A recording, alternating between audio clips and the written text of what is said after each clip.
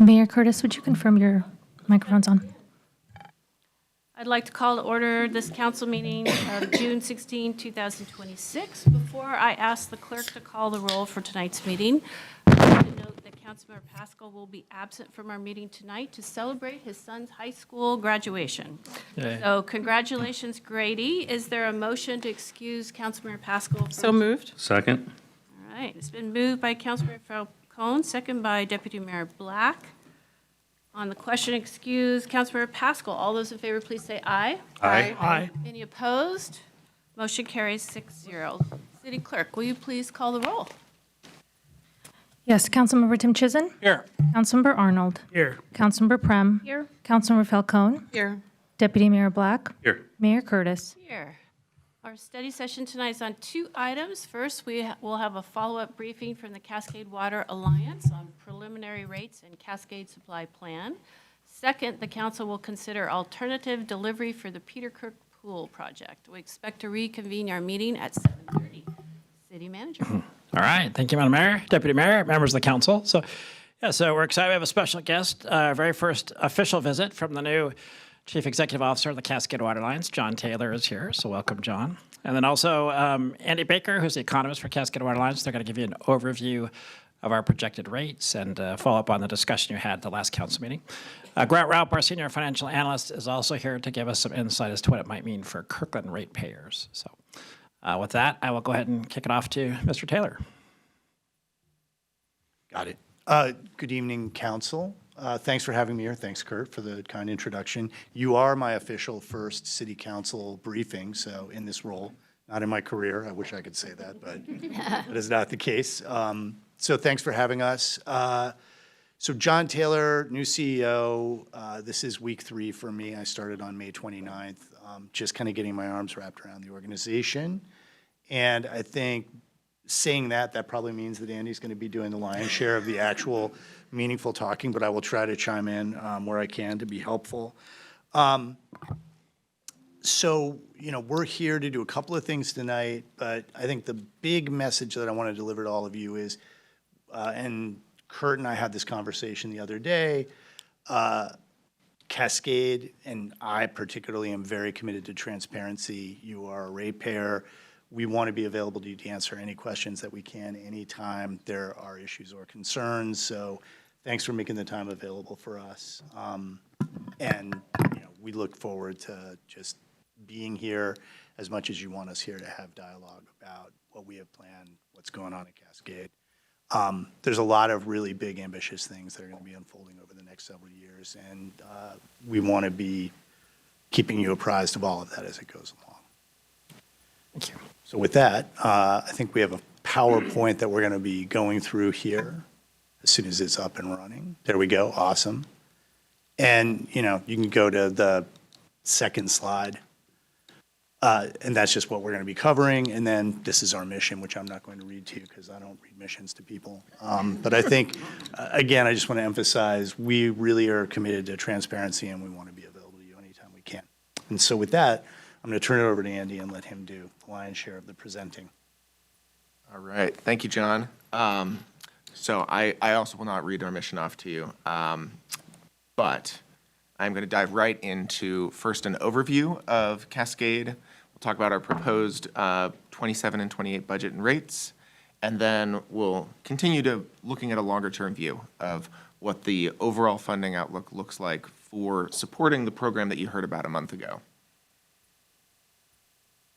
I don't read missions off, but I do like to start any financial overview by centering it on our fiscal policies.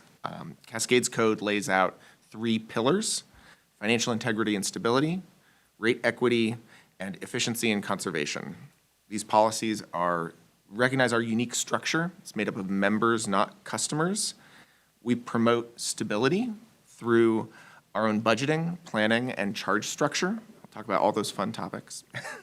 Our policies ensure equity amongst both members based on the differences in how they place demands on the system and between generations of customers through our growth-related charges and through use of debt for funding major projects. And they promote efficient budgeting and water conservation by aligning charges with peak season demands, which is our major cost driver. This slide presents our overall financial structure. It's shown for our proposed 2027 operating budget and revenues. Operating budget on the left, proposed revenues on the right. What I want to emphasize on this is that the majority of our costs are fixed. These are payments established by contract for water purchases, for repayment of debt service, for contracts for the operation of the Lake Tapps Reservoir. We keep our administrative expenses low with a lean staffing model, and so our variable expenses are quite small overall. Our revenues are also majority fixed. With the exception of our regional capital facilities charges, I'm going to apologize in advance. There are a number of acronyms on here that are a bit of a mouthful. Please feel free to call me on them. With the exception of those charges and interest earnings, our budgeted revenues will be our actual revenues. This provides certainty to our members for your own budgeting, rather than revenues that vary each year based on what actually happens over the course of each year. Through our financial structure, we provide certainty for your budgeting and then true things up based on actuals. A little bit more about our financial structure. We have 4 types of charges, and the differences between these ways these are set up is to align the charges with the cost of providing the service. So our administrative charges, which are capped at 9%, and our conservation charges are allocated to our members based on the overall system size. And we use, again, another cumbersome acronym, Cascade Equivalent Residential Units as a measure of that. Our demand share charges, which is the lion's share of our charges, are allocated out based on a rolling 3-year average of actual demand history. So each member pays for their share based on how much of system demand they place on the overall system. Our regional capital facilities charges, I'm just going to say RCFCs from now on, are a pass-through connection charge on growth. It's based on a proportional share of the cost of existing and future infrastructure. All right. Skipping ahead. So this slide shows the proposed Kirkland charges for 2027 and 2028, and then on the left, the current adopted charge levels. Our overall proposed Cascade rate increase is 9.5% per year in both 2027 and 2028. For 27-28, the increases for Kirkland are lower than that, at 5.3% in 2027 and 8.2% in 2028. This is because Kirkland, in the past 3 years, has had lower peak season demand growth than other cities in our service area.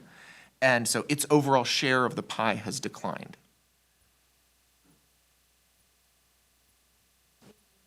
Question. Oh, yes. Hi, thank you for this presentation so far. One question I had was, and you may be getting to this later, but like how much are we talking in dollar values That's a great question. Kirklanders. So in dollar values for your budget, I have those listed at the top there, but that, unless you know the ins and outs, which Grant could probably explain more how big of a piece of that of your overall budget, but I do have my next slide I think maybe speaks to what this means for how it passes through to customer bills. Yeah, exactly. Okay, thank you. Let me go ahead, and then if that doesn't address what you're asking, we'll dig into it. All right, so specifically because the overall total budget size and percentage changes don't always tell the whole story. And we get that. I wanted to have another slide that does speak to what these means in terms of the average cost of water. I want to be clear, these are reflecting the cost of Cascade's wholesale water. Your water utility provides distribution mains, storage reservoirs, pumps, operations and maintenance staff, your own customer service and administrative costs that are all on their additional. I don't have any of that, but Grant has all of it. Not to put you on the spot. But for just the Cascade piece of the pie, those percentage increases that I showed translate to, in 2027, an increase of 0.18 per CCF. What the heck's a CCF? It is an industry standard unit of measuring water, but it is not very intuitive. So for reference, 100 cubic feet is approximately 750 gallons. Typical monthly household usage is between 5 and 8 CCF per month, but it varies on every household is going to have different actual usage. So I don't know if you want to add anything specific to. Well, I could tell you that, yes, the water purchase is our biggest budget item. It's about a third of the cost of our budget in the water utility. As for a typical, we bill on a 2-month basis, but on a typical monthly, because people kind of consume that a little bit better. For 2026, the average water utility bill is going to be about $57. So about $19 of that is for the water purchase of that direct water purchase, and that is separate from our membership charges for Cascade. But as far as the increases that are proposed for 27, 28, by 2028, we're probably going to be charging, and these are all preliminary numbers, I should point out, very preliminary numbers that we have done with our modeling with FCS.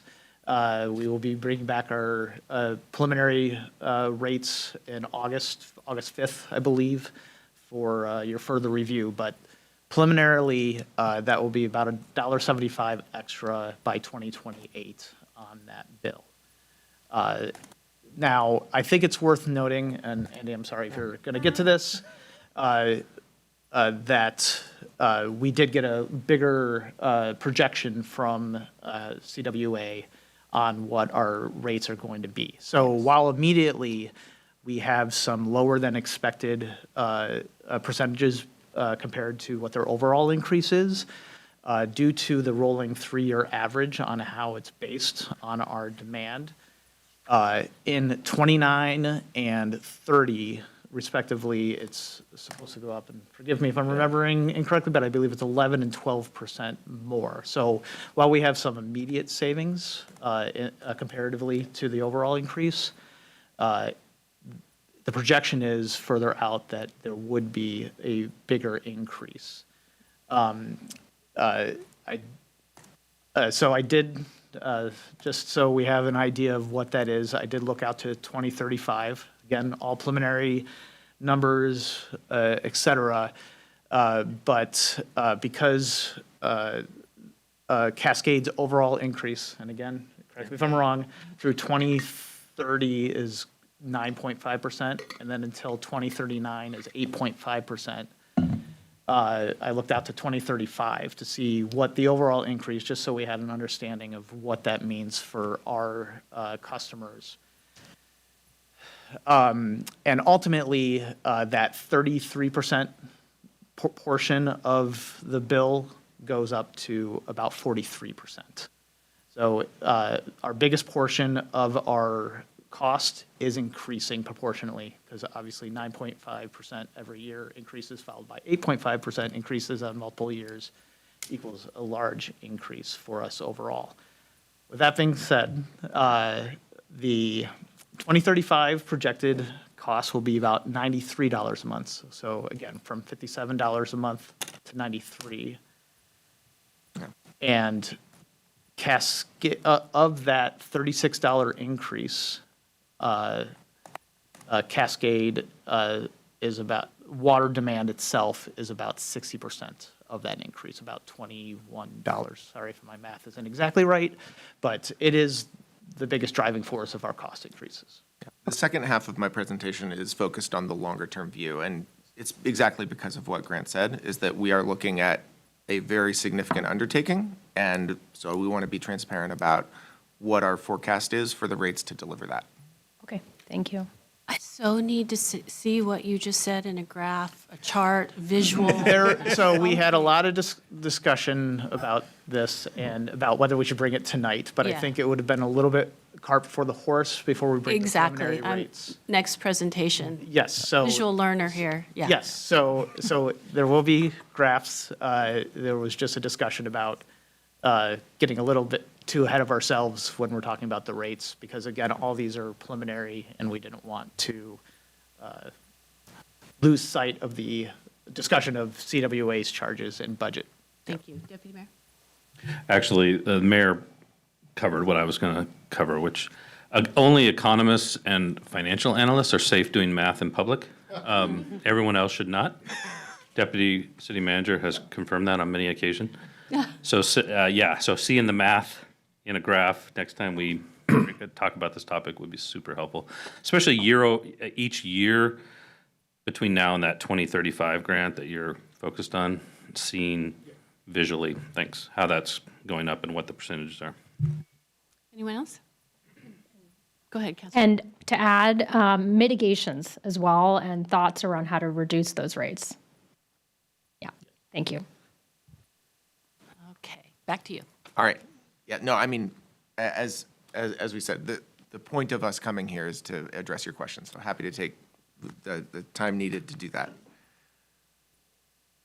All right, the last slide I have for you about the near-term view is on those, I said I wouldn't use again, so I'll just say our CFCs.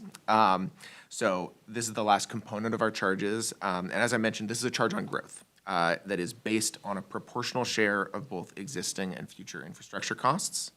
So this is the rate mechanism that ensures that the cost of infrastructure that we have to build in advance of to be able to serve that new growth, to make it possible for it to come in, doesn't fall entirely on existing ratepayers. For 27 and 28, we're proposing to phase in the increases that are calculated for that so that it will arrive at the full calculated amount in 2029. So we're trying to smooth that out a little bit rather than stepping up too significantly in 2027. All right, so that's our existing structure and near-term proposed rates. I'm going to segue to our capital funding plan, which is getting that longer-term view, which is, I think, really where a lot of the most important discussions are. So, what is it? What do I mean by capital funding plan? In broad strokes, it is intended to be our financial roadmap for phase one of the Cascade Supply Program. So that was the transmission portion of what was laid out in the presentation that we gave last month. So delivering a water supply project of this magnitude is a generational undertaking, and we need a long-term roadmap to lay out the financial aspects of it, in addition to all the work that the engineers and planners are doing. We are, fortunately, building from a strong foundation. We have a robust fiscal policy structure that's already in place and a stable financial track record and very strong bond ratings. This is the plan to go about building on that foundation. So the roadmap will identify potential funding sources, define a strategy for how we plan that funding. It evaluates the rate and other financial impacts and ensures we're able to meet our fiscal policies, our bond covenants, legal requirements. Long-term financial forecasting has been a strength of Cascade, and we can't know the future, but the process of defining assumptions, looking forward, thinking about impacts over decades instead of just a few years helps us make better decisions. So the plan also assesses risks and opportunities that are most relevant to this financial roadmap, and through that lays out and defines a rate and RCFC strategy. And overall, it's intended to provide a flexible framework for both the decisions we're making now and the decisions that we'll continue to make over the course of delivering this program. Many financial forecasts or plans use a deterministic approach with a sort of single outcome.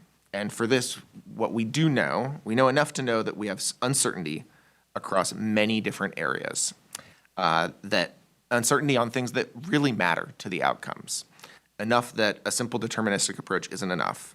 So to address that, in the funding plan, we've gone through and conducted a comprehensive sensitivity analysis along each of those critical assumption areas.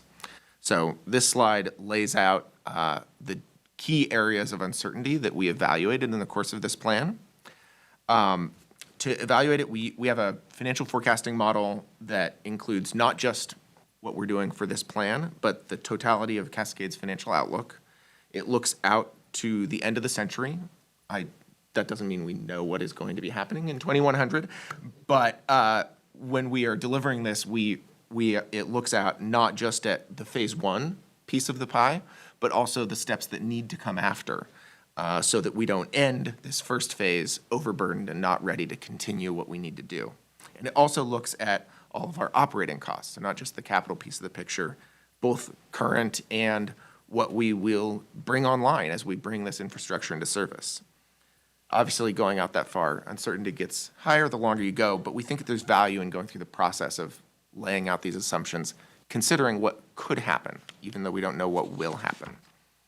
So our presentation to you all last month, you heard about cost, some big numbers. For this sensitivity analysis, not taking at it from an engineering standpoint, but from a financial what-if standpoint, we looked at an even wider range of costs. So scenarios that evaluate what if it is at 100% of the construction cost that that you heard about. You all have seen other major capital programs around the region. At the very front end of something like this, we have to recognize the level of potential uncertainty. Schedule, also a major driver of what it means for rates, what it means for cost. So it impacts cost directly with delays, but it also impacts when we go out for funding, how quickly we need to raise rates. We looked at funding. What options are we considering? Are we funding this all from ratepayers? Are we funding this from just issuing bonds? Or what other alternatives are out there? So we evaluated scenarios on what we can just control ourselves, and also looking at major funding programs that are available both state and federally. We looked also at how our assumptions can affect the outcomes that we end up getting. So if we are pessimistic on the front end or conservative on the front end, and then we get a lower cost, what does that do long term? And the reverse. In addition, we looked at economic factors that are entirely out of our control, growth rates, inflation, interest rates, that sort of thing. For all of these, we built scenarios that would give us rates that are enough to meet our fiscal policies, be able to deliver this, comply with bond covenants. Now I'm going to talk about every single one of those. No. This chart shows, represents the rate paths for all of those different scenarios. The important thing to know is that these are not choices. These are what would need to happen if a set of scenarios occur. So we ran many different permutations of those considerations. The chart shows this not in terms of percentage rate increases, but in terms of that cost of water, because over 15 years, we think that focusing on just the percentages, it's very hard to capture the cumulative impact of this. And we do want to be transparent about what it's going to take in terms of rates to deliver this. So these aren't the yearly increases, but the total amount per 100 cubic feet per year increasing over time.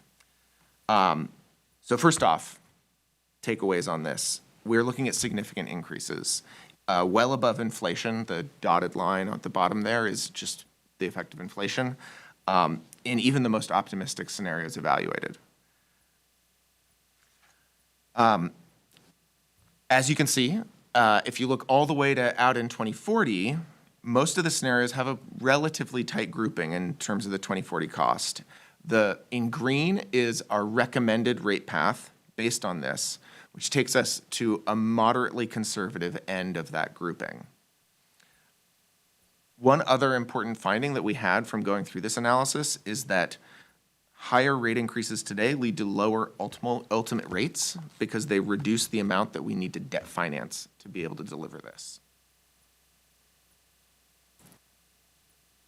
Similar information presented a different way because everybody processes this sort of information differently. So this slide shows the strategy from an annualized percentage standpoint. So on the left is the 27-28 range.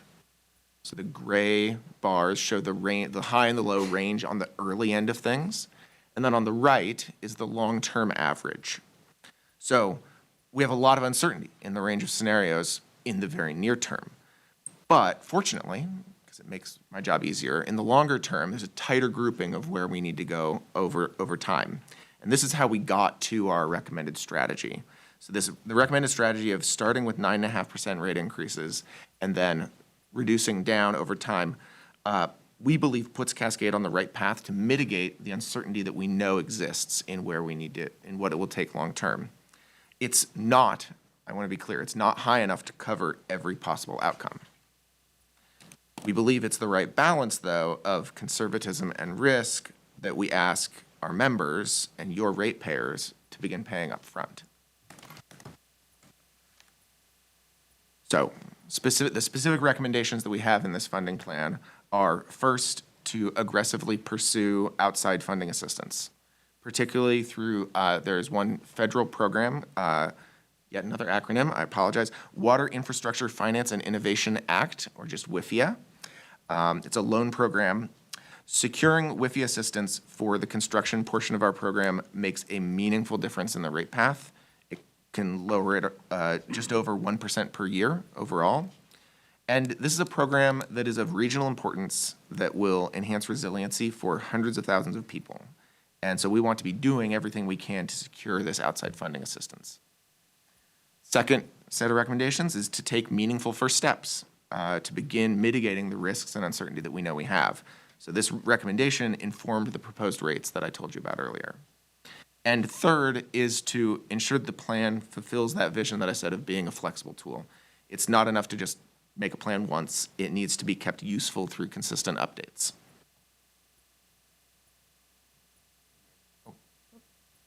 Deputy Mayor? Yeah, thank you. Andy, yeah.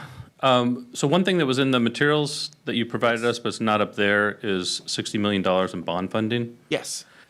So it's not up there. Does that mean it's no longer part of the strategy? That is part of the plan. We were just trying to condense how much we presented. But yes, we are proposing an initial in 2026 $60 million bond. The exact sizing will depend on market conditions as we get closer to actually issuing that bond. But where we are today, which is the very front end of things, that is the amount that we're proposing. And I want to just be clear about this. That is not just for the Cascade Supply Program. Yes. That is bond funding that'll be available for other capital needs that Cascade may have. They would be minimal relative to the supply program, but I just want to be very transparent about that. Okay. It isn't just for the supply program. Yeah, I think it'd be helpful to understand what percentage of that is going to be deployed for the CSB, and what in the near term, that's what the allocation is going to be. So if you could provide that, then I don't have that percentage at my fingertip, but I can make sure We can that get it gets for to you. okay. And then knowing how how that's being allocated in the near term, and then what is the bond rating for Cascade? We're currently AAA. rated. AAA. Okay. And do we, in Cascade's, what's the word, like financial management plan or what, financial policies, what do you see as creating the most sensitivity with respect to that bond rating and the price of borrowed dollars? Within our policies or just generally driving the rating? Yeah, and where's the most greatest sensitivity? Let me take a crack at answering that and tell me if I don't address your. Especially to the extent it helps inform sort of policy decisions about whether ratepayers are paying, or whether we're borrowing additional dollars, or how we're getting to the capital expenditures that Cascade needs to get to. Absolutely. So bond ratings are made up of a number of input components.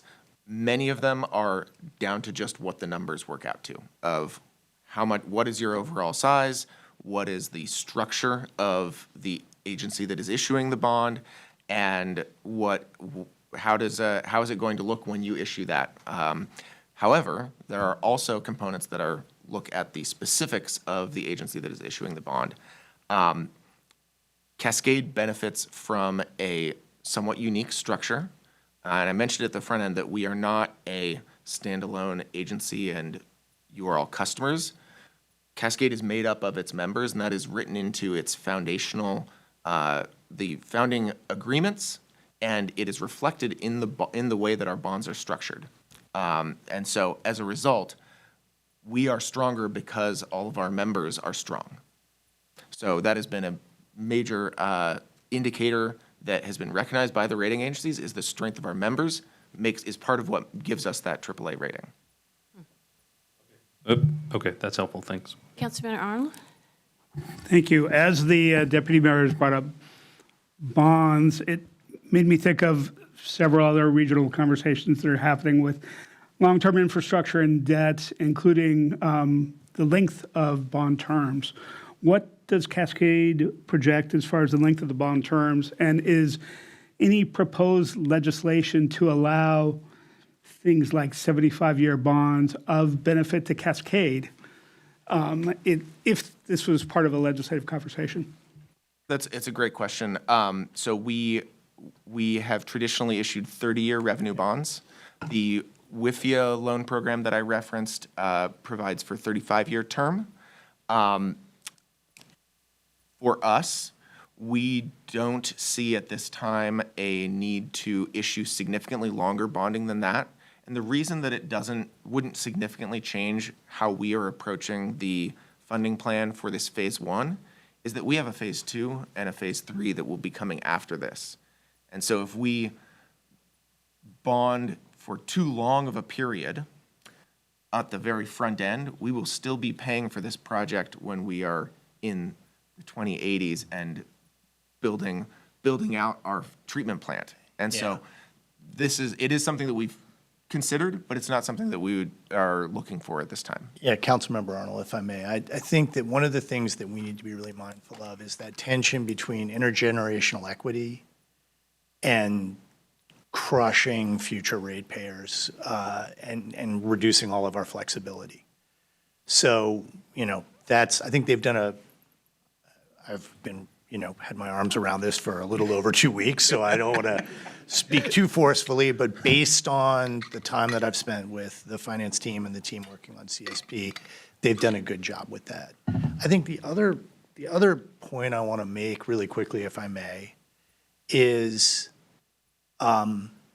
it's always hard to tell which regional projects people are alluding to when they make that observation, because there are a number of them that are, inflating in price.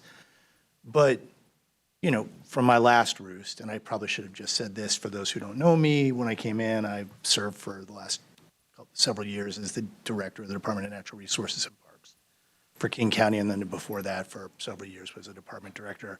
So I sort of worked for the poorest department in the county and the richest department in the county. And what was frustrating to me in my last berth was we were asking for significant rate increases for projects that candidly don't deliver any benefit to the ratepayer. They were purely for regulatory compliance. That's why we're doing them. We're going to spend $3.5 billion as a county on a combined sewer overflow control facility in downtown Seattle that will operate 10 times a year. There's not a lot of value proposition there for the ratepayer. I would argue this project, the value proposition is enormous because it delivers a secure water supply for the fastest growing part of the county for the rest of the century. That's a pretty good deal for the rate increases that we're talking about, which isn't to minimize the cost or the complexity of the project, but the cities that are members of Cascade will have, access to a water supply that Tacoma is willing to grant to Cascade in perpetuity, basically, a component of that, which is something that we can't get from Seattle because they justifiably are very concerned about growth pressure in the city of Seattle. So with that kind of high-level filter, when we talk about this project, I would just keep that in mind. That's what you're getting. And that's not a minor thing to get. That's a pretty major accomplishment. It's one of the reasons why I was attracted to this gig and why I came over here. Thank you. Anybody else? Okay, go ahead, Andy. All right. One more slide. So I said we want to be consistent about updating this. And so I wanted to give a little bit of a look ahead in terms of what we see coming. So this timeline, I have to say, is preliminary. There could and will be other things that come up that cause us to update our plan. These are the things that we see today. So we are looking forward to near term having those proposed rates become not just proposed, but be adopted in Q3 of 2026. We are looking at that initial bond issuance and having the plan be adopted then.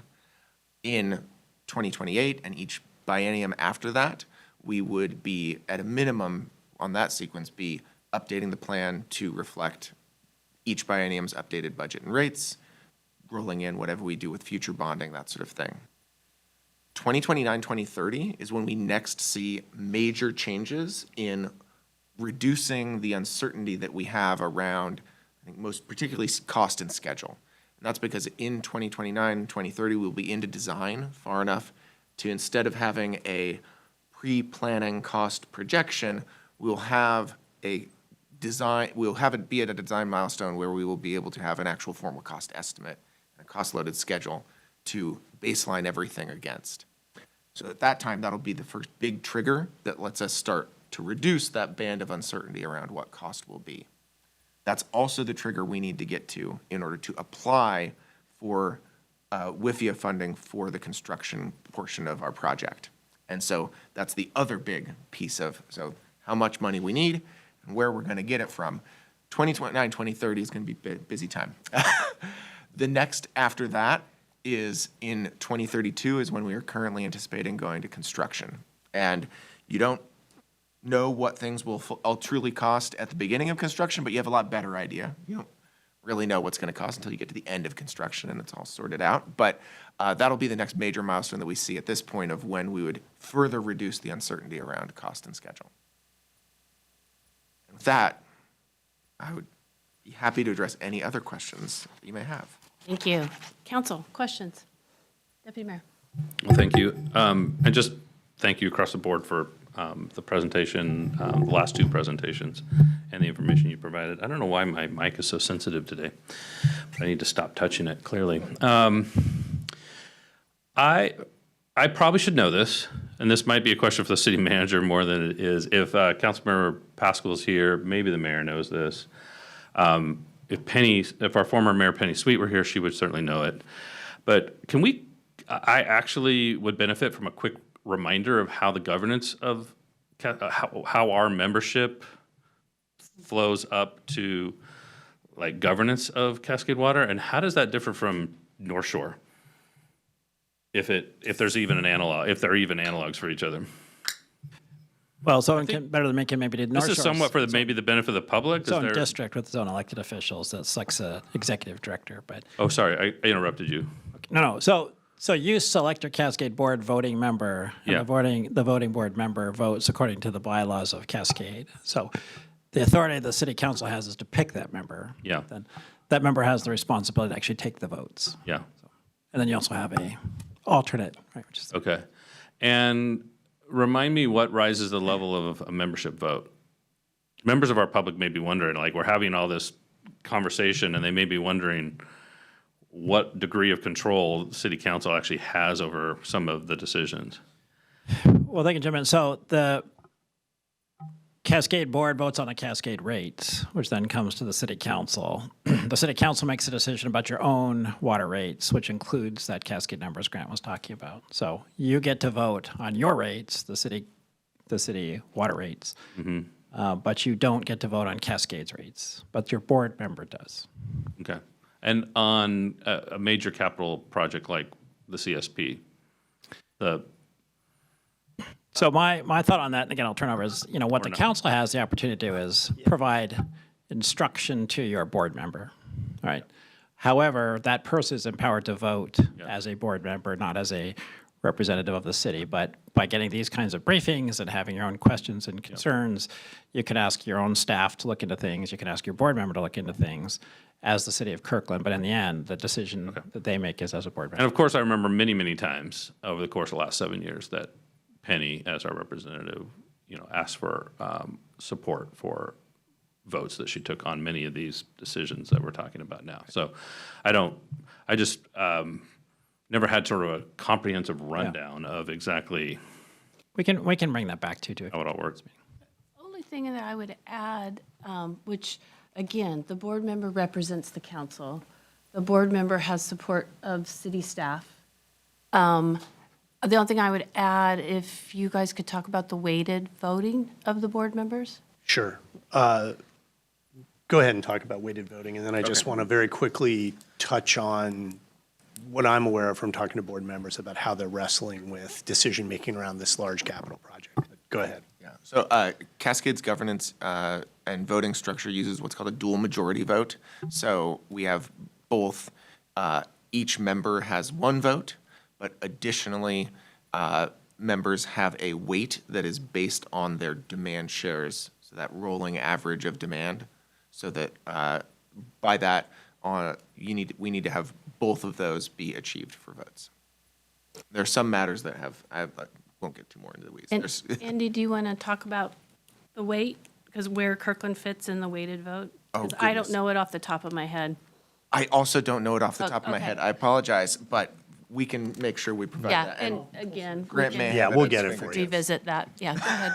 And then I just, as a friendly amendment, I just want to add that Cascade historically has had a fairly modest capital improvement program, so millions of dollars.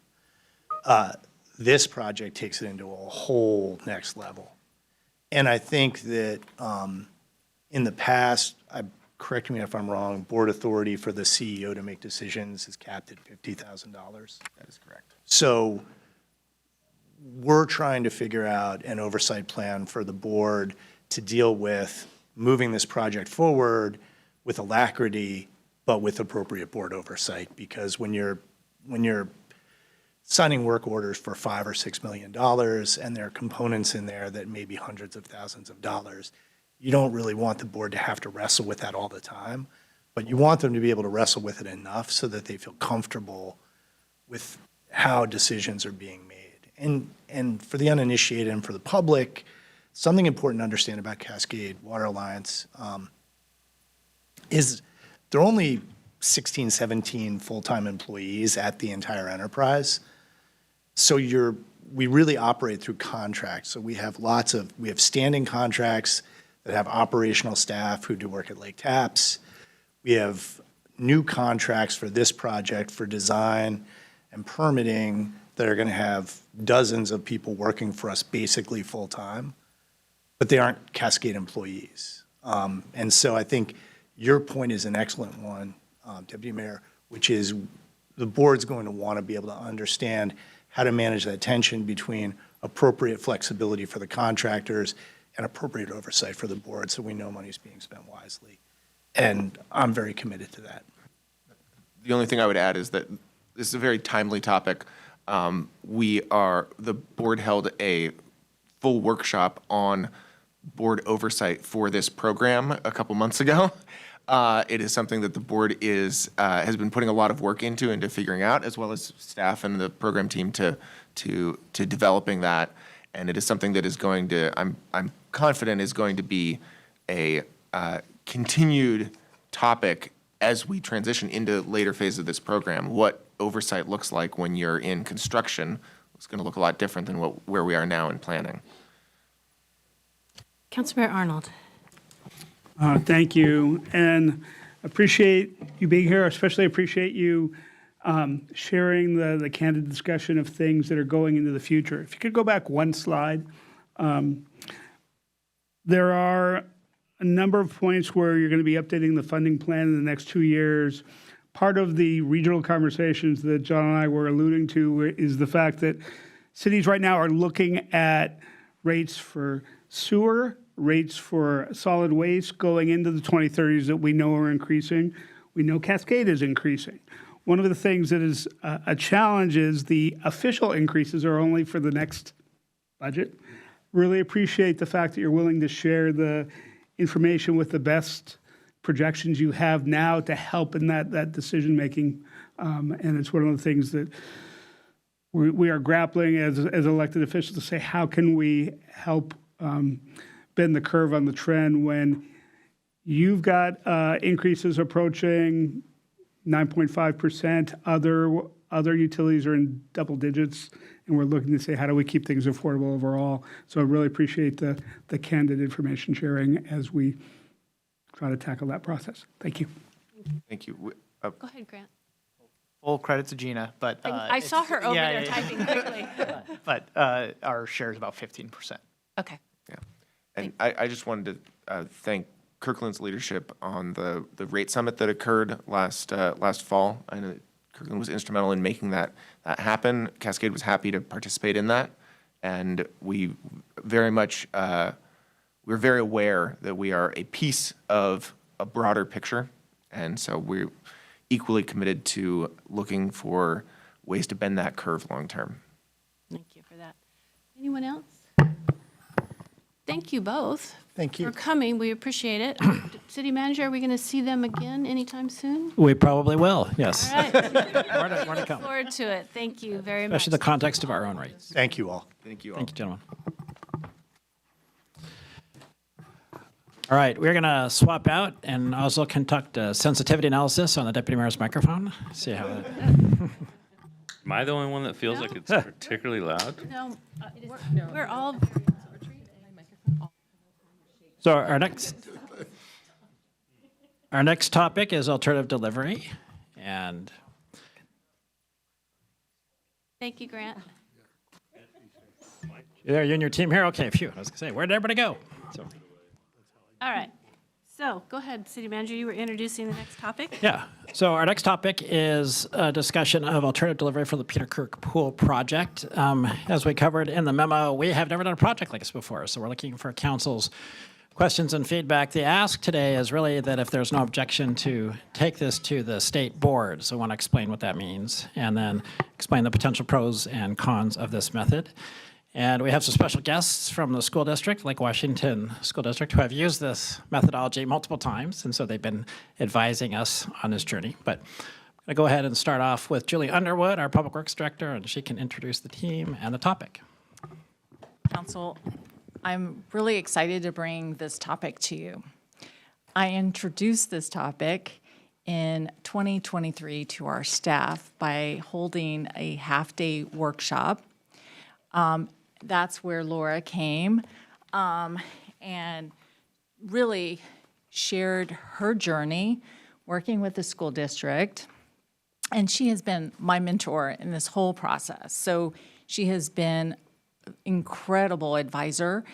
Obviously, we share the same interests. We're both, right, public agencies, projects that we have to build on time, on budget, and then, of course, Laura has the extra, and Brian have the extra, pressure, right, of building in time for the next school season, or in some cases, building adjacent to a school building. So, I mean, she can explain to you all the challenges that she experiences, but she gives me hope that there is another method that another tool we can put in our toolkit to deliver projects to our community faster and at lower costs.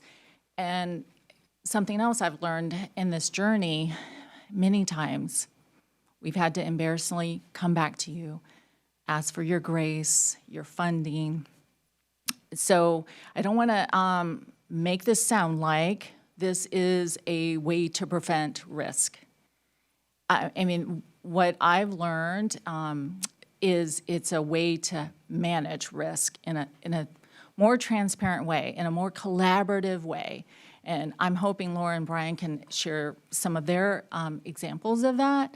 But so I planted the seed about 3 years ago, and it took really us, I think, coming to you. We think we have the right project. We think we have the right project manager for you to hopefully support us embarking on this new method of delivery. So I'm going to turn it over to Annika. All right. Turn on your microphone. Thank you. Right. I want to introduce Stacy Schewel with Turner Townsend Heary, and we'll get to who Turner Townsend Heary is, and of course you've met now Laura and Brian, and so we'll come back to them soon. So what we're talking about today is asking City Council to consider alternative delivery for progressive design build for Peter Kirk Pool, and supporting our application to the Project Review Committee, PRC, which is due this week in order for us to present to that committee in July. So this is a reminder of the scope and schedule for the Peter Kirk Pool project. As a project manager, when you're handed a project, the first thing you do is you look at your scope, your schedule, your budget, and the risk, and you assess those factors together to see how you should best manage the project. When we look at the scope of the pool, a few things stand out. A significant amount of the work is deferred maintenance and more complicated than usual aquatic mechanical equipment. And it involves an existing facility and an aging facility and making old things compatible with new things. And then the schedule is another key consideration. This is a very limited construction window, right? We've got the closed season, which we'd much prefer to stay in that closed season for the work, so we don't have to close the pool to that long wait list of community members using the pool for lessons.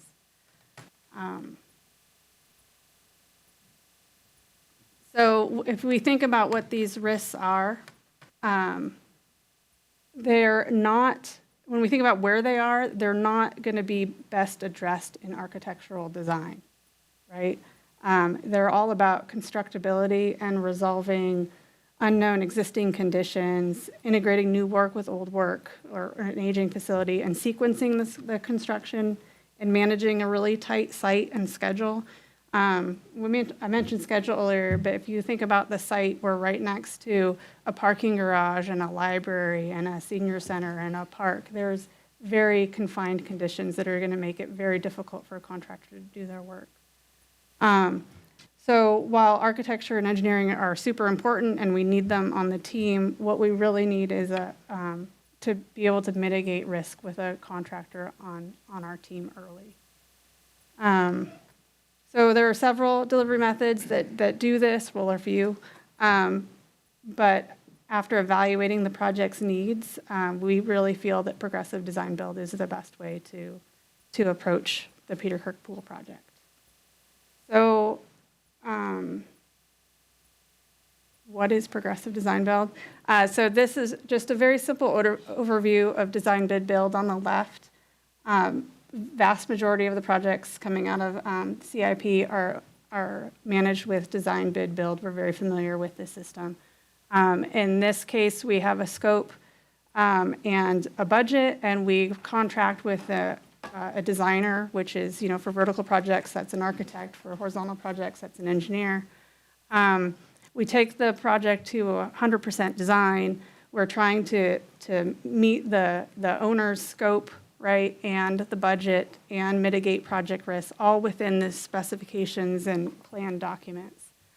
And then we go to bid with it, and we've got construction cost estimates, and we have schedule estimates, and we kind of just hope that the contractor agrees. But we really do not know for sure what those costs are and know for sure what that schedule is until you get someone with boots on the ground who could tell you what those costs are. So with progressive design build, it functions a little bit differently in that the owner contracts directly with a design build team, which has an architect or engineer and any specialty trades. Like on a pool project, you'll probably have a pool specialty trade on that team. And there's one contract, and instead you're working together with the designer and the contractor, knowing all of the constraints that you have. You've got a contractor who can go analyze and look at existing conditions and progressively come towards a design, working together, knowing all of the constraints. So to explain that even better, I'm going to turn it over to Tracy here. Stacy. Tracy's over there. And I also get it often. Yeah, so as Annika mentioned, next slide. This is a complex project. There's a lot going on with it. It is. I may not be close enough. There we go. Thank you. So this is a complex project. There's a lot going on, and it can really benefit from the aspects of progressive design build that Annika was explaining, early contractor involvement. So they are part of the team from the very onset of the project. So as you're determining exactly what needs to happen, the contractor is there to help with that. They can help inform the design early so that your design is as constructible as possible. You can have the contractor help evaluate existing conditions so that those designs also align with those existing conditions.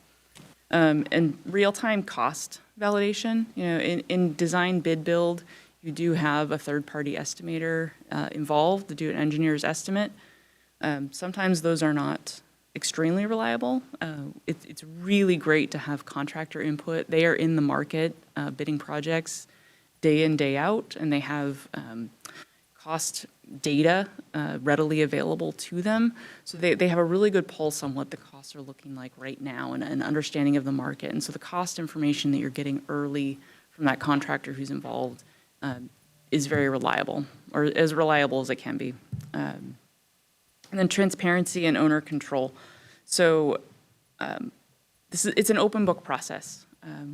As the designs are occurring and estimates are being produced, we have a ton of data that we're getting from the contractors so that we have a very good understanding about what's driving costs.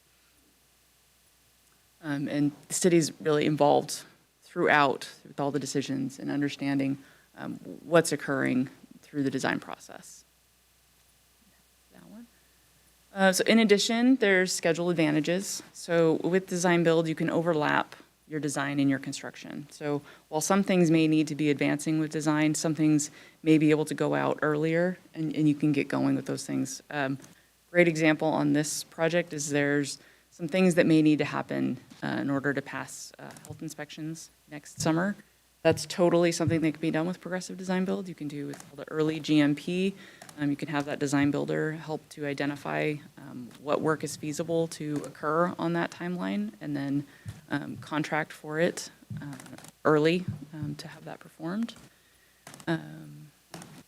Long lead items, this is a huge one. Design bid build doesn't have a great method for understanding what your long lead items are and buying them early. Basically, when you bring on your builder, after you've bid a project, they say, okay, here's when we can start based on, when we can procure these long lead things. In progressive design build, you can identify those long lead needs early and procure those also under early GMP packages. And I think that hits those points. Okay, so it looks fairly complicated. Big picture, what I want you to take away from this is, how progressive design build works is you're bringing that team on very onset of the project. They're helping you to determine exactly what the scope of the project should be or can be. That's the validation period, kind of the light blue middle period there. And that's where you're also getting a fairly good sense of what your cost is going to be. At the end of validation, the team has evaluated what is the scope, what is the schedule for the project, and you're setting a target budget. You're not signing a GMP. I think this is the key difference between bid build. When you get your bid numbers from a bid build project, that is your contract number, and you're signing a contract for that amount. There's change orders and things happen after, but that's when your number is. At the end of validation, you as the owner have a very good idea about what the cost is, and your team is working to complete the design within that budget. You're not signing a GMP there, though. You have good sense that that is a reasonable number, though, because the team has done enough due diligence during the validation period to say that, yes, we believe that this is a reasonable budget for the project based on what we know. And then you're working forward with that as a target. So there may be ups and downs with various parts and pieces of the project, but for the most part, you can have a pretty high level of confidence that your ultimate GMP will be very close to the target that you're hitting at validation. Anything else that you wanted to discuss on this one, Annika? What does GMP stand for? Guaranteed max price. Thank you. Deputy Mayor, anytime. The study session. Deputy Mayor, do you have a question? I do.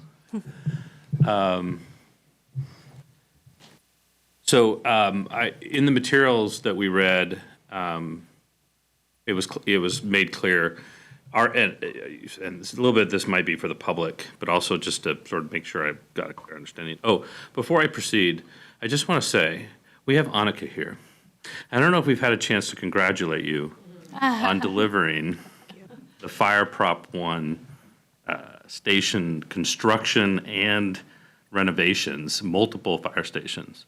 So On time and. on time, yes. On time and under budget, so we have a superstar in front of us.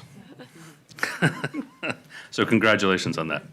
Now, I'm going to ask my question. So it was, in the materials, it was, we and our public are familiar with competitive bid process as a way to sort of ensure that taxpayer dollars are being spent well. This is different than that. This is an RFQ that was in the material, so a request for qualifications for the general contractor. I'd like to understand just a little bit qualitatively, how that works for the public wanting to make sure that their tax dollars are being spent wisely when we're all kind of used to a competitive bid situation. And maybe what are the standards that we use for a request for qualifications? I'm not sure everybody knows that. How do we ensure Julie, it may be a question for you.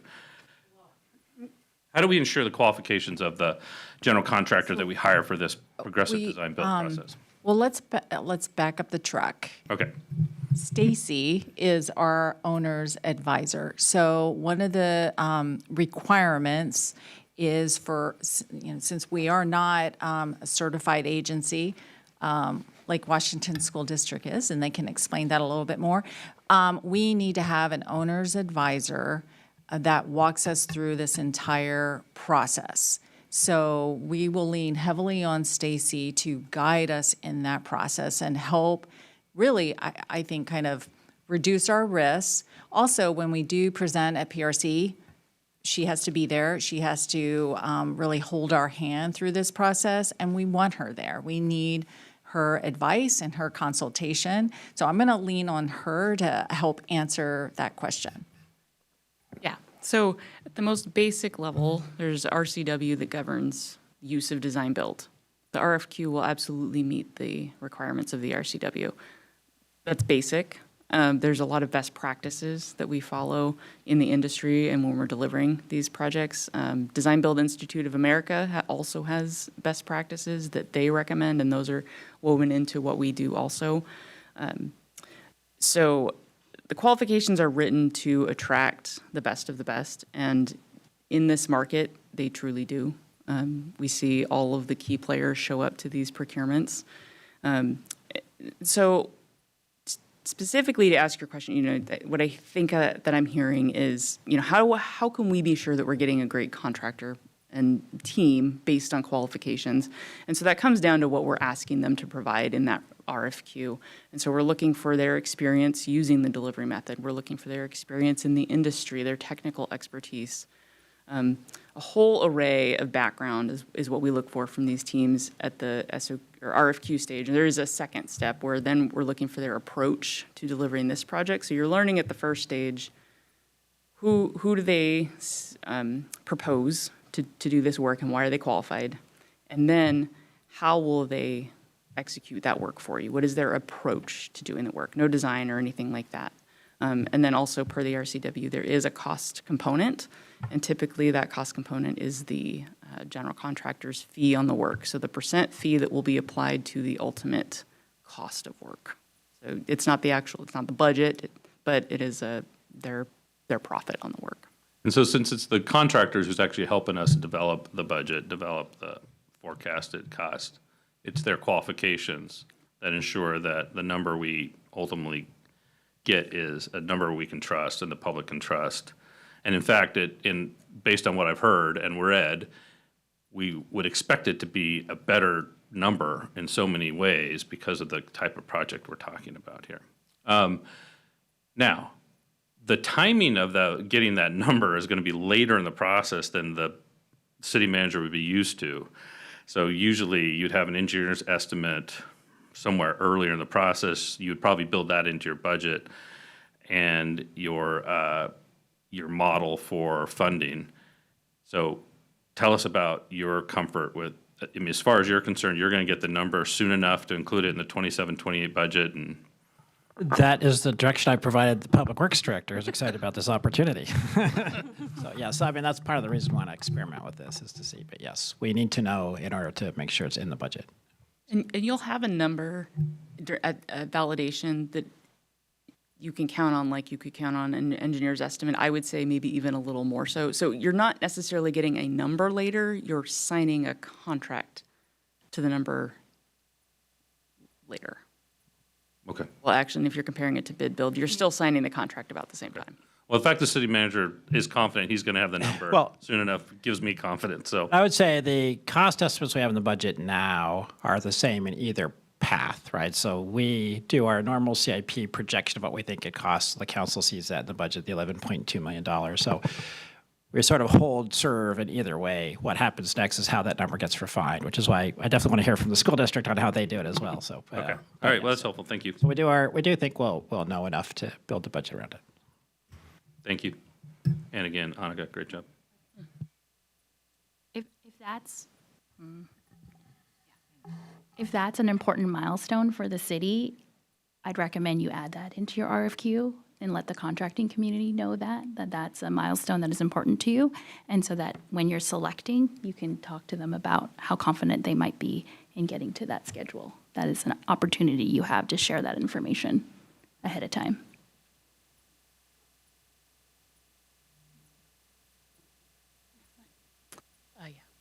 Okay, so we've talked about the PRC as Project Review Committee, which operate under CPARB, which is Capital Projects Advisory Review Board, I think. So essentially, when the state enabled alternative delivery, they said, okay, we got to have a way to make sure that we're managing this and having public agencies check in with us. We can't just, let people go and use alternative delivery. So the PRC exists to be kind of that gatekeeper. And so you have to go to them in order to use Progressive Design Build, GCCM, Design Build, as any public agency unless you have agency approval, which was alluded to. And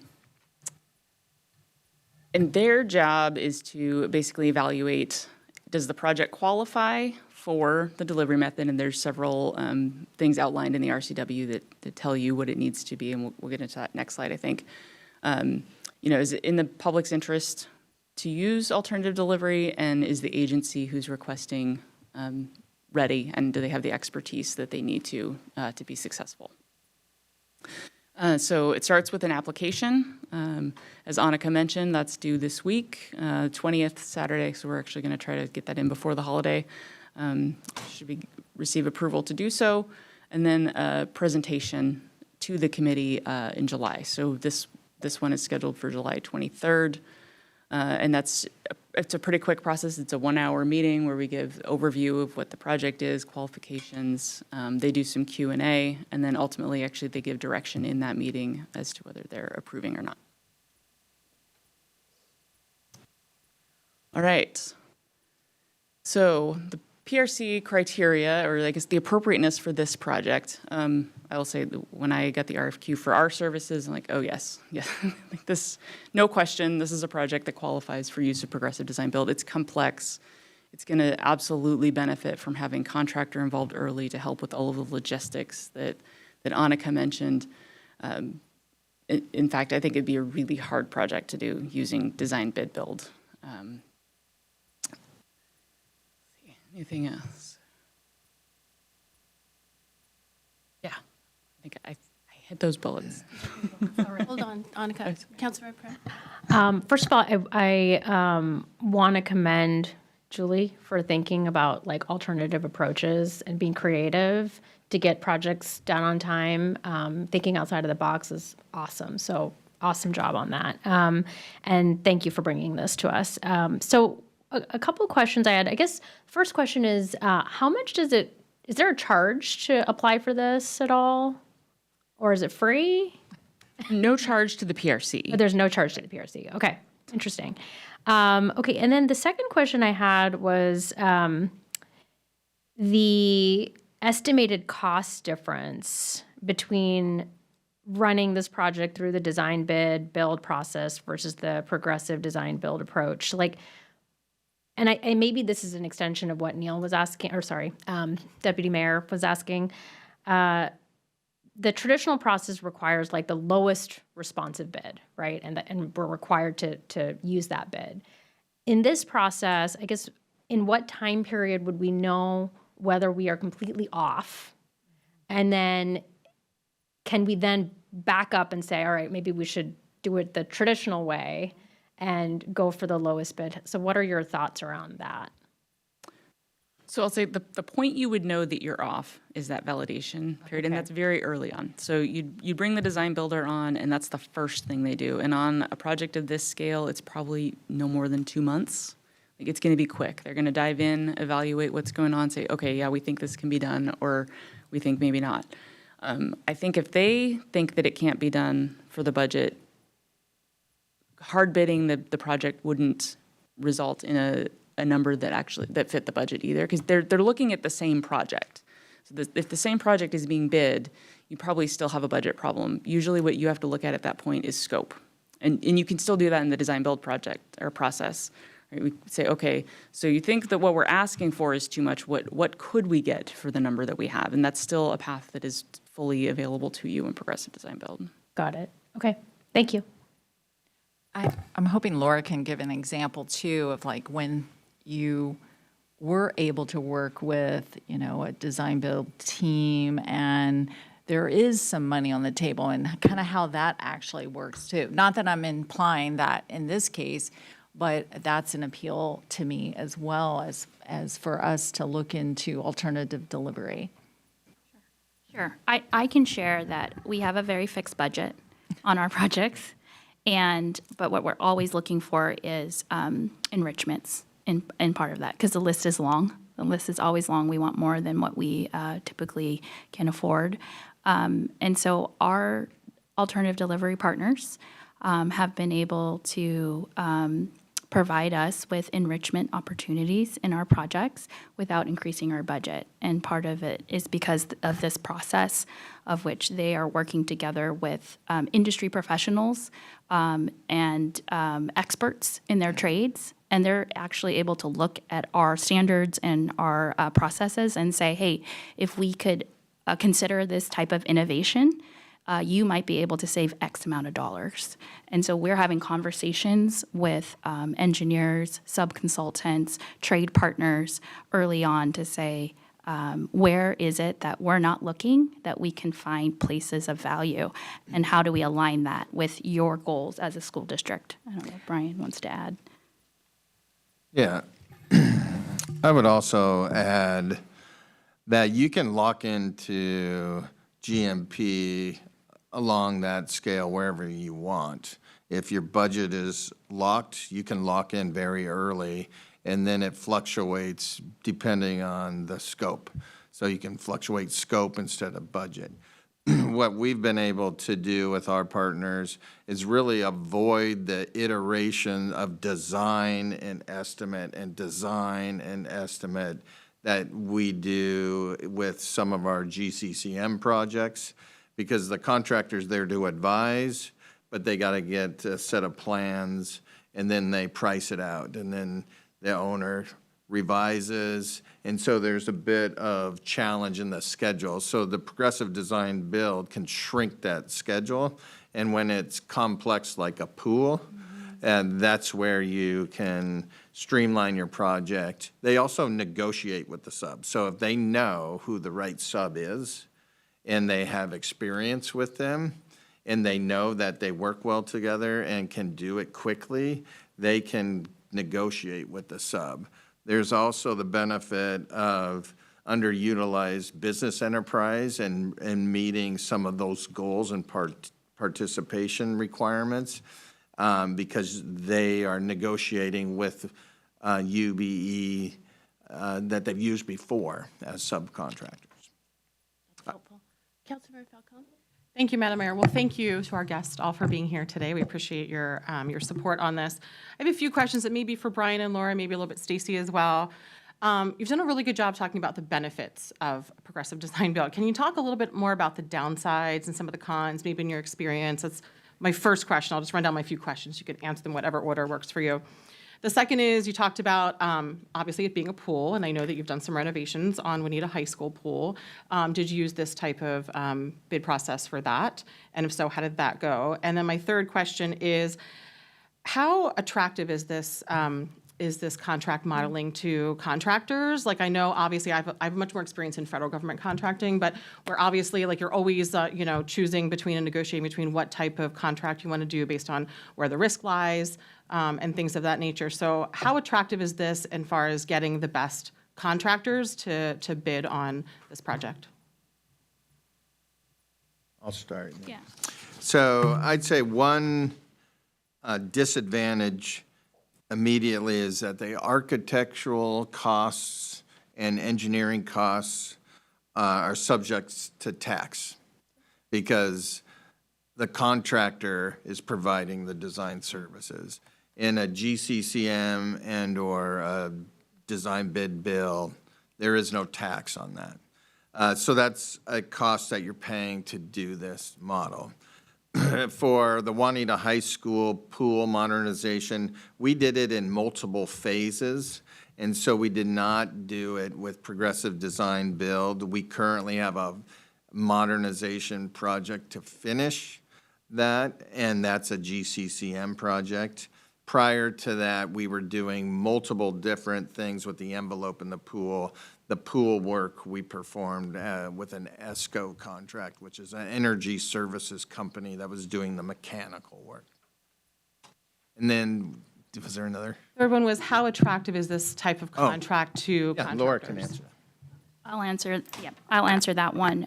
The delivery model is a very popular one, actually, right now. We have a lot of school districts that use it. We were not the first at all. Cities are all very interested in using it. I know this because several have reached out to talk about it with myself. City of Redmond, one of your neighbors, is right now actively using progressive design build. And the partners, the contractors, the engineers, the subs, Lake Washington spent a lot of time before we engaged in this process asking those questions of our partners. We did a lot of interviews with different architects we work with and general contractors, and we asked them, is this something that you would be interested in? I'd encourage the city, if they had the opportunity, to do the same. And they all, majority said yes. And one of the main themes that came out of these discussions with them was that they want to be in a collaborative space with their owners. They much prefer that. And they're seeing better retention in their staff. They're seeing overall kind of a more team dynamic amongst all of the different partners. We have big teams when we do construction projects. I mean, there's hundreds and hundreds of people that work on our jobs, and the fact that they want to come into work those days and they want to do their best, and they also know that there's shared value between the owners, the designers, and the builders. It is an environment that is very enticing and, again, very popular in our space. The Northwest, Pacific Northwest, is a leader in progressive design build. I don't know if that was shared with you all, but when we go out to national conferences, it is the Seattle market of people and players that are doing a lot of the talking because we have a lot of that experience here. So this is really the best place to try this out if you're thinking about alternative delivery, as you all are, because I don't know any place that does it better. I appreciate you both being here. This has been super. Your experience has been super I- helpful. as a taxpayer of the Lake Washington School District, early on, Laura shared this great story of how, I forget which school, but it was where you initially, like if she had done traditional design, build, they would have placed this school in a certain site. Again, tell this story. You tell it better than me. So, or Brian, someone tell this story. It's a good story. We have a, so I guess pre-COVID, it's really pre-COVID, we had enrollment projections that looked like increasing enrollment all across our district. We're a very large district, second largest in the state. And so we got permission to do our very first progressive design build project. It was going to be an urban school in downtown Redmond. And in between the time that we received all these approvals and plans, we received new enrollment projections during COVID, post-COVID. And that really altered a lot of the planning that we had done before.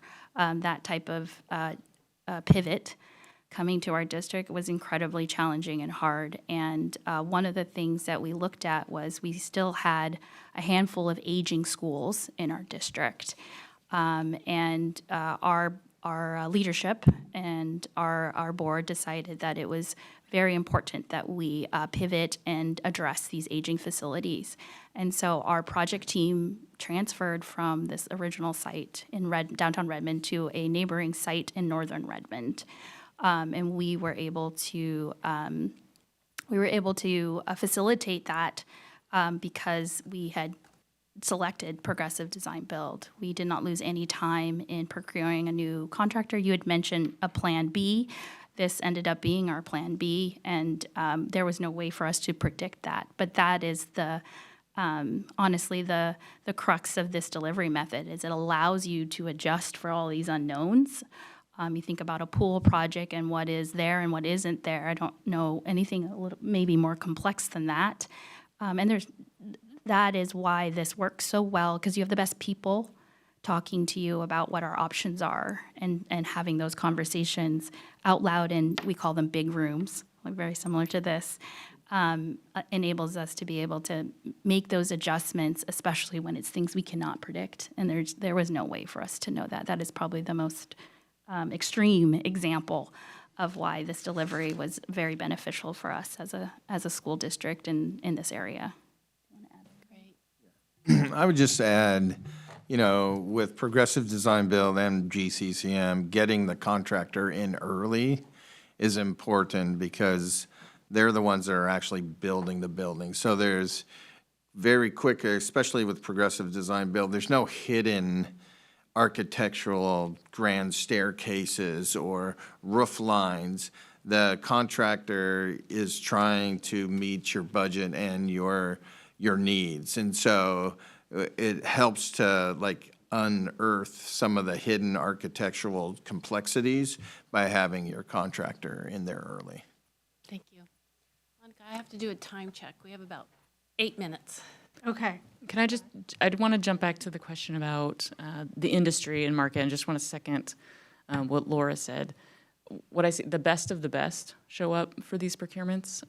Sometimes we get 8 SOQs, and to be honest, it's hard to shortlist to 3. When you get to 3, they are all more than qualified. At that point, you're selecting for fit, really, the very much qualified. And the best contractors in the area who have the ability to choose. Some of them are only using alternative delivery. They don't even do hard bid jobs anymore because they like the collaborative environment. So they will show up for this project 100%, no concerns about that. Thank you. All right. The last slide is the third item that the PRC is looking for is the City of Kirkland readiness. Are we ready to deliver a progressive design build project? And so we've kind of got a team of support here. I borrowed this graphic from my daughter's social emotional learning from school. And so we've got all kinds of support in our court. And first, we have independent expertise. So we've procured Turner Townsend Healy. I did not write the whole name there. And we have Pacifica Law Group who can provide assistance in the contract. And then we have prepared staff. We obviously have experienced capital project management, CIP team. We also have individuals, personnel have experience with progressive design build. So while this is new to Kirkland, this is not new to us entirely.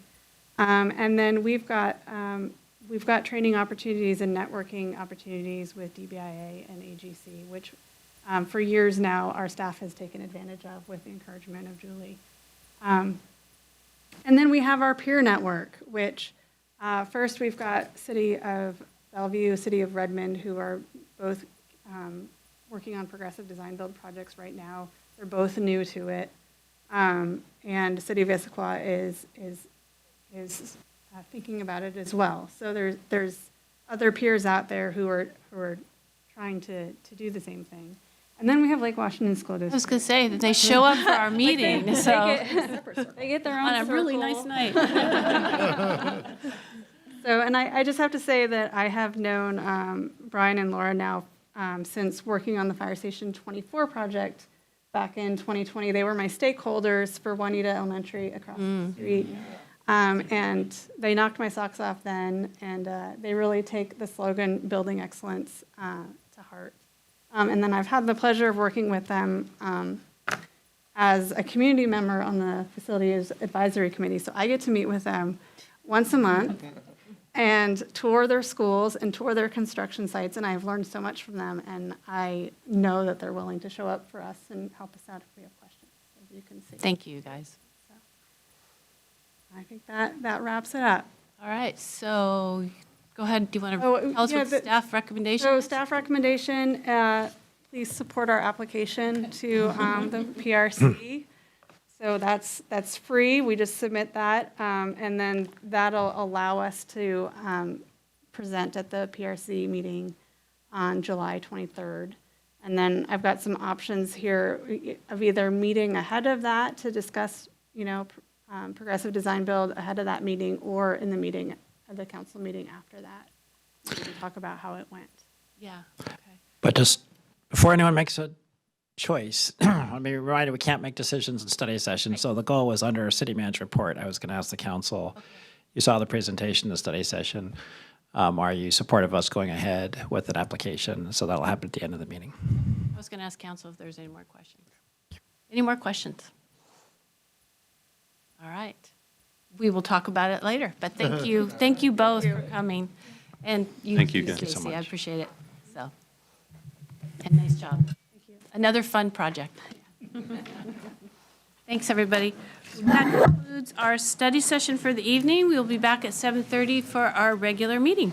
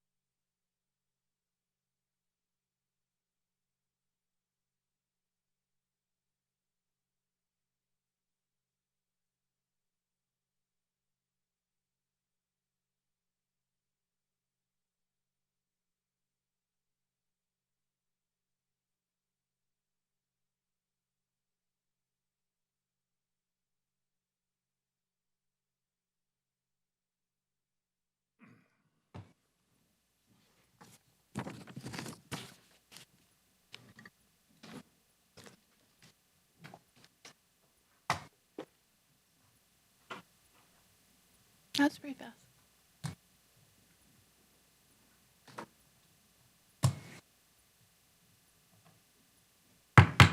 All right, we are back in session following a briefing from the Cascade Water Alliance on the preliminary rates and Cascade Supply Plan and consideration of alternative delivery for the Peter Kirk Pool project. We're going to start the meeting with our honors and proclamations. The first proclamation we're doing is the Juneteenth proclamation. Then we'll follow that up with the World Refugee Day proclamation. I can't do my piece this evening. I'm going to practice. Deputy Mayor Black will be reading the Juneteenth proclamation. City Manager. Okay, thank you, Madam Mayor. Deputy Mayor, members of the council, so as they're coming down to read it, we'll be proclaiming June 19th, 2026 as Juneteenth in the city of Kirkland. For all the reasons that will be outlined in the proclamation, I'd like to note to members of the audience and the public that there are links in our webpage and the council packet memo about events that are occurring and a link for more information as well. Here to receive the proclamation is Alan Edward, who is a junior at Eastlake High School, who's been recognized for his leadership and for creating community, and his friends and family are here, and they are welcome to join him in receiving the proclamation.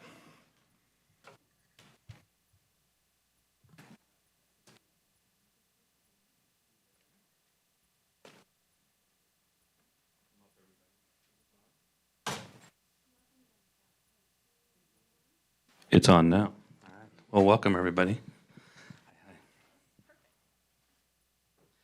Alan, I'm going to give you the proclamation. Thank you. Oh, and I guess if I can squeeze in here. I am going to read a proclamation of the city of Kirkland proclaiming Juneteenth on June 19th, 2026. Whereas Juneteenth recognizes and commemorates June 19th, 1865, which is the day enslaved Black Americans in Texas were informed by Major General Gordon Granger that they were free, ending 246 years of slavery.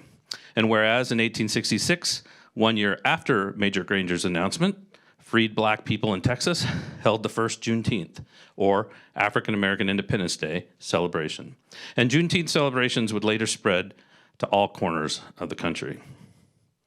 Whereas for people of African descent in the United States, Juneteenth is the closest occasion to a true Freedom Day, to celebrate with special events, picnics, and family gatherings.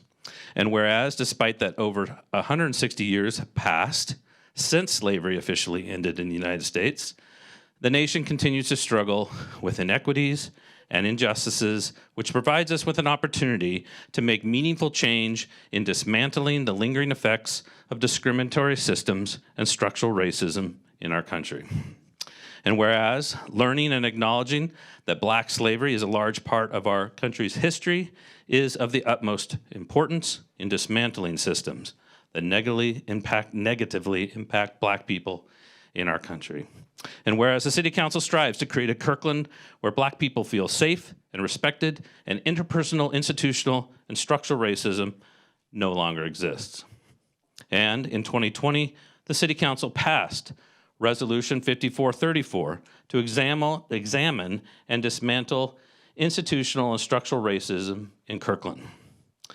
And whereas in 2023, the city adopted June 19th as a city-recognized holiday in commemoration of the emancipation of enslaved Black Americans and in celebration of the Black community and their amazing achievements and culture in the United States in every field and industry, including the military, politics, education, engineering, science, art, and music.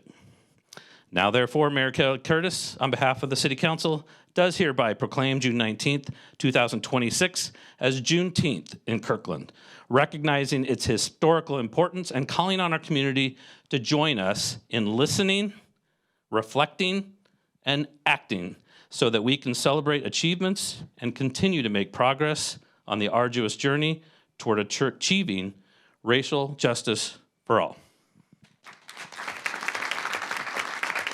Would you like to say a few words?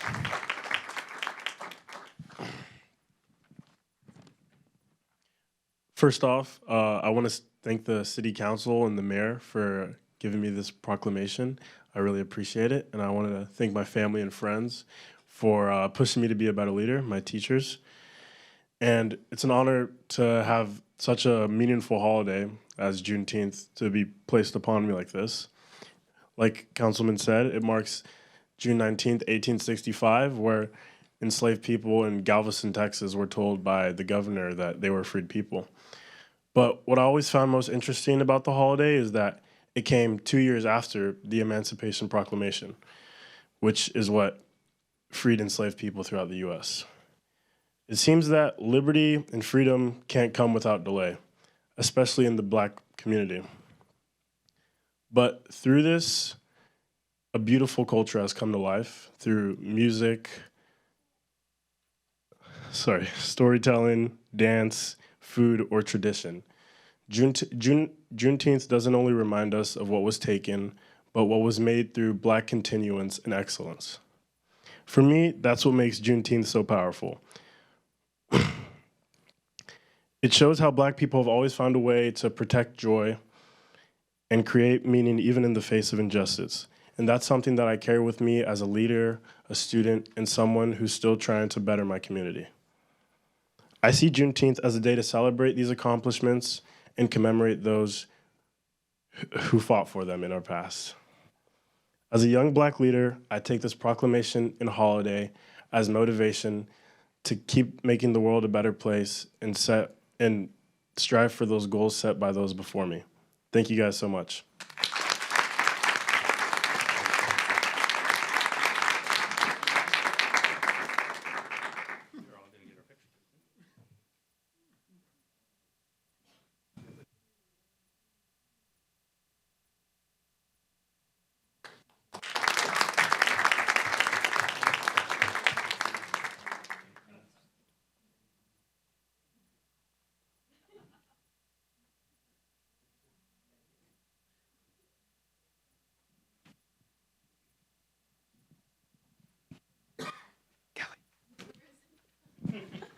Lost the microphone. Next, we're going to do World Refugee Day, and Councilmember Arnold is going to read the proclamation. City Manager. Okay, thank you, Madam Mayor. So we'll be declaring June 20th, 2026 as World Refugee Day in Kirkland. And again, on our council packet in the memo, there's links for more information. And here to receive the proclamation is Nura Adam, who's the Executive Director of the Immigrant Women's Community Center. She's also joined by friends and family, and we welcome them to come up as well if they would like.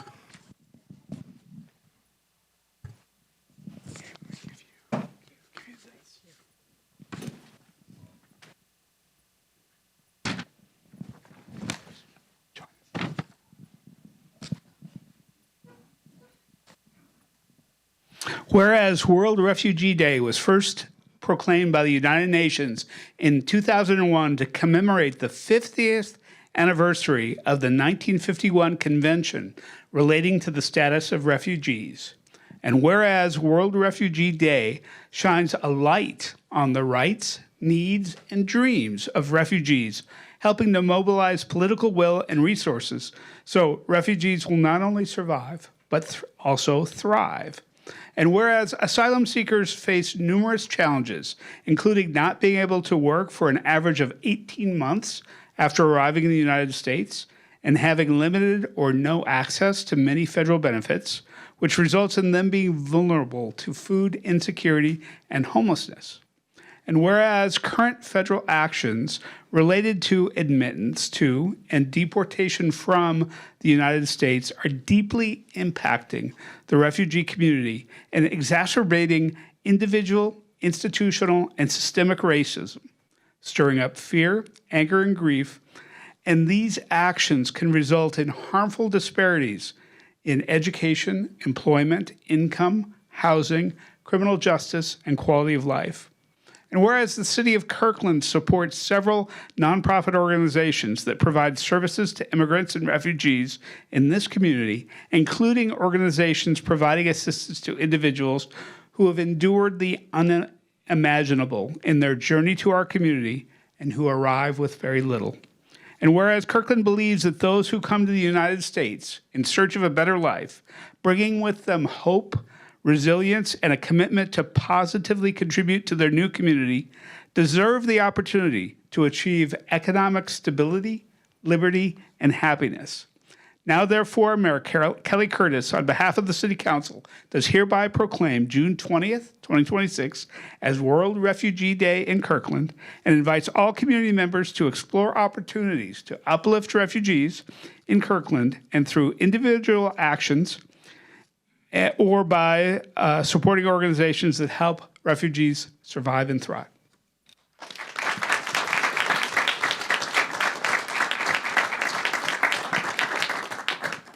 Thank you, Council. Thank you, Mayor. Wow, what a day. It's absolutely beautiful to be here today in the city of Kirkland. I speak about the city of Kirkland everywhere. So this gives me an opportunity today to really thank the city for the incredible work that you all do to welcome all of your residents of all backgrounds. My personal journey to the city of Kirkland, before I speak about IWCC and the work that we do, is I came here about 3 decades ago to visit my uncle who was a business owner and lived in Kirkland, fell in love with this place, and immediately relocated from California, and the rest was history. I am excited to say that I have become connected to this city and fell in love with this city, and that's how I relocated to this region. Fast forward, the work of IWCC started right here in the city of Kirkland before we became a nonprofit. So whenever I speak about the journey of IWCC, the city of Kirkland is always mentioned in the most beautiful way. We started the work here organically with community members to welcome refugees and immigrants who are going through challenging times, whether they're long-term immigrants who lost jobs, newly arrived refugees, or asylees, people who are having hard time finding work or unable to work. And the saying that impact is impossible without the entire village, that's really what IWCC is about. This village and many more people who are not here today are the reasons we're standing here. And the city of Kirkland also was the first city who reached out to us during the pandemic, right? Shortly after we became a nonprofit. And I have to say, a city is by the ambassador who represent the city. And the two amazing people who reached out to us was Antoinette and Jen. And at that moment, we didn't think that we could get a grant, though we needed one badly. And we had over 100 families from Afghanistan and Ukraine who were refugees in our community. And we were lucky enough to get a grant from the King County for mental health. But we needed language access and we needed digital access, for which the city of Kirkland was willing to help us with. But I had to pause and say, I don't think we can receive that grant because we are unable, we don't have the funds to use upfront and get reimbursed. And for that reason, we let go of other city funding in the past. And your two amazing ambassadors, Antoinette and Chen, said, well, that's not right. That has to change. And they were able to listen to us with empathy and compassion and humanity. And they took that challenge, that roadblock, upper up, and said, we'll get back to you. They got back to us and said, guess what? You are going to get your funding, and we will advance you 50%. I was in tears. Right? I was absolutely in tears. That was a challenge that was a roadblock for us. And they immediately felt the inequity in that process. And they took the leadership, the city took the leadership to make that change. So I really want to give an applause to the city of Kirkland for making that change. Thank you. Thank you. That did not only help impact our community, but it helped impact many, many other grassroots organizations that were on the same boat. And also, I have to really shout out for Erica and Danielle, who are two other ambassadors who always are there to welcome all of us, whether it's grassroots organizations or just residents, with their warm, welcoming energy. And thank you. The city is all about the people who represent the city. So I want to give a applause for Erica and Daniel as well. I don't want to take so much of your time, but IWCC is a nonprofit organization that does its work with compassion, empathy, and humanity. We are not just an immigrant community. As you can see, all of our friends here invest on this space. Young people, our community youth leaders right here, Inaya, who does wonders for the community in terms of leadership, in terms of creating ideas to help newly arrived communities with ESL classes and much more. So thank you, Inaya, for your amazing work. And we also are grateful for having partnerships like Eastside for All, Debbie Lacey, and Friends of the Village Collective, 11 organizations that work collaboratively to help all communities, especially immigrant communities in our region. So I believe in collective effort with the cities, county, communities, individual Washingtonians who have shown us love and compassion. Ellen and Mark has been with us from day one as well, showing up to all of our efforts, and so many other community members who are not here today, our board members, youth, and all of the volunteers who join us as families that we cared for. And today, the refugee families that we cared for are teachers, social workers, nurses, doctors, entrepreneurs. They are giving back to the country that welcomed them, to the region that welcomed them. And they're giving back to the community. So they are thriving because of the compassion and the support that they have received from the entire village. And our services are not just holistic case management, but we also have healing circles, storytelling. Those storytelling sessions are a way for our communities to connect in a deeper level, where people can forge friendship over people who felt that they were different culturally, linguistically, race, religiously, now are really friends in a deeper level because they had an opportunity to explore their common core humanity while also celebrating the diversity that we have. So I encourage all of you to come and find us. It's a place for everyone. It's a place where you can make friends and contribute to your community. And thank you to the city of Kirkland for being our biggest supporter and the one that changed the path for the rest of us.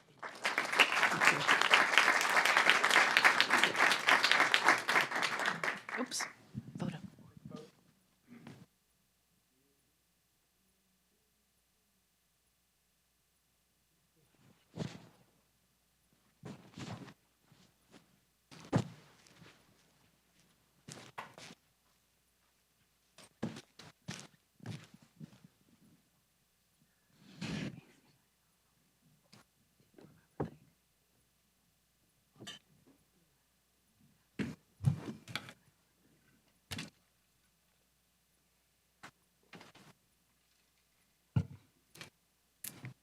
All right. We are moving on to items from the audience. This is a time in our meeting when we normally hear from the public on matters that are not quasi-judicial or otherwise scheduled for a public hearing. We do have one public hearing this evening. It is item 6A on the proposed zoning code amendments regarding affordable housing requirements in low-density zones.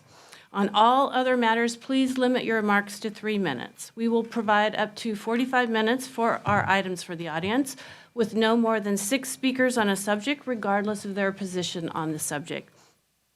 To address the council during items for the audience period, please sign up using the online public comment instruction link or the posted QR code in chambers. For those participating by phone, please dial *9 to be recognized to speak. Items from the audience is an important part of our business meeting, and we ask that everyone be treated with kindness and respect. Please do not clap or applaud or otherwise openly express your agreement or disagreement with a speaker.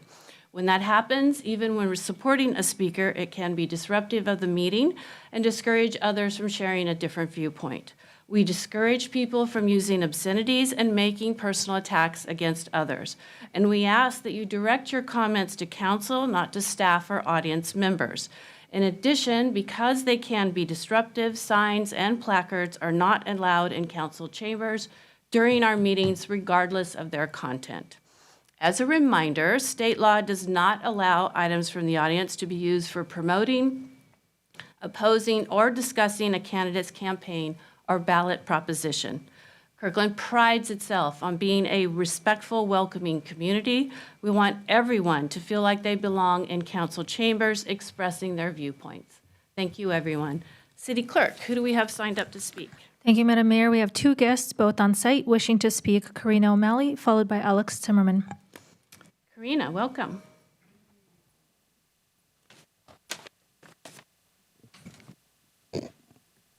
Hello. Thank you for letting me speak, council members. My name is Karina O'Malley. I live in Kirkland and have been running a safe parking program in Kirkland for 15 years. We are a ministry of Lake Washington United Methodist Church, delivering hospitality and community to our neighbors who live in their cars. We welcome folks to park in our parking lot, and we provide basic necessities and a stable spot to access resources to exit homelessness. For years, we have noticed that the wear and tear on our parking lot needs to be corrected and decided to repave it. Community partners have offered the use of other parking lots for our guests during the month-long project.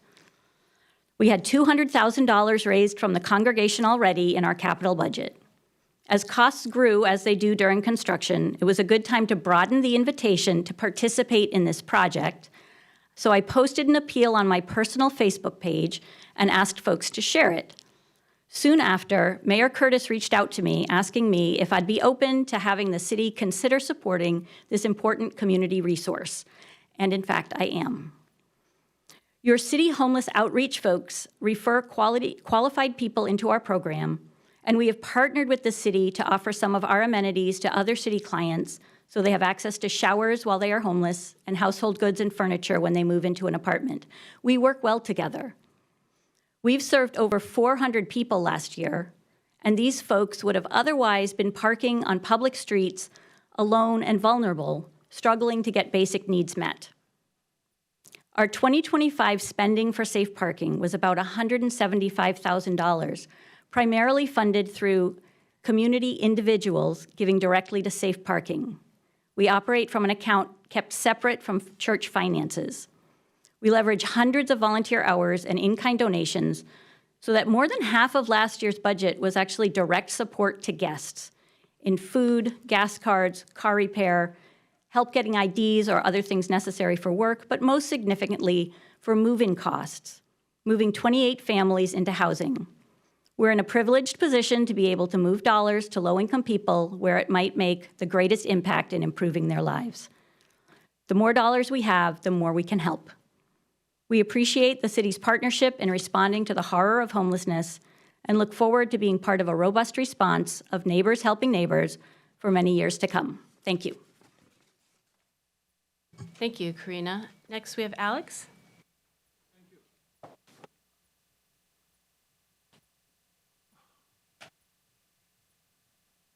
Hi, my name is Alex Zimmerman. This brochure, what is give, city to people. Number one, ask question. So I asked question, Deputy Mayor Neil Black 5 months ago. And for 5 months, twice per month, I come and ask where is answer. And nothing happened. There's not problem about his stupidity. There's problem about you. You know this and you support him. Because when one from you no support him, he will give me answer. So you are crook by definition. And I know you why you crook, because you are Democrat. And Democrat is a crook, is a bandita and killer. It's exactly what's happened now. So not surprise me. So a couple of weeks ago, you invite King Country Housing Authority director and give him her golden star. Why you give King Country Housing director golden star?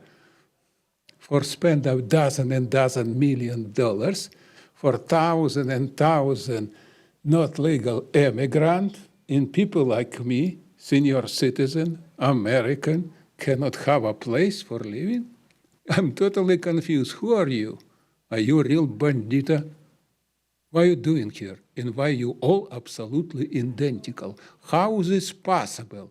Why this 100,000 idiot always elect people who pure idiota, for my understanding? A bandita, Democrat, fascism is exactly what is we have this. And I speak in you for 20 plus years, and nothing changed. How is this possible? Is this America, or German Nazi, or Soviet commie? What is going on? Can you explain to me? Maybe I sick mentally, man, you know what I mean, and don't understand. How is this possible? Ask question for 5 months, and no one answer. He don't answer, mayor can answer. Mayor don't want to answer, somebody you answer, and nothing happened. You all acting like a damn Nazi fascist. You controlling us for 20 plus years in my eyes, what is I come to Kirkland. This is not a problem. Problem is 100,000 idiot, what is don't react to this, is a problem. Viva Trump, viva New American Revolution, stand up, slave and happy cow. And guys, stop and steal us money. It's absurd what is happening right now for last 10 years. You steal billion and billion dollars. Sound Transit with $35 billion. Classic example like Democrat, mafia, bandita steal money. Stop and steal us money. Us. Citizen money. City Clerk, anyone else? No. All right, we are closing items for the audience. And now we are going to move on to our public hearing, which is on the proposed zoning code amendments to the Chapter 112 regarding affordable housing requirements in low-density zones. I will now open the public hearing. City Manager. Okay, so thank you, Madam Mayor. Before we start the public hearing, I want to give you a brief presentation of the proposed ordinance. Here to give you that presentation is our Planning and Building Director, Adam Weinstein. Also joined at the table by his staff, and I think they're going to share the presentation.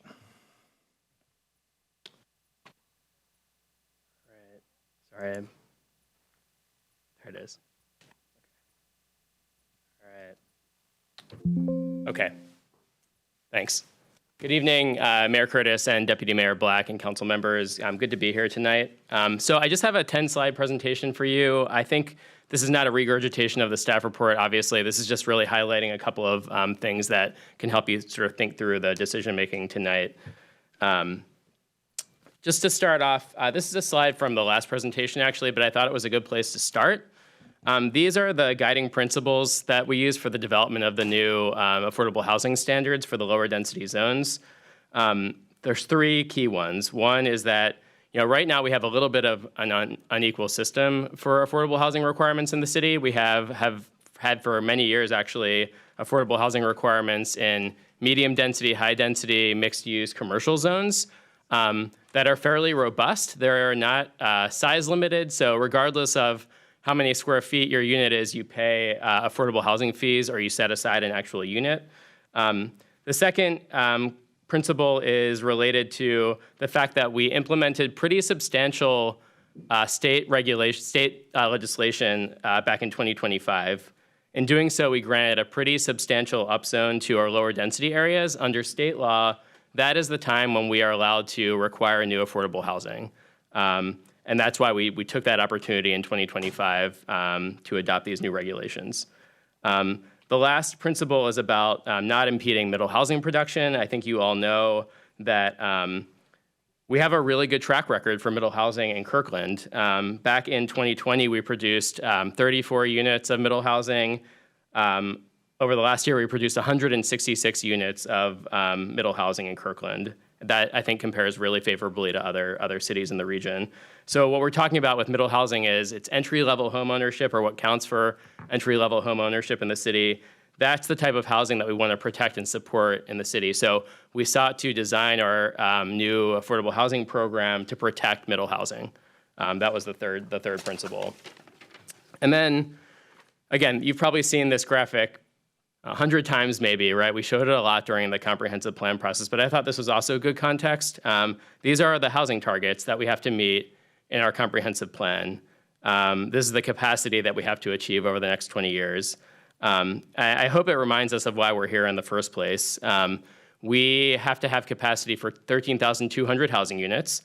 The key point here is that 10,440 of those units, about 80% of the total, are for households making 50% or less of the median income, right? So that's about $60,000 a year for a 3-person household. We have a lot of tools in the toolbox in Kirkland and throughout the region and in the state for building affordable housing. We have TOD, we have inclusionary zoning, we have public-private partnerships, we're doing a faith-based land project in the city as well, and other tools as well. But none of the tools individually is a silver bullet. So we need to really leverage each tool and use it to the maximum extent possible. That was also a major motivation behind the affordable housing program for lower density zones. This is a pie chart, as you can see. At the May 19th council meeting, council asked for more information on townhouses. And the townhouse data is a little bit complex, right? The key point I want to make here is that this pie chart shows that permits were issued for 663 units of middle housing in our lower density zones between 2020 and 2026.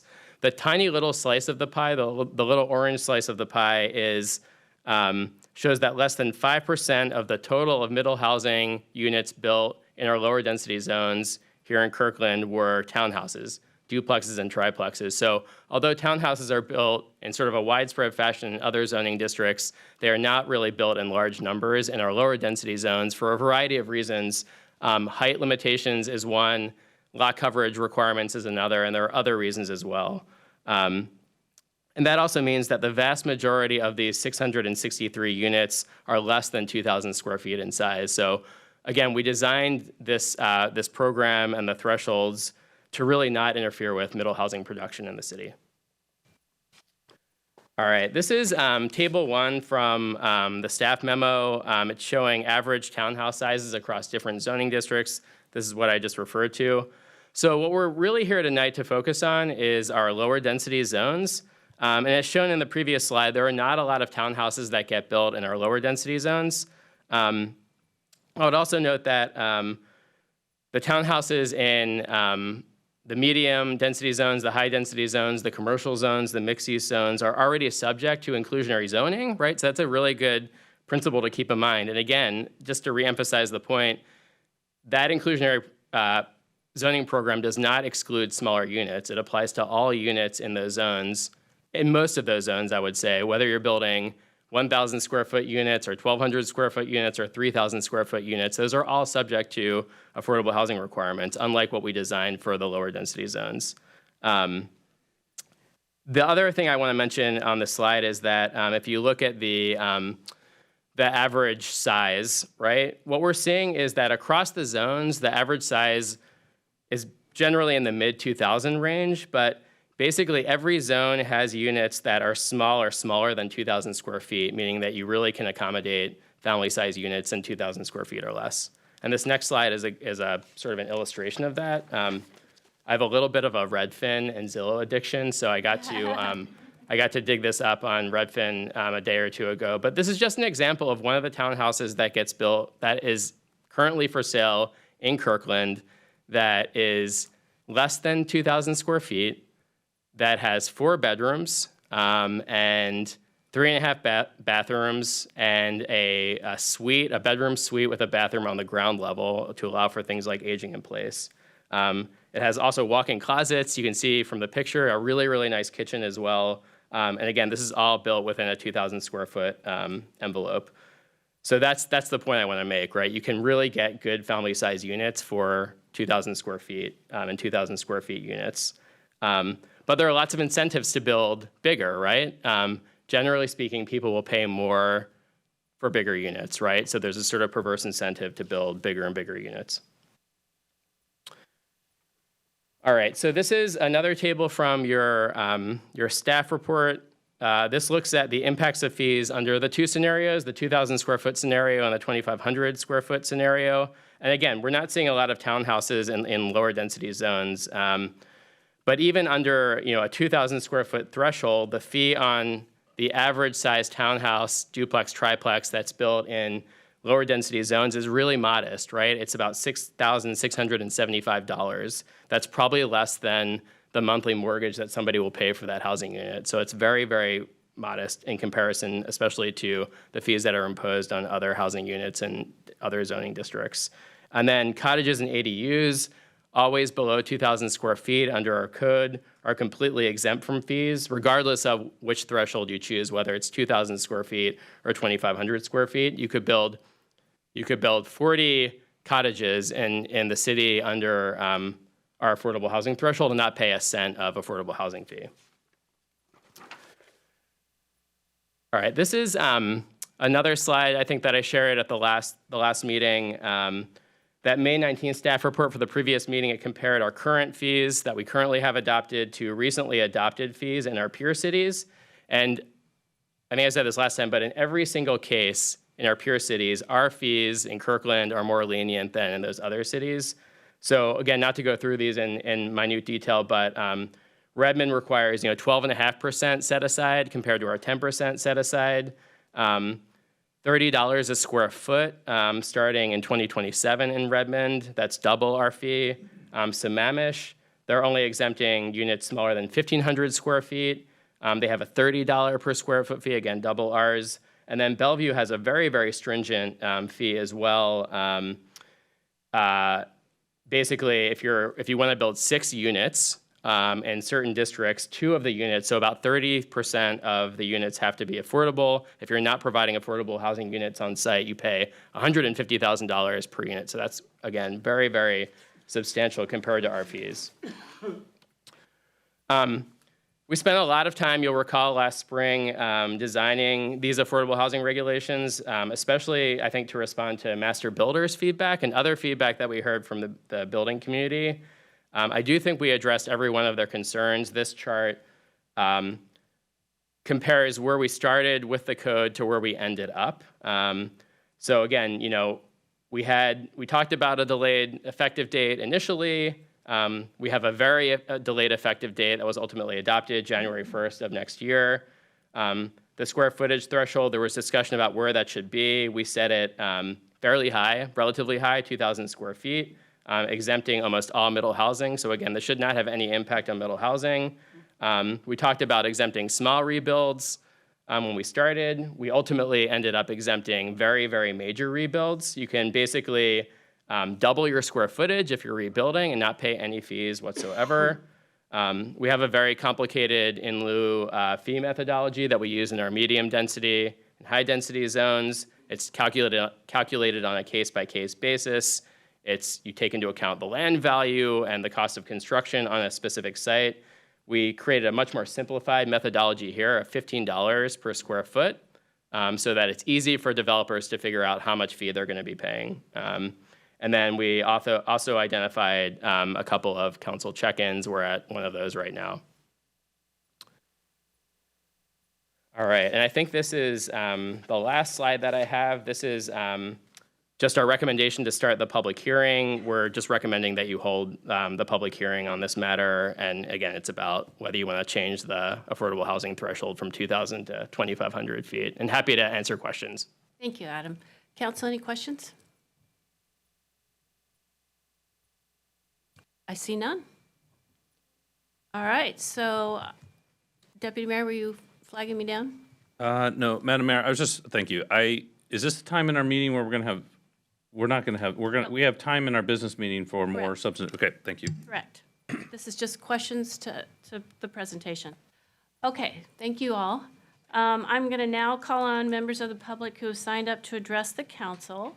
Please limit your remarks to 3 minutes. During this time, you are limited to only speaking on this topic during this public hearing. City Clerk, do we have anyone signed up? Yes, Madam Mayor, we have 3 guests wishing to speak, all on site. Veronica Shakotko, Alex Zimmerman, and Troy Schmale. No? Veronica, come on up. Welcome. Thank you. Mayor Curtis, Deputy Mayor Black, and council members, my name is Veronica Shikotko. Here on behalf of the Master Builders Association, we want to thank you for taking another look at the affordable housing fee methodology before it takes effect in 2027. MBAX continues to support increasing the exemption threshold from 2,000 square feet to 2,500 square feet. We believe it's a modest change, and it reflects today's housing market, and it will result in smaller, more affordable, family-sized units. That 2,000 square foot range, that can be quickly used up. When you're talking about a small family home and you've got a garage, which is usually about 300 square feet, and you subtract that from the 2,000 square feet, you suddenly have 1,700 square feet of livable space. When you're trying to add a home office or a primary bedroom on the main floor for aging in place, I know that was discussed earlier, or space for a multi-generational housing, family, that square footage gets used up really fast. I also regularly hear from middle housing builders that it's difficult to compete for land against traditional one-on-one redevelopment projects. To afford the land and to make a middle housing project work, these builders need the ability to achieve multiple units on a site. Builders also spend a tremendous amount of time evaluating potential projects before they ever submit a permit application. A middle housing builder may review hundreds of properties to secure just a few viable projects per year. When those numbers don't work, these projects are abandoned long before they show up in permit data. That also usually means that a site is more likely to redevelop as a single larger home rather than multiple smaller homes, which is the opposite of what the city is trying to encourage. I've also heard some growing frustration amongst our middle housing builders following the decision to push parts of the middle housing optimization out to 2028. Some of our builders are already looking more closely at neighboring cities to see if projects there, could be more easily workable. We're concerned that that trend might continue.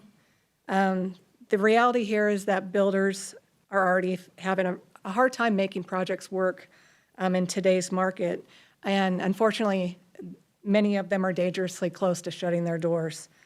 So we believe that the 2,500 square foot threshold will better align with the family size, small, affordable homes you're looking to build. Thank you. Thank you, Veronica. Alex? And I will remind you, you must speak to the topic. You must speak to the Only ordinance. about housing. I will speak Madam Mayor. No. only about housing. We run the meeting. No, this is exactly what I want to speak. Alex, you must speak to the ordinance that we are looking at, which is about low-density zoning. Absolutely. It's exactly what I'm I going to want to give speak. you one chance. No, it's exactly what I want to speak, because I see what is you show, so I can give you my opinion. Everything this show what is you doing here is a fraud. You acting like a criminal. Alex? No, you show, this guy who's talking here, show everything here. Alex, you are excused. You are disrupting this meeting. This is your first strike. No, I want You to are speak. excused. Thank you. Why are you talking? I want to speak Would about his someone tablets. please What is she escort show Mr. here? Zimmerman out? You are a bandit. Troy Schmale? Thank you.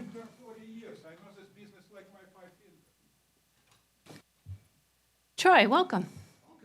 I get to follow that. Just gets a little. I'll stay on going. task, I Yes, promise. There you go. I got a gavel. There you go. Mayor Curtis and Council. My name is Troy Schmiel. I'm a local builder. I'm here to talk to you about the City of Kirkland affordable housing fee threshold and ask you raise the threshold to 2,500 feet. One thing I want to comment on real quickly, Adam, what you talked about, there was a couple things. One, when you talk about 2,000 feet of a townhome, that doesn't include the garage. When you talk about cottages, that 2,000 includes other spaces besides just living space. The other thing, and I am building in Bellevue also, is The $150,000 that he mentioned in there only counts if you're going over 4. So that's if you wanted to put additional units on a lot, which is literally not going to happen. Anyway, the housing market has deteriorated in the past couple of years with layoffs across many companies, interest rates going up and not down, and other issues. Buyers are not buying. The amount of inventory has grown and prices are dropping across the board, but especially in middle housing and a lot of it in Kirkland. What was $1.6 million for a cottage is now $1.3 million. What was $1.2 million for a dadu is now $1 million. That's great for the buyers, but it's not great for the builders. And it's really causing a lot of stuff. So we need to build what the buyers are wanting right now. Right now, the way the code is written, you're encouraging one-for-one builders where they're paying $1 million to $2 million for a lot, putting up a big house that's $2.5 to $5 million. For detached product, which is what the market is asking for, I thought it was interesting the stat that you had that townhomes, I'd love to build townhomes. The market will not buy them at prices we can make money on right now. People are losing money. If we don't build the right product right now, it will not sell. There's also a large market for aging in place and multi-generational housing, and I've done a lot of that in other jurisdictions. I've tried doing it looking at your code. With the sizing and what we have to build today, I just can't make it work. If you want a variety of middle housing, please increase exemption to 2,500 square feet, as this includes the garage, so the actual living space is more like the 2,000 in the townhomes he was mentioning. Close the size and price gap and allow us to build what the market wants, which is variety. I'd still like to see the city look at the other things, floor area ratio, lot coverage, and setbacks, because they're not in line with other East Side cities. And lastly, my company, I set out a year ago to build in 5 jurisdictions: Bothell, Bellevue, Redmond, Sammamish, and Kirkland. I have projects in all the other 4. For whatever reason, I cannot get a project to work in Kirkland under the rules as they're currently written right now. So all I ask you is, let us build the product the market wants. It will be middle housing. It will be nice looking. It'll fit in well with the city. Thank you very much. Thank you, Troy. All right, City Clerk, anyone else? No. All right, thank you, everyone. Public hearing is now closed. The council will consider all public comments received on this issue, including those that have been submitted in writing. We are now moving on to our consent calendar. Before we have a motion, I'd like to ask Deputy Mayor Black to present the audit of accounts. Thank you, Madam Mayor. Thank you, Madam Mayor. We had payroll in the amount of $7,610,838.79 and bills in the amount of $3,562,875.45. Thank you, Deputy Mayor Black. Is there a motion to approve the consent calendar? So moved. It's been moved by Deputy Mayor Black, second by Councilmember Prim. Are there any comments, questions on the calendar?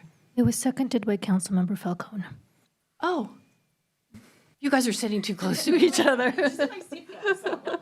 Yeah. All right, Councilmember Falcone. Deputy Mayor, go ahead. Thank you, Madam Mayor.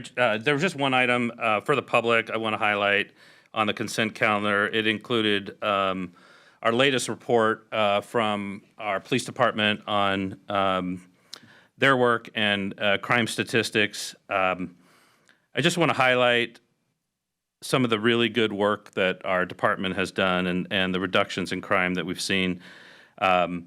These are compared to the past 4-year averages for the past 4 years. Sex offenses were down 50%. These are 50%, not 15. Robbery down 20%. Burglary, residential and commercial, down 63%. And theft from motor vehicles down 62%, and theft of motor vehicle parts and accessories down 78%. So these statistics, they get included in a report that we see on the consent calendar. They don't always get disseminated to the public. I just wanted to take a moment to highlight them. So, and the Chief of Police is in the room, and I want to thank him for his command and his officers' work. Thank you, Deputy Mayor, and thank you, Chief St. Jean. All right, any other comments? All those in favor on the motion to approve the consent calendar, please say aye. Aye. Any opposed? Motion carries 6-0. All right, we are moving on to our first business item. which is potential adoption of zoning amendments regarding affordable housing requirements and low-density zones. City Manager. Okay, thank you, Mayor. So this is the actual ordinance that was the subject of the public hearing. Here to give you a very brief overview is, once again, our Planning and Building Director, Adam Weinstein. Okay. Let me get this up.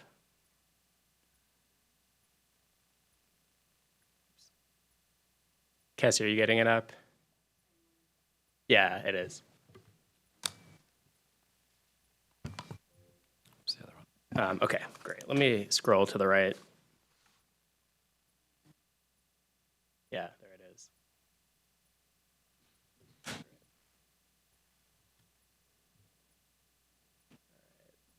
Okay. So, yeah, good evening again.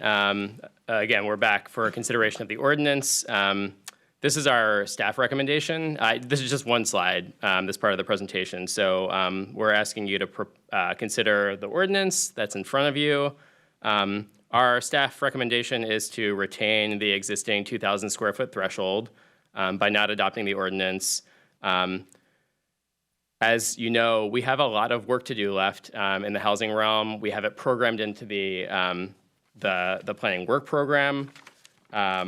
We will be working on House Bill 1491 implementation, 6026, middle housing optimization. There are a lot of projects that we can undertake to increase our housing capacity, and we can also think about our affordable housing thresholds at that time. So there's a lot of work to do. The fee is not even in effect yet, right? It doesn't go into effect until January 1st, 2027. So we would like to monitor how the fee is affecting housing production after that. We don't think it will have big effects, but we'll monitor it carefully. The fee will generate needed revenue for affordable housing. That's another point. And we mentioned this in the staff memo, but it's an important point. Every dollar that we contribute to the Housing Trust Fund leverages $10 or $15 of regional, state, and federal dollars, generating additional investments in affordable housing across the ARCH Consortium. So that's a really important reason also to think about how we are using our revenue to generate more affordable housing. And then, as we've mentioned, the fee is relatively modest in comparison to what our other peer cities have adopted, and we don't believe the effects will be significant on housing production, particularly when it comes to middle housing. And I think that wraps up our summary of the ordinance. We're happy to answer questions again. Thank you, Adam. Council, any questions for the Director, Deputy Mayor? I do have a thank you, Madam Mayor. And I may have remarks on the motion later, but just questions for staff at this point. So in our neighboring, I have two questions related to sort of our neighboring peer cities, particularly Bellevue, Sammamish, and Redmond, who've adopted affordability requirements for single family. My first question has to do with Bellevue. So I was looking back at the materials that were provided to us the last time we talked about this topic. How good is your understanding of Bellevue's requirements? One of the things I see, and it's a little different than testimony received, is it has to do with the lot's capacity, not with the plans for that lot when it comes to the affordable housing requirement. Yeah. I'm putting you on the spot, I realize. Yeah, it's okay. Yeah, thanks, Deputy Mayor. There are different components of the Bellevue program. My understanding is that it is not based on capacity, actually. It's actually if you want to build up to 6 units on a lot. And Bellevue, unlike Kirkland, doesn't allow 6 units on every lot, to my knowledge. So we have relatively liberal implementation of HB 1110, where effectively we allow 6 units on every lot. Bellevue, to my knowledge, does not do that. And so the affordable housing requirements would come into play if you are going beyond 4 units on those lots where the 6 units are allowed. Okay. Yep. But one of the things I take away from that is Bellevue may not, compared to the development allowances that we made in 2025 when we enhanced our middle housing initiative from 2020 to comply with House Bill 1110, we actually increased the development allowances throughout our city in a way that Bellevue did not. Is that fair to say? That's my... With them not allowing 6 units on many of the lots? That is my understanding, yeah. Okay. The other topic or question I had was about middle housing. We are exempting all typologies of middle housing. How is that being, it's not clear to me in the materials that have been provided to us how our peer cities are handling middle housing.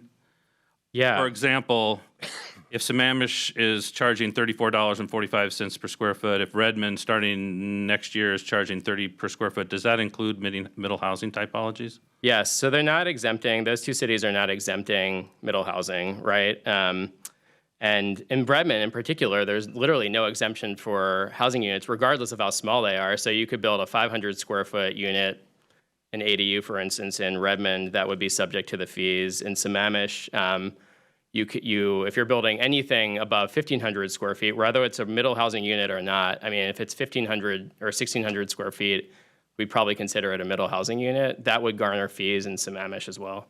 Okay. And again, I'm putting you on the spot, but can you remember off the top of your head how long Redmond, Sammamish, and Bellevue have had their requirements in place? Has it been, for example, has it been a full 12 months? June, yeah. So Redmond, Sammamish adopted their fees in June of 2025. Bellevue adopted their fees in July of 2025. So it's been about a year. I did call my colleagues in Redmond and Sammamish and asked them if they had seen any impacts of their fee. And again, the caveat is that in Redmond, the fee ramps up over time, so the full fee doesn't go into effect until 2027. But I did ask my colleagues in those two cities whether they had seen any adverse impact on middle housing production. They said they hadn't noticed any significant trends. The housing market, I think I mentioned this last time, but the housing market is weird right now, right? There's a war in Iran. Interest rates are really high. They're going up right now, actually a little bit. And there's all the, some of the issues that came about during the pandemic have lingered, right, over the last couple of years. So some weirdness in the housing market, but when I talked to them, they hadn't seen any adverse impact that they noticed. Okay. Yep. That's helpful. Thank you. Yep. Anyone else? All right. Council? Councilmember Tim Chisholm? Well, I intend on making a motion to amend this to 2,500 square feet. Does the city attorney want to advise me on the language?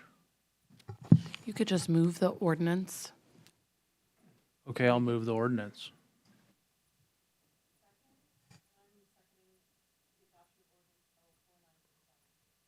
Thank you.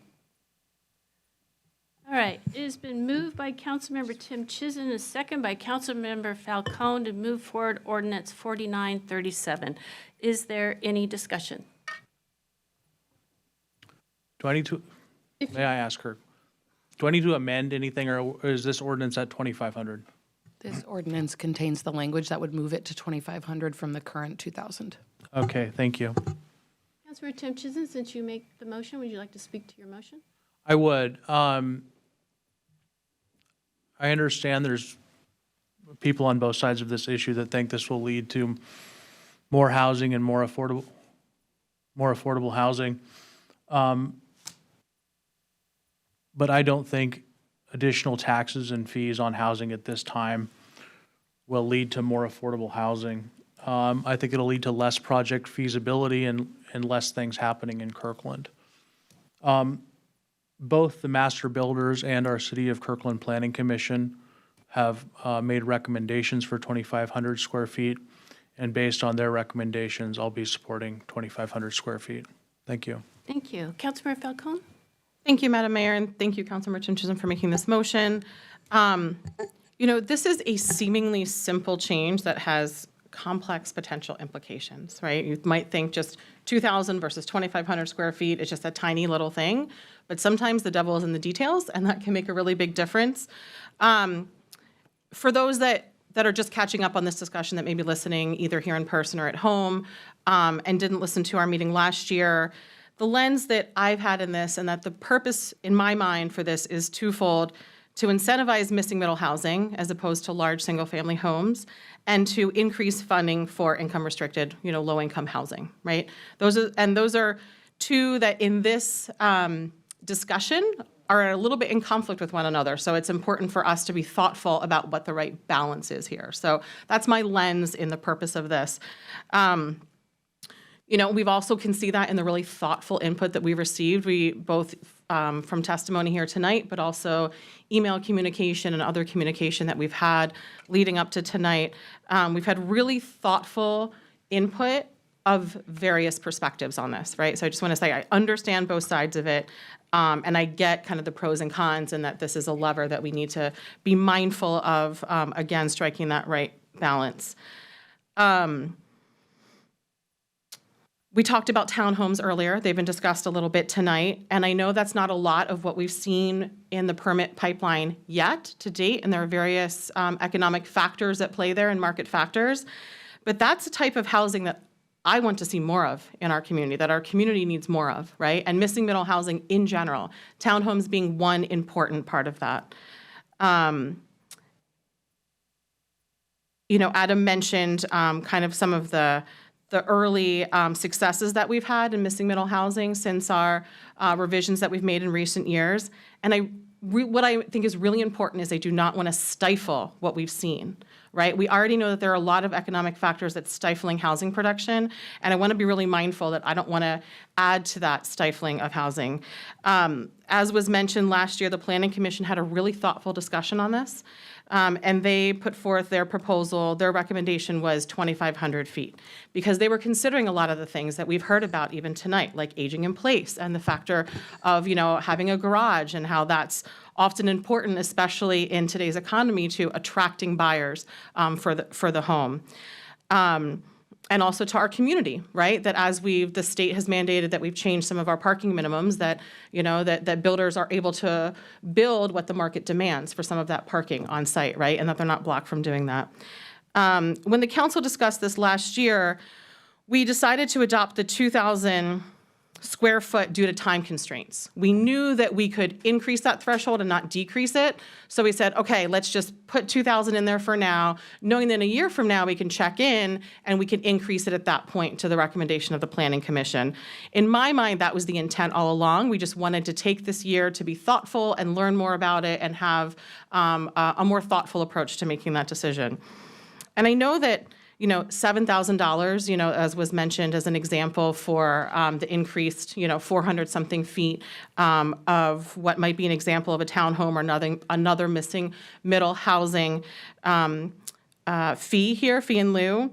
It doesn't seem like a lot in the big picture of how much it costs to build housing, but something I repeatedly hear from housing providers is that right now it's death by a million cuts. There are so many fees, and I understand that this fee is very, very important. I care very much about building income-restricted housing, low-income housing. I know that's a really big need, but we also just need housing, right? We need more housing. Some of this is a supply and demand issue where you just don't have enough supply to meet the demand, and missing middle housing is a lot better than getting huge mansions everywhere in our city, right? Which we know is not the urgent need.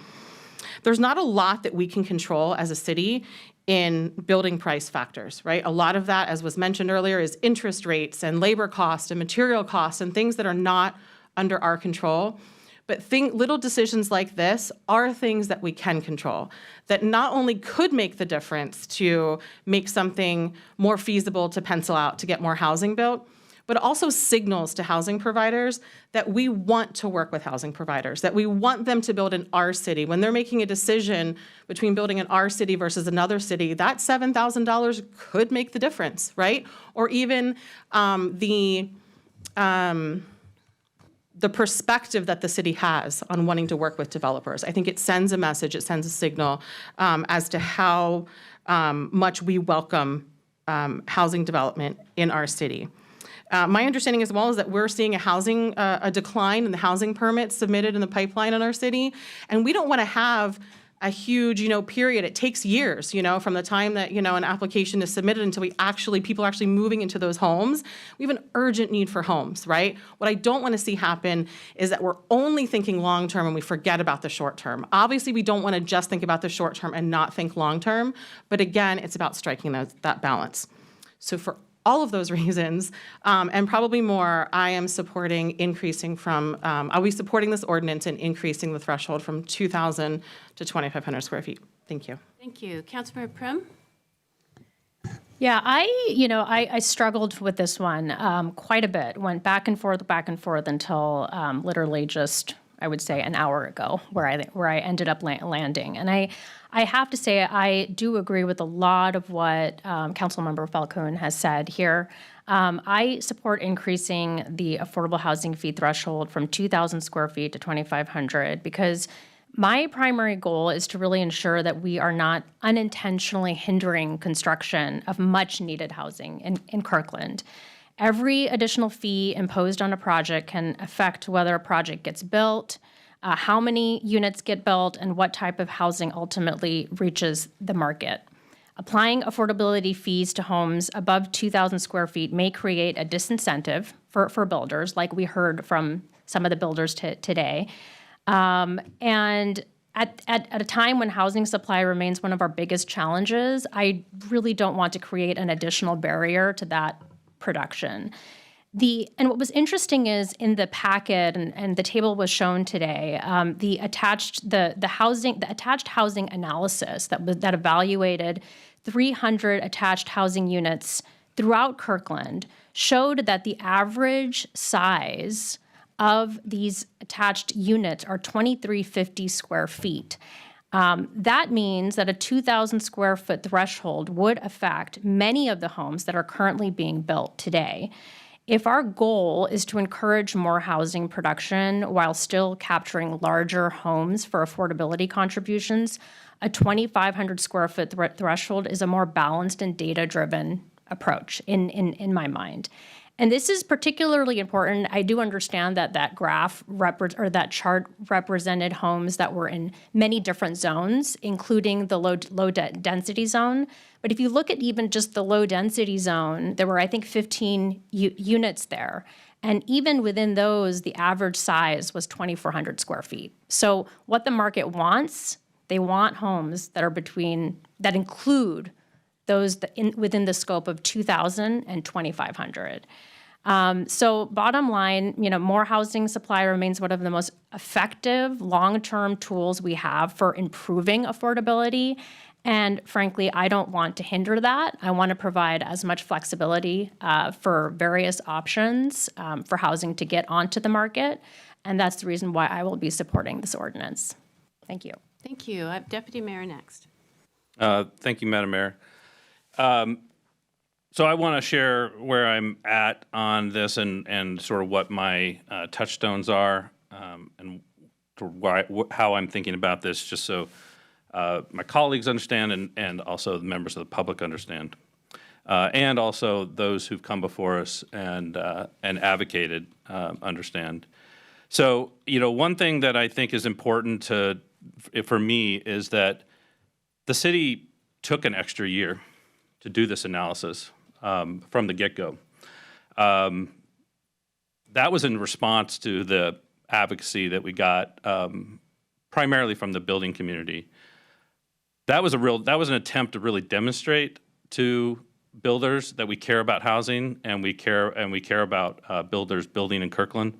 That's what the 1 hour, if it were only, the 1 year, that's what the 1 year pause and analysis was all about, was making sure that our housing production partners, and I use that term because we don't build housing. We rely on our housing production partners to build housing. Whether you call them builders or developers or housing partner productions, or housing production partners, that's who we rely on. So this 1 year delay and further analysis was really about sending a very clear signal that we care about housing production, but we also care about threading this careful needle of increasing the number of units of housing that we have in Kirkland. Everyone saw what we're statutorily required to produce or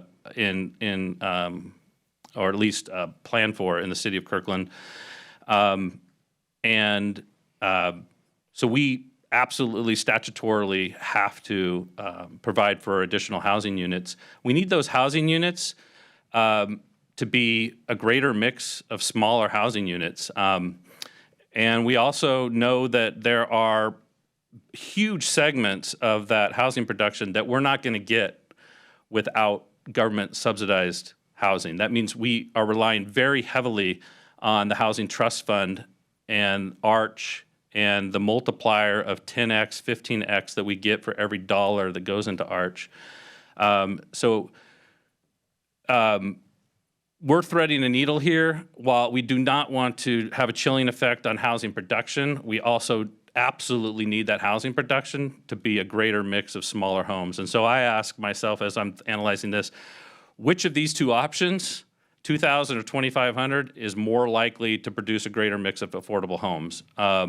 And which of these is more likely to get more units? The case for this 2,000 versus 2,500 having a chilling effect just simply hasn't been made to my satisfaction, especially in light of the fact that we can reverse the decision of staying at 2,000, and we can later bump this up to 2,500 after we have more data and more information. We can't do the reverse. So since we can't do the reverse, I have to look really hard at whether the case has been made, and it simply hasn't been made to my satisfaction that this is going to lead to more housing units, that this is going to lead to the greater mix of housing types that we absolutely need. We need them not because they're going to be affordable units today, but because, number one, they are going to age in place and, age over time and be naturally current affordable housing in the future.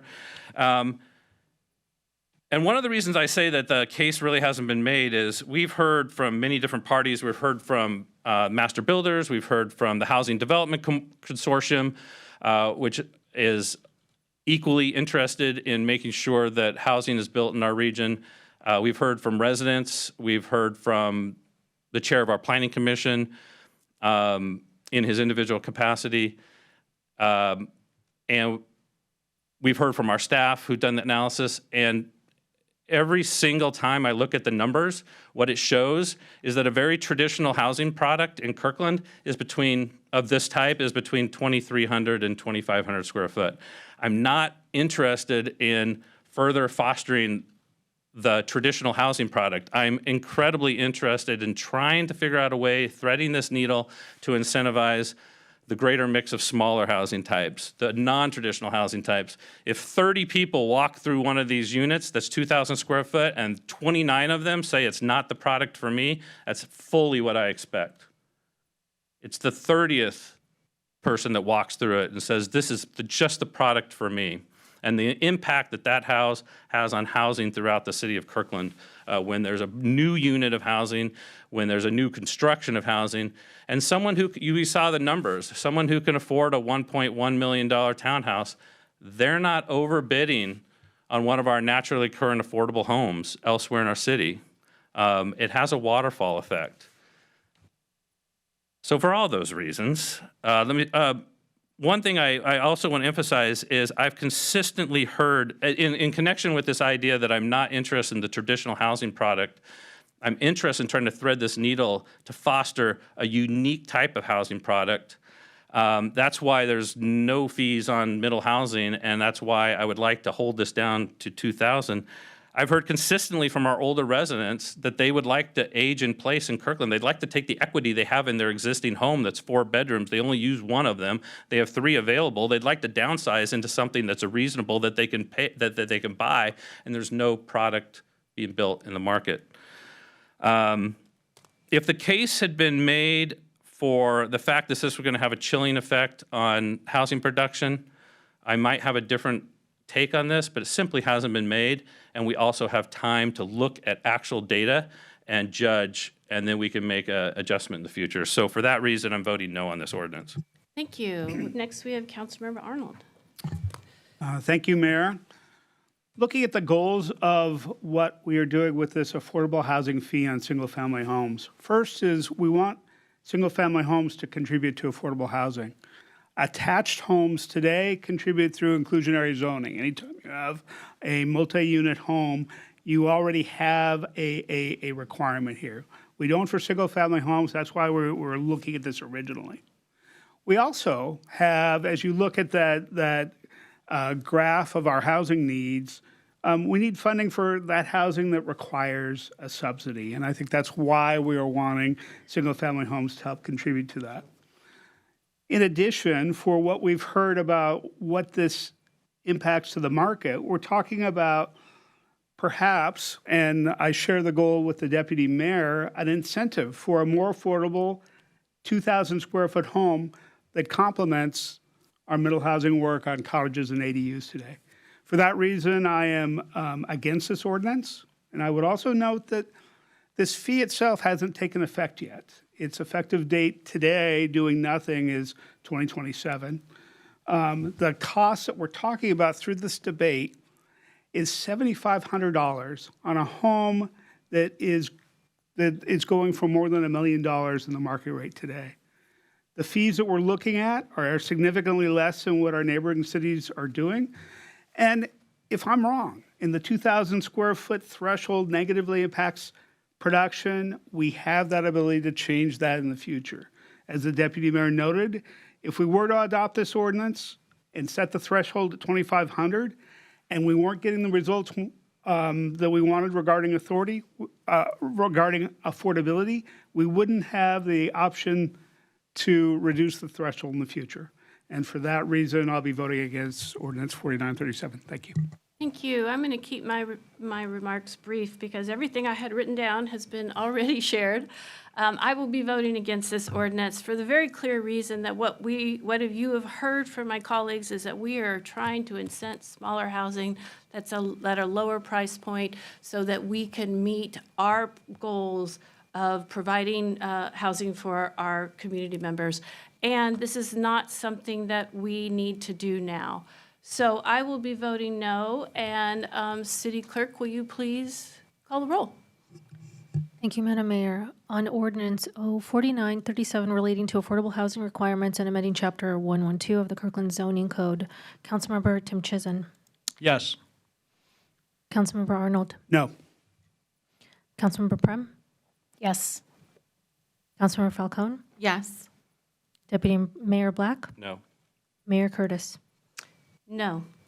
So we have a split vote at 3-3, so the motion fails for lack of a majority. Mayor, Yes, under the council policies and procedures, Rule 3.13, they depart from standard parliamentary procedure and have a tie vote tabled to the next meeting where all 7 council members are present. And then any council member can move it from what the rules call the table to take up the matter again. All right, then. Okay, we are now going to move on to our next business item, and I think half the room is here for this business item, which is an update on our Health Through Housing Sheila Stanton Place. City Manager.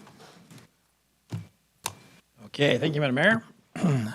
So, yes, we're getting a check-in. You might recall that we required as part of our agreement with King County that there be a 6-month assessment of Sheila Stanton Place once the building is open and residents start to move in. And so we're excited to give you that presentation tonight. We have special guests here from Plymouth Housing, King County, and our staff. And this is all going to be led off by our Deputy City Manager of External Affairs, Jim Lopez.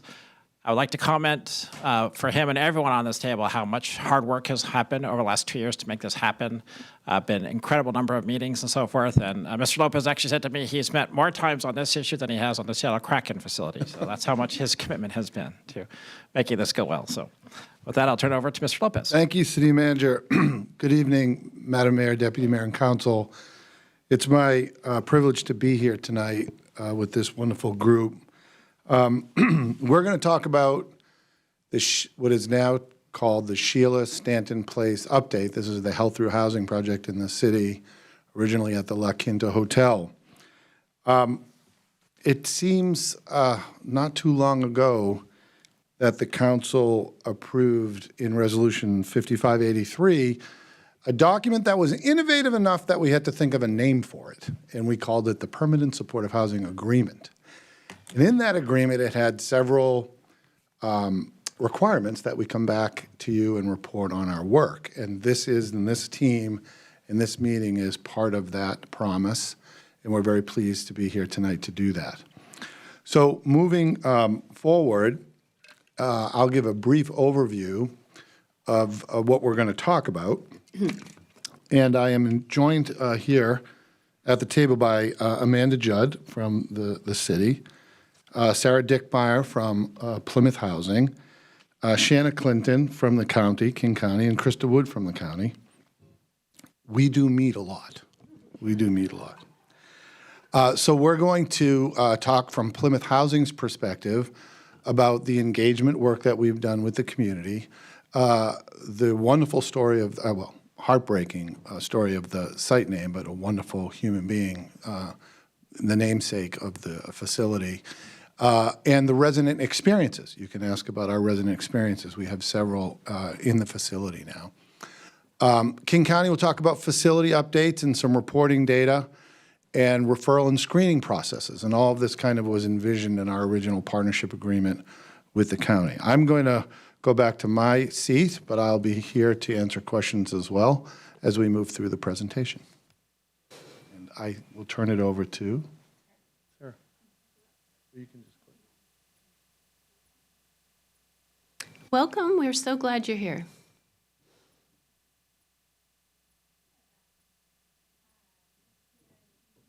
Is your mic on? Press the button there. There we go.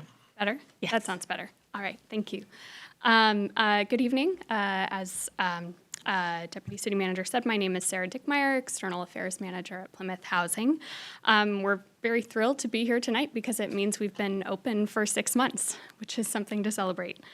This has been a long journey and longer for some, and we are again deeply grateful for the opportunity to partner with the county and the city to make these supportive homes in Kirkland possible. So believe it or not, the last time we publicly convened in this setting was October 2024. So we wanted to give a quick recap of the engagement that occurred before this building opened in January of this year. As we promised when Kirkland last presented at council, we take community engagement very seriously. Our position has always been that we want to engage with anyone who wants to engage with us. If a community member or organization wants to learn more, we are available. We know that trust is built by showing up in a consistent, accessible manner, which honestly I think we learned from our staff who work with our residents. We had 2 distinct strategies for engagement: building relationships with immediate neighbors and integrating within the broader Kirkland community. On the first, we are especially proud to report that we held monthly meetings with immediate neighbors, now and forever called the Lynbrook Group, where we answered questions, deep dived into facility planning, co-developed our 3 required community agreements, and got to know each other. We didn't initially plan on meeting monthly, but when we convened for the first time in November of 2024, someone spontaneously suggested meeting monthly, and there was very quickly room consensus. And Plymouth, the city, and the county were fully on board. 4th Tuesdays at 4 p.m. at Eastside Prep were the place to be, and a very special thank you to the EPS team for hosting us. After the community agreements were finalized, we had our January opening date. We held our final pre-opening meeting in December, complete with the site tour, which you'll see in the bottom left photo, while the facility was still partially under construction. At the same time, we wanted to build community relationships outside of our immediate neighborhood. We joined the Kirkland Chamber, tabled at the Kirkland Kiwanis 7 Hills Bike Race and City Hall for All, gave presentations to community groups and individual neighbors whenever requested, held many coffee get-to-know-you meetings, and hosted every then council member for a visit of our Bellevue building for a sense of what Plymouth on the east side is like. We did our very best to be easy to find, hard to avoid, and open to questions and learning. When it came time to pick a name for the building, we had already met so many people and learned so much about Kirkland that when Sheila Stanton's name was suggested, we and just about everyone we talked to understood that it was the perfect fit. So as you know, buildings in the healthier housing portfolio must be named after a person who has passed, who had a connection to the area and the work. And as you also know, Sheila Stanton was an incredibly impactful local advocate and volunteer who tragically and unexpectedly passed in 2025. We wanted to take this opportunity to recognize how her legacy is living on as the namesake of this building. And just this afternoon, a special plaque honoring Sheila arrived in the mail and will be affixed in the lobby for residents and staff to see every day. Today, Sheila Stanton Place is home to 40 Kirklanders who have successfully put homelessness behind them. They are your constituents and your neighbors. Some are newer to the city, others have lived here for a very long time. And they reflect the diversity of experience and identity that make Kirkland a welcoming place to call home.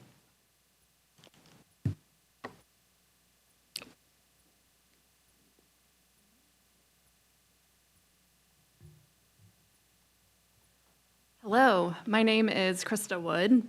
I'm a project manager with King County Facilities Management Division, and I'm here with a facilities update for Sheila Stanton Place. So the major renovation to convert the building from hotel into permanent supportive housing is complete. We handed over the units to Plymouth in several phases, with the first residents moving in January. Phases 2 and 3 relied on some site work being complete, and I would like to thank the City of Kirkland for their hard work and dedication and all of the coordination effort that it took to complete an almost 400-foot long stretch of wall, which is here in the center photo on the screen. In terms of what is going on with the building today, unfortunately, we have had a pretty major plumbing leak that is kind of a base cause in the building that has 15 units currently offline that the county is working to assess and repair as quickly as we can. Because of this surprise condition in the building, there is a slowdown on leasing as we work to get residents relocated on site and the work repaired fully.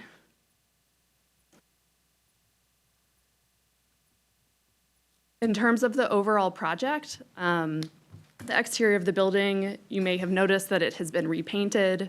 We also added a new roof and replaced all of the windows and created a smoking shelter for the residents at the exterior of the building.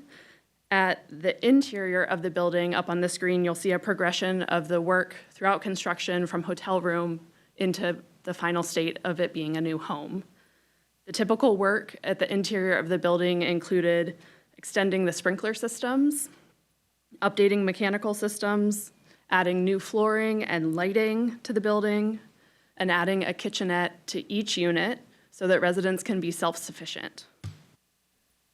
We did have a few unanticipated surprises as well, as you do in construction. We ended up providing a new hot water system and boiler to the building and doing a fair amount of electrical rewiring to bring it up to code. But all in, just over 100 new homes have been created, and there are spaces on site for wraparound services, such as a nurse's room, resident laundry, and community gathering spaces. Thank you so much. Thank you so much for welcoming us back to provide an update on our shared health through housing site. I'm Shanna Clinton. I'm the acting manager for the Health through Housing Initiative at King County.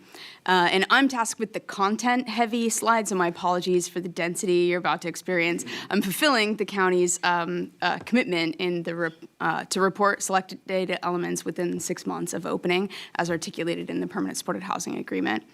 And I just want to celebrate the successful opening of this site, despite some building issues which have slowed our phased lease-up plan.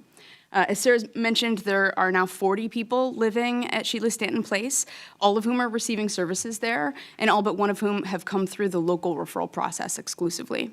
I'll talk about that in a minute.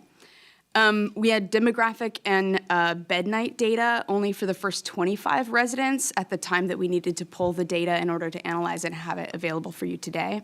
And we do not have, as the Permanent Supported Housing Agreement indicates, we do not currently have healthcare, income, and employment data for this site specifically. We will provide that when our next report is due 1 year after opening, and we expect it to be consistent with the rest of our portfolio. That data is available for 2025 in a data dashboard that we have online. We can provide this detail to you for your own review in more depth later. This is some emergency response data that's provided by Seattle-King County Public Health and the Kirkland Police Department. There have been 4 emergency medical services calls to the site, 3 of which required transport to the hospital. There's been 1 law enforcement response to the building and 2 responses that were off-site but involved a health through housing resident. That's 2 residents who have had criminal justice involvement since opening. Also talk a little bit about the referral information, and then I really want to highlight our close collaboration with the Kirkland Human Services staff in selecting local referral partners and determining capacity allotments for each of these organizations. At the city's staff's recommendation, we separated them into 2 tiers. Tier 1 consists of homeless service organizations within the city, including Lake Washington Methodist, and the Porchlight Shelter in Bellevue. These Tier 1 organizations were invited to submit more referrals than Tier 2, and currently they have provided more than half of the referrals into the building, the Tier 1 organizations have. We, King County, are fulfilling our screening requirements in the Permanent Supported Housing Agreement. So far, only 2 out of 63 referrals have been screened out, 1 due to the results of a criminal background check, and 1 in the suitability screening. A person had a medical event after the time of referral and was going to need a higher level of care following hospitalization. I really want to celebrate that all people served by the Kirkland Heart team who meet health through housing eligibility criteria have been housed. So this building is not... We can clap for that. Yes. This building is not yet 50% occupied, and it's already having a major impact on homelessness in Kirkland and on the east side. We're deeply grateful for the city's long-term partnership and collaboration, for our joint community engagement, for welcoming residents, and for you working to end homelessness here. We're glad to implement this project with and through Plymouth, and I'm going to turn it back to Sarah to share about services that are provided at Sheila Stanton Place.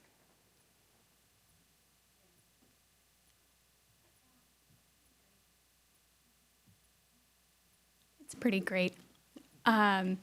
So while Shanna's slides gave you some numbers, I'm excited to present a more dimensional snapshot of how things have been going at Sheila Stanton Place. So just to kind of help visualize day one for a resident when they moved in, every resident's home is filled with a welcome basket and essentials for a warm move-in. In addition to things, as you could see in the photos, like furniture, bedding, kitchen, and bath items, we also have shelf-stable food, cleaning supplies, and donated welcome items like quilts and handwritten notes, including some wonderful welcome messages from Eastside Prep students. Every resident is paired with a case manager who works with them to set individual goals and support them as they rebuild their housing stability. Staff distribute welcome packets and materials on available resources, including walk-in substance use disorder assessments and referral services, financial counseling and coaching, and job training provided off-site by other local organizations. These resources are shared with the wider building community as well as in one-on-one case management settings. We have 24/7 site staff and maintain a visible, approachable staff presence so residents can share concerns directly, and staff can provide warm handoffs to case management or other supports as needed. We are offering multilingual communications and staff to increase access and work to use culturally affirming, personalized touches to support a sense of home. We also utilize visiting resources, including transit navigators and Expressions Arts, which is a really wonderful nonprofit that brings in 1 high school student and 2 middle school students, along with adult parents to support and supervise, to create art projects with residents every other week. But recovery from homelessness is complex, not just clinical, and building community takes engagement. So our staff work to host community gatherings like Black History Month and other holiday celebrations, community meals at least twice a week, the menu often informed by feedback or requests on preferences and dietary restrictions. We had an Easter egg hunt and host activities like Tai Chi and bingo. We also host opportunities beyond the building, like attending a Mariners game and the monthly Kirkland Kiwanis community dinner, which is open to all. Highly recommend you stop by. You'll probably see some Plymouth folks there.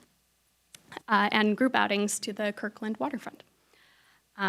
Which brings us to community engagement with other Kirkland community members.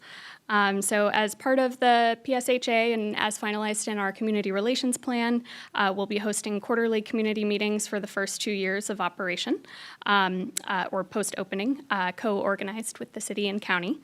We had our first meeting in March and our second one later this month. Like our pre-opening meetings, focused at least in this early stage toward immediate neighbors. Our fabulous neighborhood liaison, Kira Madden, is in a lot of these photos, including one on the Kirkland Chamber's Instagram, actually several on the Kirkland Chamber's Instagram. It was hard to pick one. at Conversations with Council and presenting to the Eastside Interfaith Social Concerns Council. You'll see those photos up there. We tabled again this year at the Seven Hills Bike Race. That photo of the Plymouth booth is right before the rain started. And you should see us again at City Hall for all in September. We've had at least 7 faith groups, 3 community organizations, and 1 immediate neighbor business volunteer to create welcome baskets and help set up units. We like to host these volunteer events both on and off site to deepen connections among neighbors through support for our residents.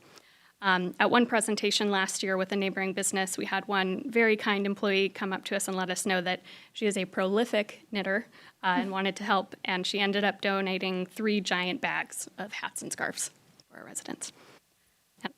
Big bags. As I said from the start, we know that there's a lot of community conversation and attention involving this building, and stories like that are part of that. Here, we included on screen some of the comments we hear from residents, staff, and then our neighbors and fellow community members. And while it's not on this slide, and I won't read out all the words on this slide because you can see them, we also hear in our community engagement that quite a lot of people are struggling with their own housing security in Kirkland. Whenever we do public-facing external engagement work like tabling, some of the most common and hardest questions we receive are from people coming up to us looking for housing they can afford, whether for themselves, a family member, a neighbor. It's just about at every event. Sometimes they're looking for housing like ours with supportive services, but for a variety of reasons don't qualify.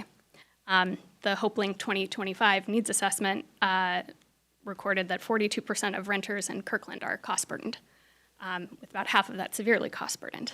And one building like Sheila Stanton Place can't fully meet all that need, or even necessarily all the people who may be eligible, but at least before January of this year, there wasn't really anywhere in Kirkland that could.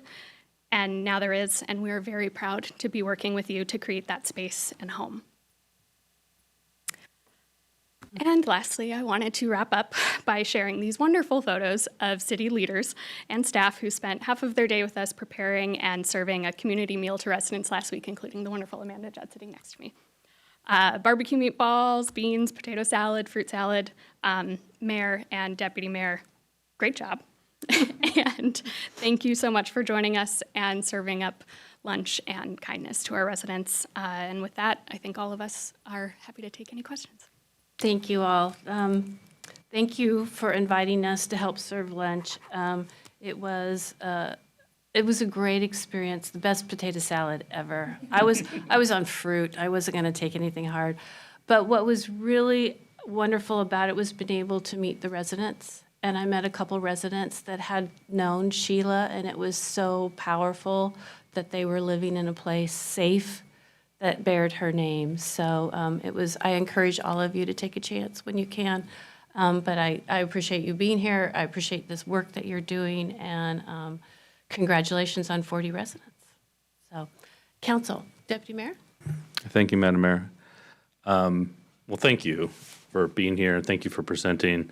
And thank you for all your work, both staff, county, and Plymouth Housing, really all. I did want to say how wonderful it was to volunteer for food service. Thanks for making those kind of volunteer opportunities available. They are work. They must be work. You can nod your head and say that they are work. But I think it's so important, and it was so great was, again, like Mayor Curtis said, meeting our new neighbors. So many of them knew our staff, not just knowing Sheila Stanton, but they knew our staff because our heart team has been so active in this work. And the fact that we're able to house everyone who's eligible that the heart team has identified is just amazing. So I definitely encourage groups in Kirkland, when these opportunities come up to volunteer, please do. I think it's there's just wonderful synergy there. And it's a wonderful way to serve our new neighbors, to make sure our new neighbors do understand that they're welcome, and to give back in this in a small way that's really easy and fun. I did have two questions, and Amanda, probably one of them's for you, maybe. It's wonderful to hear that. I probably won't word this right, but what I said a moment ago, every person living homeless that the HEART team has identified as being that they've had contact with, they've developed a case that's part of the caseload that they've identified as eligible has been housed. And is there any reason to forecast that when Sheila Stanton Place is fully open, that won't continue to be the case? What I can share is that we have been in regular communication, especially with the county. Shannon and I, as well as Jim, have met to kind of have conversations about priorities. One of the slides you were able to see, there's Tier 1 and Tier 2 priorities.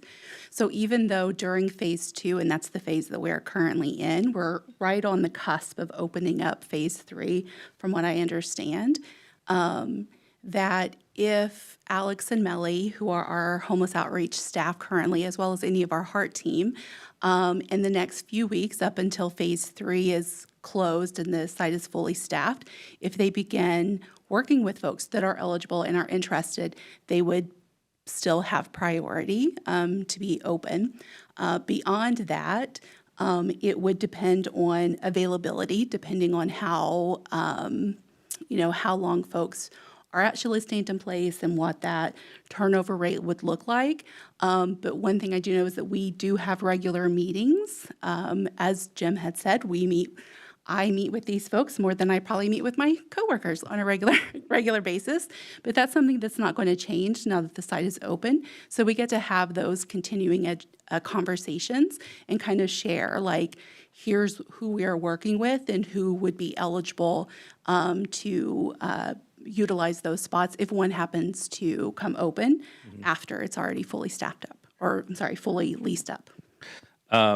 You made me think of another question, so I'm going to still have two more questions. One is, we heard earlier from our leader of the United Methodist Church Safe Parking Lot.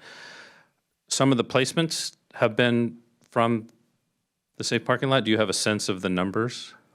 Yeah, so currently, the Lake Washington United Methodist Church Safe Parking has been able to place 6 referrals as of Phase 2.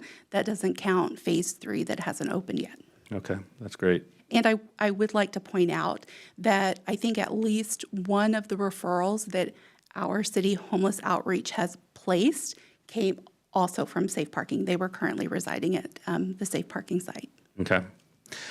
Last question. I saw in the earlier picture, earlier slide, you don't have to go there, but I saw leaders of one of the neighboring schools, Eastside Prep, volunteering. 2 of their most senior leaders volunteering. It looked like probably putting together welcome baskets. Is that what they were doing? I have to unfortunately clarify, they were visiting. Okay. Not volunteering. They were holding up the bag that the Eastside Prep students had. Students. The welcome bag that the Eastside Prep students had put together. Well, that's a fine segue to my question. Despite the fact that the proximity of Eastside Prep has often been used as a reason that this facility, this apartment homes should not have been sited there. My experience in working with Eastside Prep from very early on is that particularly some of the key leaders and also the students, and I've done activities at Eastside Prep and taught the students, and they've been really fascinated by the opportunity that exists. I think they feel very committed to being trained as the next generation of leaders, solving complex, interdisciplinary, intersectional issues and that are complex and difficult to solve. And there's few issues that are as difficult and complex and difficult to solve as this one. And they see that even as 16, 17, 18-year-olds. They've repeatedly expressed to me the interest in finding a way to serve and learn. Has are there opportunities like that for the students? I know they've expressed excitement about it. I know that leaders at Eastside Prep have expressed interest in that. I'm just wondering if those are kind of things are at least being discussed.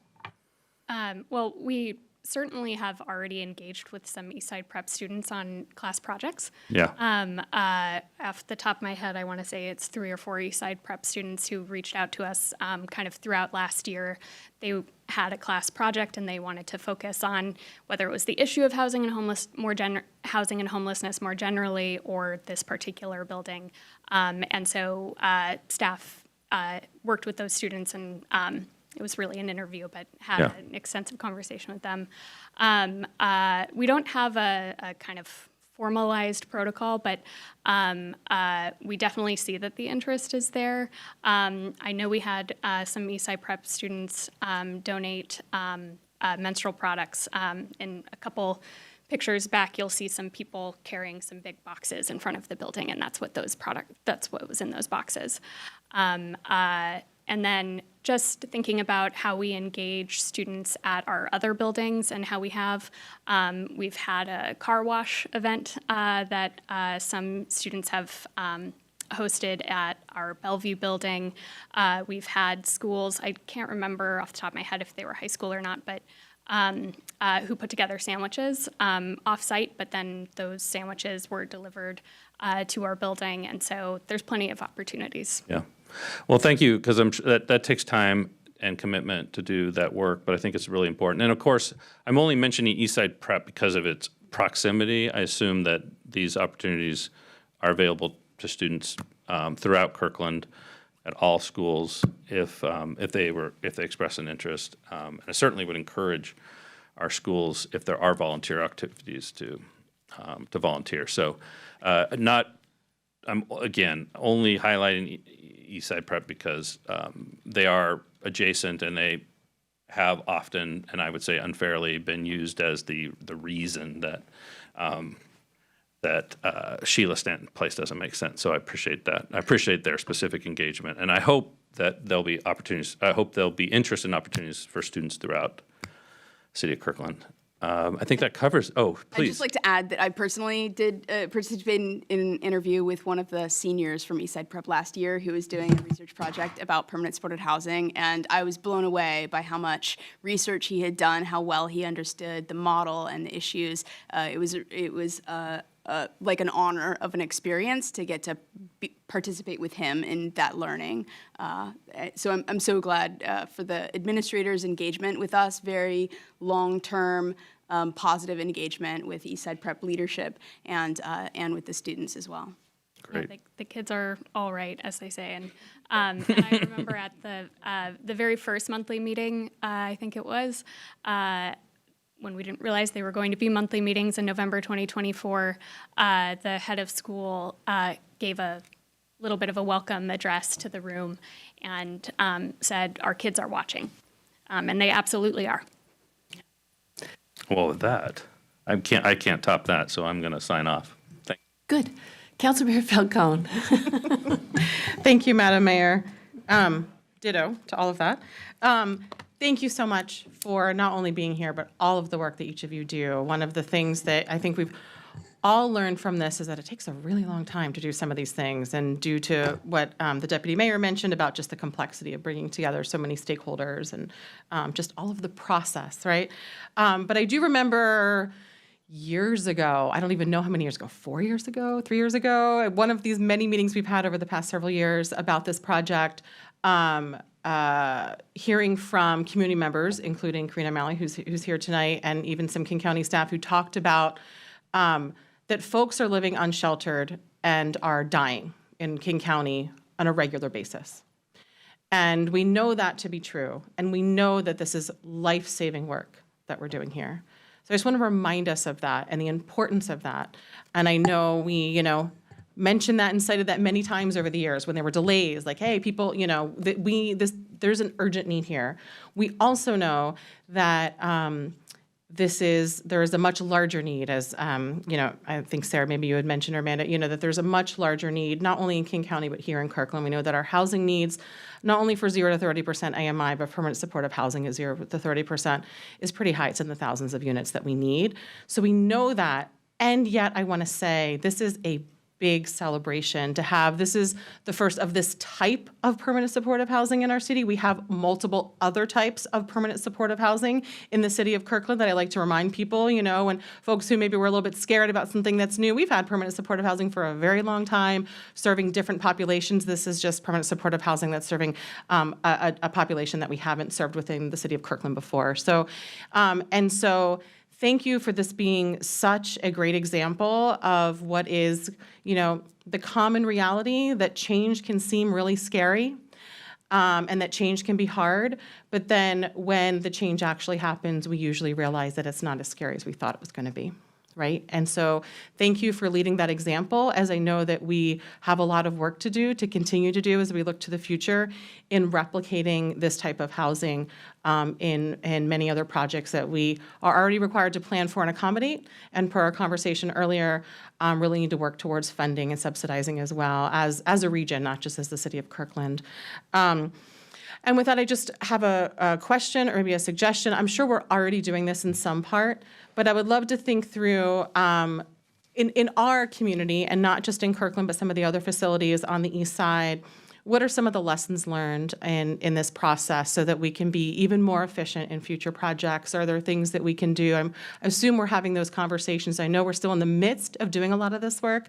I would love to get an update on some of those lessons learned and how we can be even more efficient in building this type of housing, just given the large need and given the testimony that we have heard over the years about that this is life-saving and urgent work that we need to do for our neighbors and our community. So, and I also just want to thank the community for just the outpouring of support. Thank you for presenting that here tonight, because as the deputy mayor said, there are some folks who are still, a little bit nervous, about this type of housing in our city, but we're showing to them that it works. It keeps folks housed, it saves lives, and it also makes our community safer.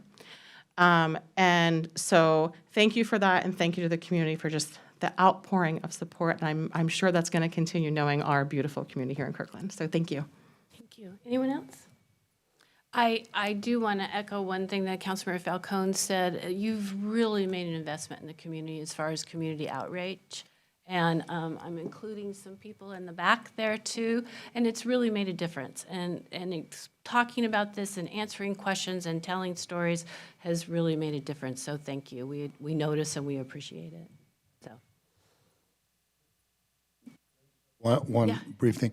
I do want to shout out to Chief Mike St. Jean and his team. They've been there every step of the way. Lieutenant Troy Knopfler and his whole leadership team. And I think one of the learnings and innovations that we are noting is the innovative community policing approach of the Kirkland Police Department and the wonderful innovative approaches of the on-site staff. And we've had several conversations about that.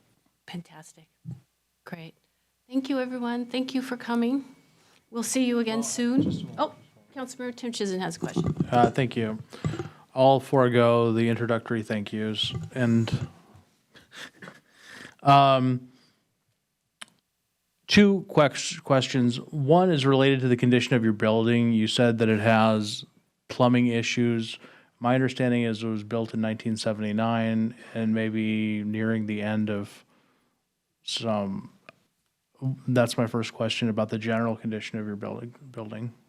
Yeah, sure thing. So the issue that we're seeing right now is in 2 of the plumbing waistline stacks. We've seen cracks in the cast iron waistlines. To be honest, every plumber that I've talked to in the last 2 weeks has said there's no good reason that I can think of as to why this would happen. It's not that the system is at its end of life. It's something that potentially, because the building sat vacant for 2 to 3 years, once it started being reused, potentially was a reason. But it is an original waistline to the building, and we are working to assess all of the waste lines to make sure that it is not a building-wide issue. Where we're seeing the stack lines that are broken, it is all adjacent to each other as well. So we are right now hoping that it's a localized issue, but that is the reason why there is a pause right now on the lease-ups, is so that we're able to make sure we really have our full arms around it. The units that were pulled offline, those residents were able to be relocated on site, which is also a priority for when folks move into the building, that they do not experience more trauma by having uncertain housing after the fact. Besides the plumbing systems in the building, really the other major components were renovated or replaced as a part of the repair project. And so this is one that unfortunately did catch us off guard, but is one of the few, if not the only, that we expect this type of surprise on. Thank you. Question number 2 is, our staff thoroughly negotiated a code of conduct prior to the opening of currently Sheila Stanton Place. Attached to that code of conduct was no enforcement mechanism or steps of escalating enforcement, I guess. The code of conduct appears to be 100% discretionary in terms of enforcement by Plymouth Housing. And I'm wondering how you exercise that discretion, who exercises that discretion, and how it gets exercised, essentially. Yeah, so that discretion was intentional and with full consent and encouragement from the city and staff that we worked with. And the reason it's there is because every case genuinely is different. Every person is different, every recovery and stability journey is different, and our staff take a comprehensive, person-centered approach to every incident and every person's journey. We do keep extensive records of incidents and staff-resident engagement, both positive and negative.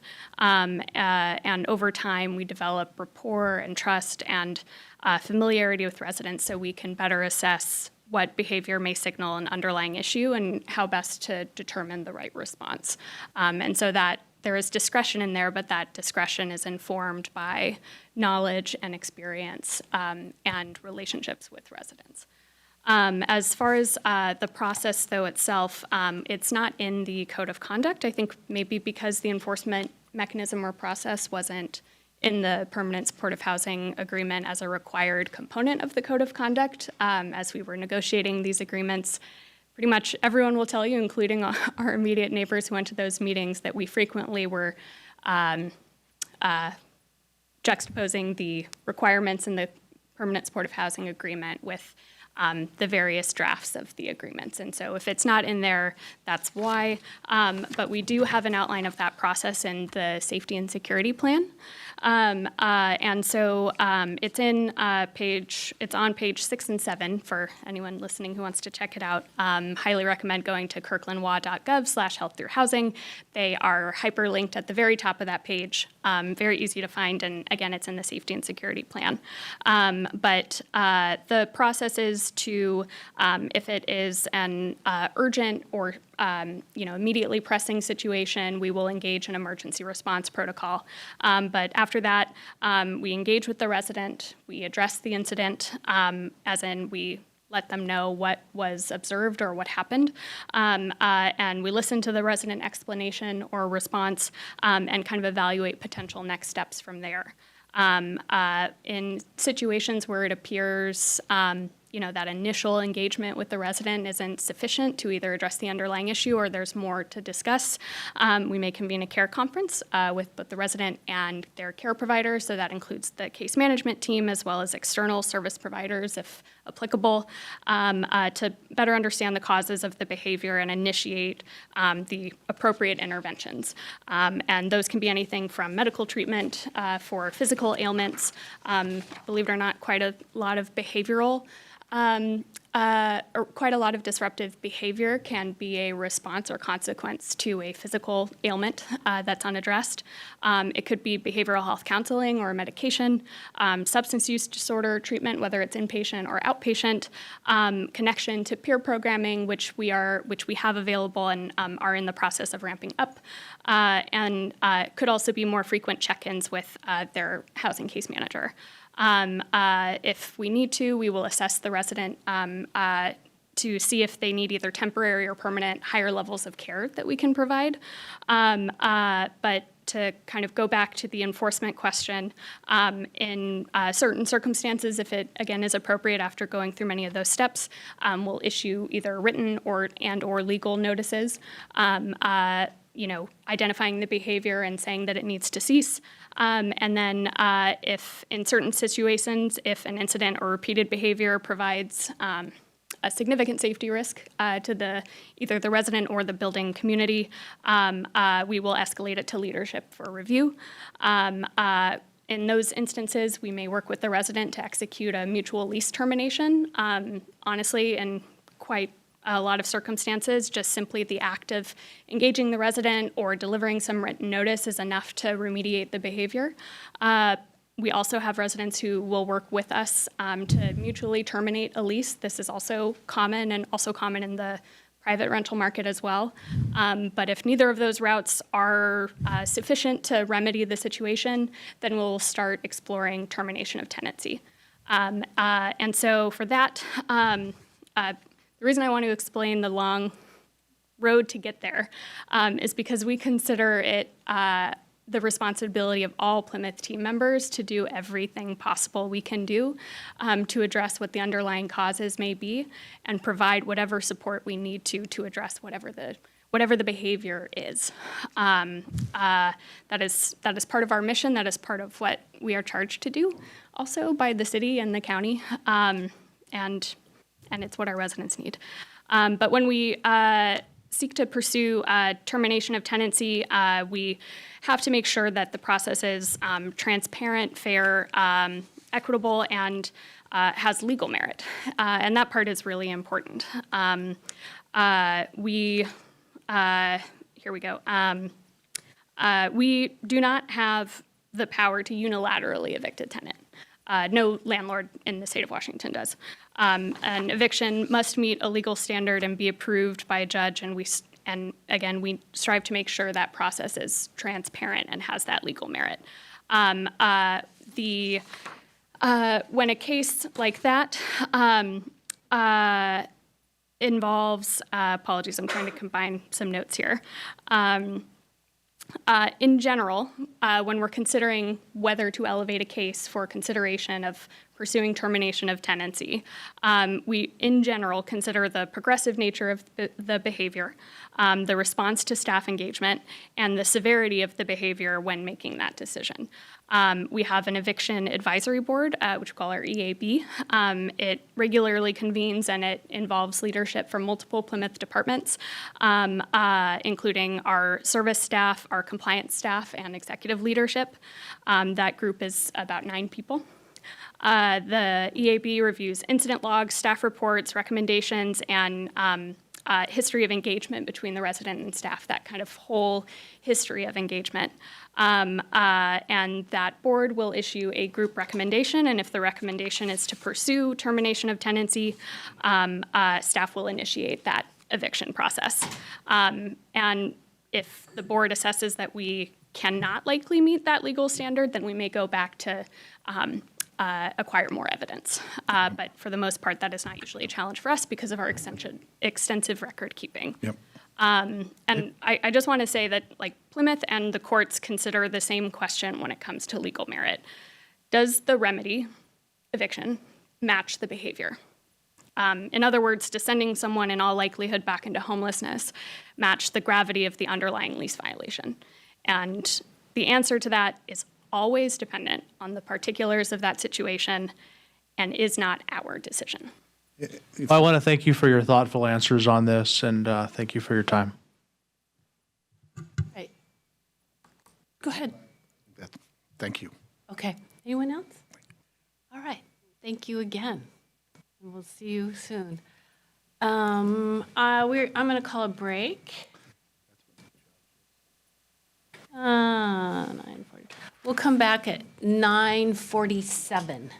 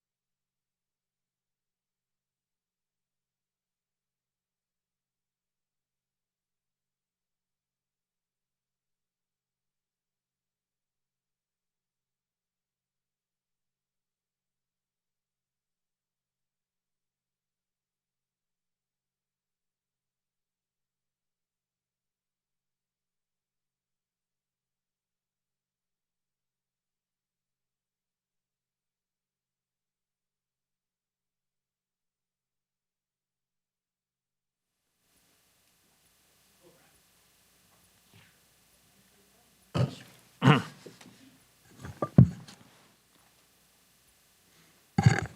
Clerk, are we ready?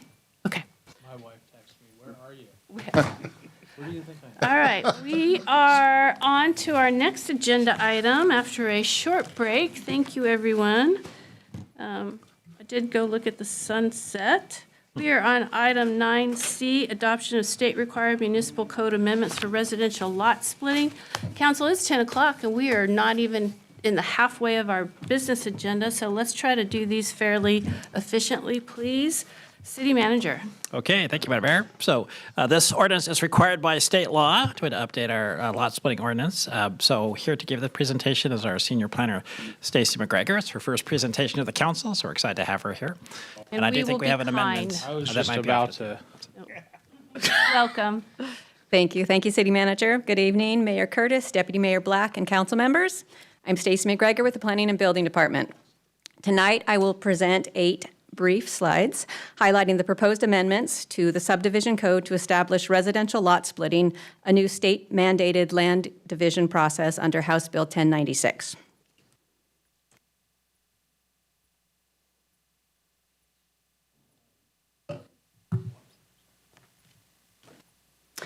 I'll begin with what residential lot splitting is, how it differs from existing subdivision tools, the proposed code amendments, and the Planning Commission recommendation. Before discussing the code changes, I want to start with the problem the legislature was trying to solve.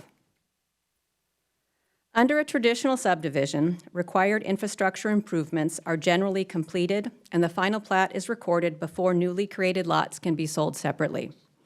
Residential lot splitting takes a different approach. The process focuses on creating a legal lot division first, allowing a qualifying residential lot to be divided into 2 separate lots through an administrative review process. The resulting lot may be created and transferred before roads, utilities, frontage improvements, or future housing development occurs. This allows land division, infrastructure improvements, and development to occur in separate stages rather than as part of a single subdivision process. For example, a homeowner with a large residential lot may wish to remain in their existing home while creating a second lot that could be sold or developed in the future. Because the lot can be created before development occurs, the homeowner is not required to complete subdivision infrastructure improvements or undertake a development project before transferring the new lot. This flexibility can create a range of opportunities. A homeowner may choose to sell the newly created lot while retaining their home. A builder or developer may choose to sell an existing home on one lot to help finance future infrastructure improvements or development on the second lot. In other situations, the lot may simply be retained for future use and developed at a later date.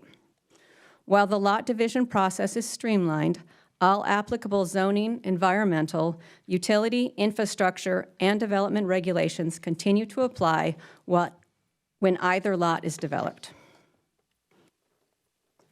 The proposed code establishes when a residential lot split may be used and the requirements that apply.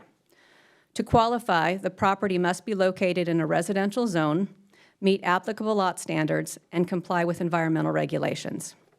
If approved, the owner may create one additional legal lot that can be sold or developed independently. The process is administrative, meaning applications are reviewed against objective criteria with director approval and no public hearing process. The proposal also includes requirements related to access, utilities, right-of-way dedication, and displacement mitigation consistent with state law. This proposal does not replace short subdivisions or other existing land division tools. Instead, it adds residential lot splitting as an additional option that property owners may choose when eligible. Highlighted on the slide are the additional steps in a traditional short subdivision process. Subdivision improvements are generally completed and the plat is recorded before the resulting lots can be sold separately. With a residential lot split, a new lot may be created and sold before development occurs. Unit lot subdivisions serve a different purpose and generally occur after residential development has already been constructed. Each tool serves a distinct purpose within the city's land division framework. The Planning Commission held a public hearing on May 14, 2026. Prior to the hearing, the Department of Commerce issued updated guidance regarding implementation of the state statute. Staff incorporated that guidance into the proposed code language and presented those revisions during the hearing. After discussion, the Planning Commission unanimously recommended approval of the ordinance. Staff received a limited number of written comments regarding the proposal. Comments in support highlighted the benefits of a more predictable and efficient land division process, expanded home ownership opportunities, and additional housing options. Comments expressing concern focused on increased density, parking, and the lack of a public notice process. The city also received comments regarding cultural resource protections and consideration of inadvertent discovery procedures during future development activities. Overall, comments reflect both support for the policy objectives of the legislation and ask clarifying questions regarding implementation. Tonight's ordinance establishes the city's process for implementing a new land division option as required by state law. Implement House Bill 1096 requirements for residential lot splitting. Amend the subdivision title to establish the new process. Update the city's fee schedule for residential lot splits. Delay implementation for 60 days to establish new applications, forms, and systems integration. The Planning Commission unanimously recommends adoption, and that concludes my presentation. I'd be happy to answer any questions. Well done, Stacy. Thank you. Any questions for Stacy?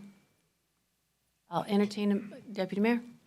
Thank you, Madam Mayor. If I can get us started with a motion to approve ordinance 04938. Second. It's been moved by Deputy Mayor Black, second by Councilmember Arnold, to move ordinance 4938. Is there any discussion? Councilmember Prim. I have an amendment. So when does that get presented? Right now. Oh, okay. I would like to amend ordinance 0438. Let me just, is there a slide?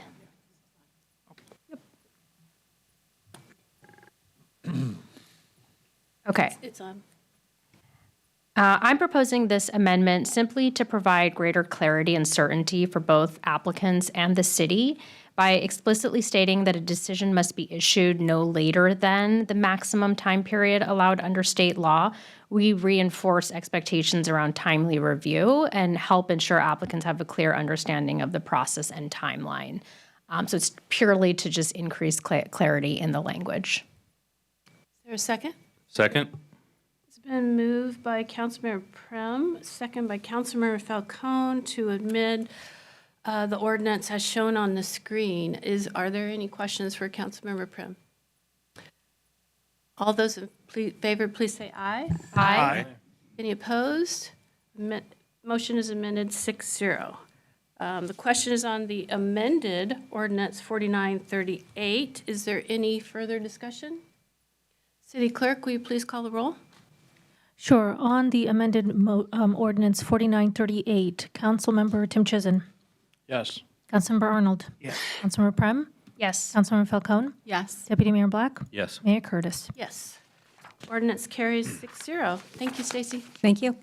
All right, we are moving on to 9D, which is adoption of code amendments related to automatic fire sprinkler requirements for existing residential buildings. City Manager. Okay, thank you, Madam Mayor. So we're looking for action tonight on this. We're making some specific exemptions to requiring sprinkler retrofits to certain homes in certain conditions. And so here to give this presentation is our Deputy Chief of Fire Prevention, Gary Smith. Well, I think this is also his first presentation to the council. Yes, it is. Welcome, Thank Gary. you. Welcome. Mayor, Deputy Mayor, Council, City staff, thank you very much for having me tonight. Again, like City Manager said, my name is Gary Smith, and I am the new Deputy Chief here involved with fire prevention and all things prevention. So you might be asking, why am I here or why are we here tonight? We are here for a quick, and I think I'm good to fly through even though the screen's not matching. I am here for an update or an amendment to our current code on when sprinklers are required in existing homes that are not otherwise sprinklered today.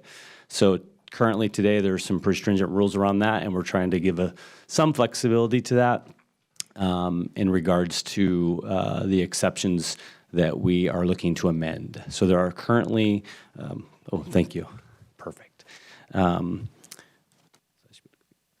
So the ask for us would be, we're looking for you guys to either approve these amendments as they're written, that hopefully you've seen in the memo, or provide some feedback for some direction for a future meeting. There's basically three things we're looking to do. We're looking to add a little clarity for the current exception 1 to kind of make it more clear that we're really talking about enclosed space. And we'll follow up with this in a second.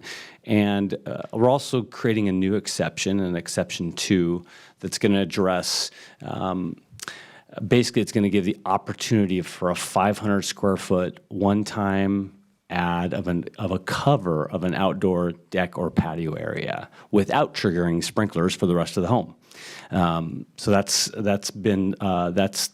the new exception. And then the third thing we just want to make sure we are making clear is that a homeowner can do both of these things. They're not mutually exclusive. So we're going to have the opportunity for people to be able to actually add, take advantage of the deck covering as well as exception 1, which gives them 500 square feet if they meet the criteria of exception 1. Okay. So pictures help. So we'll just fly through these. There's only like 40 more slides, so we should be here a minute. But no, honestly, this is the meat and potatoes right here. So today, the top picture on the left just shows a pretty classic patio cover in a home that was over 5,000 square feet today. If they wanted to add anything, it would trigger sprinklers if they were not already sprinklered. This exception would allow a home that's 5,000 or larger to be able to add this as long as it's under 500 square feet. The middle picture to the right, kind of a classic daylight rambler with a 2-story, kind of covered deck. We drew a line in the sand and said we're going to stick with the 500 square foot rule. So it just means that covered area might be a little smaller. So it'd be a couple hundred square feet on the top because it's covering both an upper and a lower area. And you'll see on that one, that's a prime example of the lower floor having, a built-in covered area as well. And then the lower area, this is not our lake. But yeah, it works. It gives you the intent is that we're trying to show limited access. And so we probably have some limited access sites around our city with waterfront homes or long driveways or other fire flow issues. So with these exceptions, regardless of their fire flow or their access, we're still allowing this outdoor area to have a 500 square foot cover. So it does give some flexibility to homeowners and builders that are out there, promoting these kind of additions to a home. We'll fly through this. This is the actual language, as you probably have in the memo in front of you for the ordinance that we're looking for approval from tonight. And with that, like I said in the beginning, we're looking for the approval of this ordinance 4939, and I'm here to answer any questions. And if I can't answer them, I have one of our planner reviewers that can also help. So I'm here for questions. Thank you, Deputy Chief. Any questions? Councilmember Arnold. Not a question, just a comment. Really appreciate your work on this. I know a constituent first brought this issue to us at conversations with council, and no one had previously contacted staff about this, and here we are a few months later with a potential solution. So I'm glad that we're here, and thank you for the work on this, Deputy Chief. Thank you. Would you like to make the motion? Thank you, Madam Mayor. I move ordinance 4939. Second. It has been moved by Councilman Arnold, second by Deputy Mayor Black, to move forward 4939. Is there any further discussion? All those in favor? City Clerk, will you please call the roll? Thank you. On ordinance 4939, Councilmember Tim Chizen. Yes. Councilmember Arnold. Yes. Councilmember Prem. Yes. Councilmember Falcone. Yes. Deputy Mayor Black. Yes. Mayor Curtis. Yes. Motion carries 6-0. Thank you again, Deputy Chief. Thank you. We are moving on to 9E, first reading. We do not make a motion tonight for clarity, everyone. This is our first reading of a proposed non-exclusive telecommunications franchise agreement with, I'm loving this, SQF LLC, DBA, Verta. So, City Manager. Okay, thank you. As you mentioned, Madam Mayor, this is first reading under state law required to present this twice before the council can vote on the second reading. So this is the first overview. Vitaly Prodin, our property analyst, is going to give you the overview and is supported by our city attorney's office if you have any questions. So. And is this your first presentation to us also? Oh my gosh, we're 3 for 3. Welcome. Vitaly. Thank you. Good evening, Mayor, Deputy Mayor, council members. Tonight, I will provide an overview of the proposed small cell wireless franchise with SQF LLC, doing business as Verda. Whatever she said. Joining us virtually this evening is Leela Vaga, who is the Vice President of Jurisdiction Relations with Wireless Policy Group, who is representing Verda. I have 8 slides to share with you tonight. So Verda is a wireless infrastructure company that owns and operates small cell wireless facilities. These facilities are generally smaller than traditional macro cell towers and include antennas that are smaller than 3 cubic feet. Wireless carriers such as T-Mobile, Verizon, and AT&T utilize Verda-owned infrastructure to provide service to their customers. Verda currently operates approximately 4,000 sites nationwide, and they anticipate initially deploying 6 to 10 facilities within Kirkland. These facilities are anticipated to support both 4G, LTE, and 5G networks.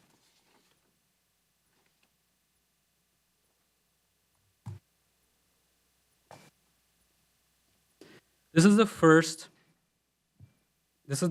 facility-only franchise considered by the city. Under this model, Verda owns, installs, maintains, and operates small wireless facilities, while wireless carriers such as T-Mobile, Verizon, and AT&T utilize that infrastructure to provide service to their customers. Since Verda owns and operates the facilities, a wireless carrier such as T-Mobile does not need to own does not need its own franchise to use Verda's infrastructure. A separate franchise would only be required if a wireless carrier independently owns and operates facilities within the public rights-of-way. Staff reviewed similar franchises adopted in other local jurisdictions and incorporated provisions addressing this type of arrangement into the proposed franchise. The franchise also remains subject to applicable federal, state, and local regulations, including FCC requirements, Washington state law, and Kirkland's telecommunications and wireless facility regulations. Back in 2018, the city approved a small cell communications master use permit for Verizon under Ordinance 4633. Today, these agreements are generally referred to as franchises. Verizon also entered into a separate pole attachment agreement with the city for the potential use of city-owned facilities, but ultimately, they did not install any small cell facilities on city-owned poles. That communication master use permit has since expired. Similar to Verizon's franchise, the proposed Verda franchise authorizes the use of public rights-of-ways, but does not grant the right to use city-owned facilities. Verda is not requesting access to city-owned facilities as part of this franchise. Any future request to use city-owned facilities would require a separate agreement with the city. The City Council has previously indicated that the city does not wish to allow 5G facilities on city-owned poles, structures, or other city property, and Verda has not expressed any concerns with that policy. City code strongly favors the use of existing infrastructure for small wireless facilities. New poles may only be approved when the applicant demonstrates that the existing utility poles or other structures or other private property cannot reasonably accommodate the proposed facilities. New poles remain subject to review of the planning department, concealment requirements, environmental regulations, and other applicable standards.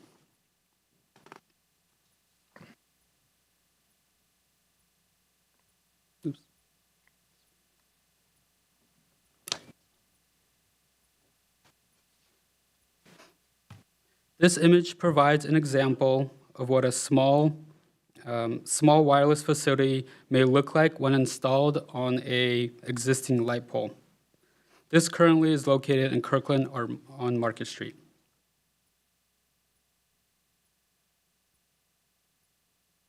These images, which are from Exhibit B of the proposed franchise, are representative examples of the types of facilities that might be installed.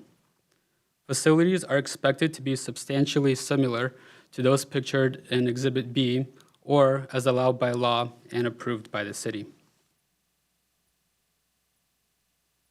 To conclude, staff is requesting that council conduct the first reading of the proposed ordinance granting a non-exclusive telecommunications franchise to Verda. Assuming there are no requested changes or additional direction, staff will return on July 7th for a second reading and consideration of final adoption. Thank you for your time. Staff is happy to answer any questions if there are any. Great, thank you so much. Any questions, council? I guess not. Thank you. Have a good night. Sorry we kept you so late. All right, we are on our last business item, which is ordinance 4941, the adoption of the 2025-2026 mid-year budget adjustment. City manager. All right, Madam Mayor, our last topic. Here to give you the presentation on the budget adjustments is our financial planning manager, Kevin Pilstring. Good evening, Madam Mayor, Deputy Mayor, City Council. As always, I prefer to go last to talk through any financial things to make sure that you're nice and awake. So I'll be testing you throughout the presentation. All right, so tonight I have about 10 slides and we're walking through the 25-26 budget adjustments. So this is nothing to do with the next budget yet, but just reflecting changes as we've gone through the current biennium. So as a reminder, state law requires that we update the appropriation number for any fund when we're increasing or recognizing new revenues or recognizing new funds that were established during the current biennium, which were not included in the current original budget. So we bring budget adjustments to council roughly 5 times throughout the biennium. So this is the fourth of the 5 times. So tonight there's about $6 million in total adjustments and about $3.1 million in appropriation adjustments, which is actually recognizing new revenue to a fund. One note on this is that oftentimes we're recognizing the same dollar multiple times, so I'll kind of walk through that. Just a reminder that we're not always recognizing, $6 million of newfound money. Often it's just because of governmental fund accounting, it shows up multiple times. So again, this is our fourth of 5 adjustment opportunities during the biennium. So we'll have one more shot in December, along with the adoption of the 27-28 budget. So at this point, this is capturing probably the majority of all the adjustments that we'll have in this biennium. There probably won't be too many more at the end of the year. So we'll go through the 5 different adjustments and categories that we'll walk through today. And I'll walk through them in a little bit more in detail for each category. The first is council-directed adjustments. So these are fiscal notes or other council-directed or approved funding changes that have occurred in the last about 6 months or so. So some of them are just notable based on discussions with council and that sort of thing. The appropriation change here is about $4.2 million, most of which is coming from the general capital funds, about $2.4 million, recognizing additional money for the Public Works Maintenance Center, which was already previously approved in the 25-30 CIP update, as well as the $1 million transfer for the church acquisition that we discussed in, I believe, last meeting in June. It also includes previously approved funding for the capital funds and design costs for the Kraken Iceplex and Kirkland Community Center. That was approved on the March 17th fiscal note. The second is other items requiring council action. So this is kind of a catch-all for a number of different things. These are items that include any other operating adjustments involving an appropriation change, if we're recognizing LTEs or FTE changes, or a use of reserves, including grants or internal transfers. So a couple things to highlight here. We are recognizing the additional reimbursement for wildland fire deployments from last year. Deployments, about $443,000 for that, as well as recognizing $330,000 of additional BLS levy funding that was not previously budgeted from the new levy. And in addition, I wanted to highlight that at the top, we're substituting $700,000 of fire impact fee funding in place of what was formerly intended to be GEMT funding towards the new ladder truck, as an opportunity that we recognized to utilize that fire impact fees. So we wanted to make sure that we're able to spend that within the intended time period, which is within 10 years. So that will free up $700,000 of GEMT back to the reserve. The second is, this is the rest of the other items requiring council action. So this is the capital and utility and internal service funds. One notable piece here is that we're recognizing $150,000 of PEG fees, which will be used for the additional costs for the council chamber AV improvements. We're also recognizing about $670,000 of grants from surface water and solid waste funds.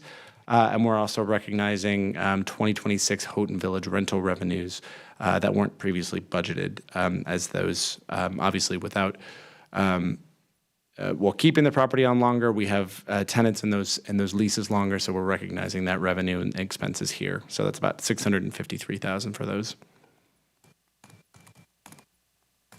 Line item adjustments. So these are not changing appropriation in a number of places. They're simply moving funding from one object to another, or one expense category to another within the same fund. So these don't technically require council action, but some have policy significance. We wanted to bring them forward. Notably, this includes $100,000 towards supplemental help to review the Cascade Water Alliance in King County Regional Water Quality Committee towards future rate increases. So staff is recommending $100,000. Not sure if that's exactly going to be LTEs or professional services, but to help evaluate those rate increases.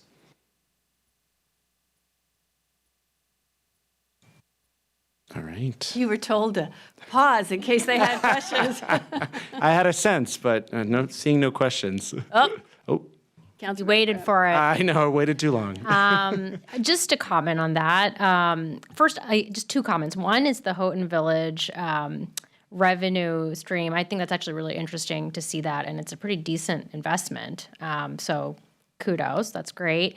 The $100K for the Cascade funding, or the Cascade consultant, I just want to make sure that we are, is there going to be a way for us to know what exactly the deliverables will be for that consultant? Absolutely. Okay. Yeah, no, we'll draft that and come back to council with what exactly we're looking for and get your approval, because it's designed to support the staff who supported the original Water Quality Committee, or the board member of Cascade, Councilmember Pascal, and the alternate, Mayor Curtis. So yes, so we'll be telling you exactly what we hope to achieve. Okay, thank you. Go ahead, Kevin. All right. And next is the capital project adjustment. So there's a number in here. So this is including any transfers or project closeout transfers from completed CIP projects. So usually this one has a lot going on, and most of which is reflected in the CIP, or is reflected in the CIP. So the first, notably, is that we're adding an additional $308,000 needed for the City Hall mobile office expansion for a number of additional tenant improvements and electrical improvements. That's coming from a mix of GEMT and Police Prop 1 related to the Police Prop 1 funded human services staff that will be housed in that new facility. We also are reducing, so there's a big 3.6 million of actually a reduction in appropriations from the debt funding in the Houghton Park and Ride stormwater facility. That's reducing the debt in that project down to reflect the approved forgivable loan that we discussed in the last meeting as well. And there's a number you'll see of the housekeeping adjustments. Those are correcting appropriation to align with the December adopted 25-30 CIP update. So that is now in alignment. So now appropriation will match everything that's in the CIP update. All right. And finally, position changes. So council only formally adopts the FTE number. So that is unchanged since we adopted or council adopted the FTE total in December.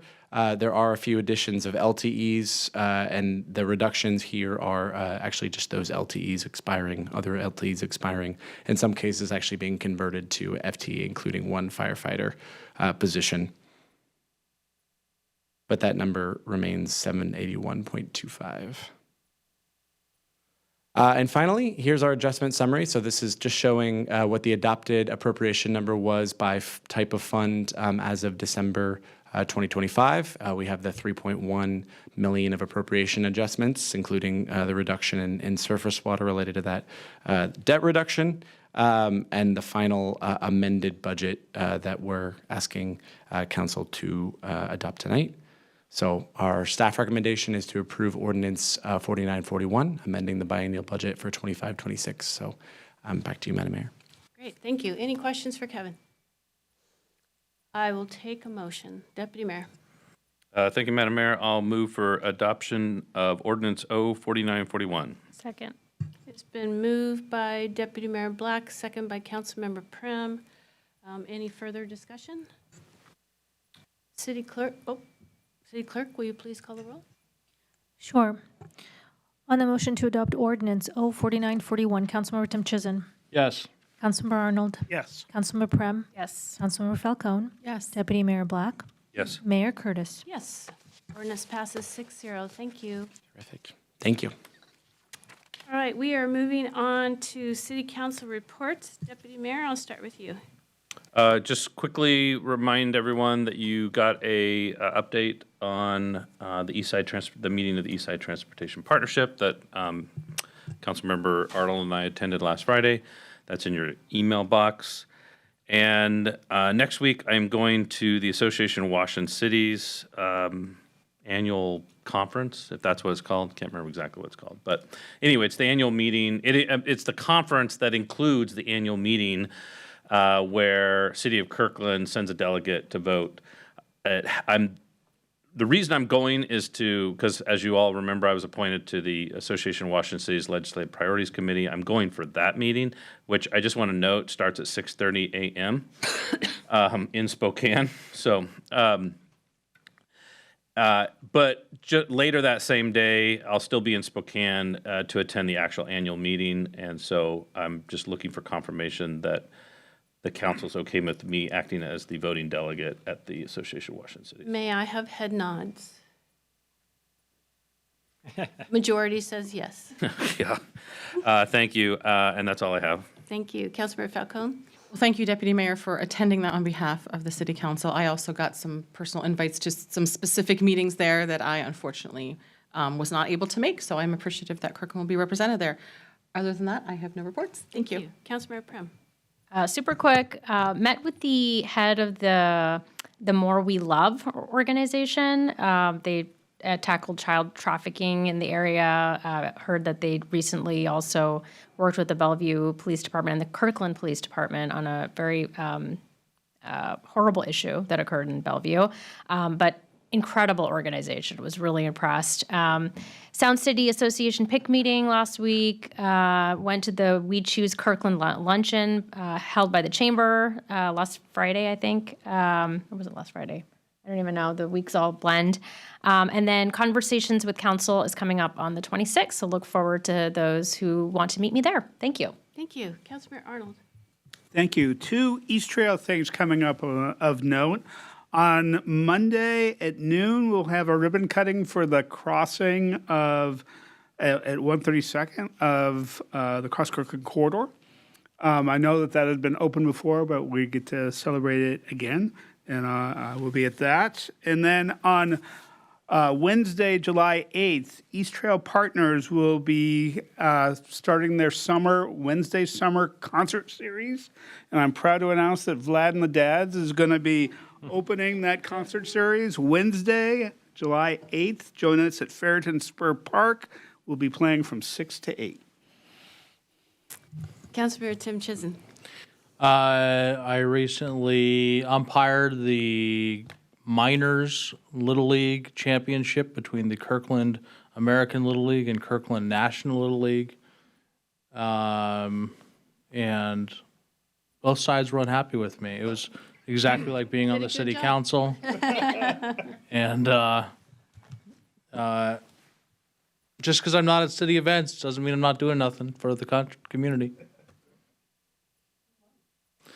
Kirkland American Little League won 16-3, something like that. But I don't think umpiring had a big Impact on that. impact. All right, I'm going to try to go through mine quick. Deputy Mayor and I attended the county exec's State of the County. Thank you, Kirkland Chamber, for the We Choose Kirkland Luncheon, Pride Proclamation, and Juneteenth Proclamation. Thank you, Councilmember Falcone, for doing the Juneteenth Proclamation. Fun events, really good. City Manager and I attended the Lake Washington Technical Early Learning Center opening tomorrow. Beautiful facility. They did a really nice remodel. Next week, in addition to the cutting, we have Habitat for Humanity is going to be at Heritage Hall with their event Building Hope on the east side. And heads up, the Bellevue Downtown Association has announced their study tour this fall to Boston. I've asked Andriana to outreach to council to see if anyone is interested in attending. City Manager, to you. Okay, I think, Madam Mayor, wanted to first have a discussion of a potential authorization from the council for the council special projects reserve. And then I have a couple other options. I can go to those first, or if the council wants to take those up. I can do that. I have another issue and Oh, if you then wanna a go couple first. things for you, but would you like me to do that first? I think that would make sense before I go into my. All right, thank you all. So I sent you an email, and I am, it's a big ask, and I recognize that, and I appreciate your grace, but I would like to ask the council to allocate $100,000 from our council special projects reserve to help fund the Lake Washington United Methodist parking lot repaving. Thank you for staying through our long meeting. I recognize this is a significant amount of money, and I don't make this request lightly. As you are aware from the email I forwarded you from Karina O'Malley and her testimony today, the Safe Parking Program has been instrumental partner with the city for the last 15 years, helping over 1,000 of our unhoused neighbors stay safe. I know many of you have attended the dinners and spoken to the residents and heard their stories, which are impactful, and I'm so grateful to the organization for providing this for our community members. Without the Safe Parking Program, we, the city, would be struggling to find homes for dozens of people. We would be running this program ourselves.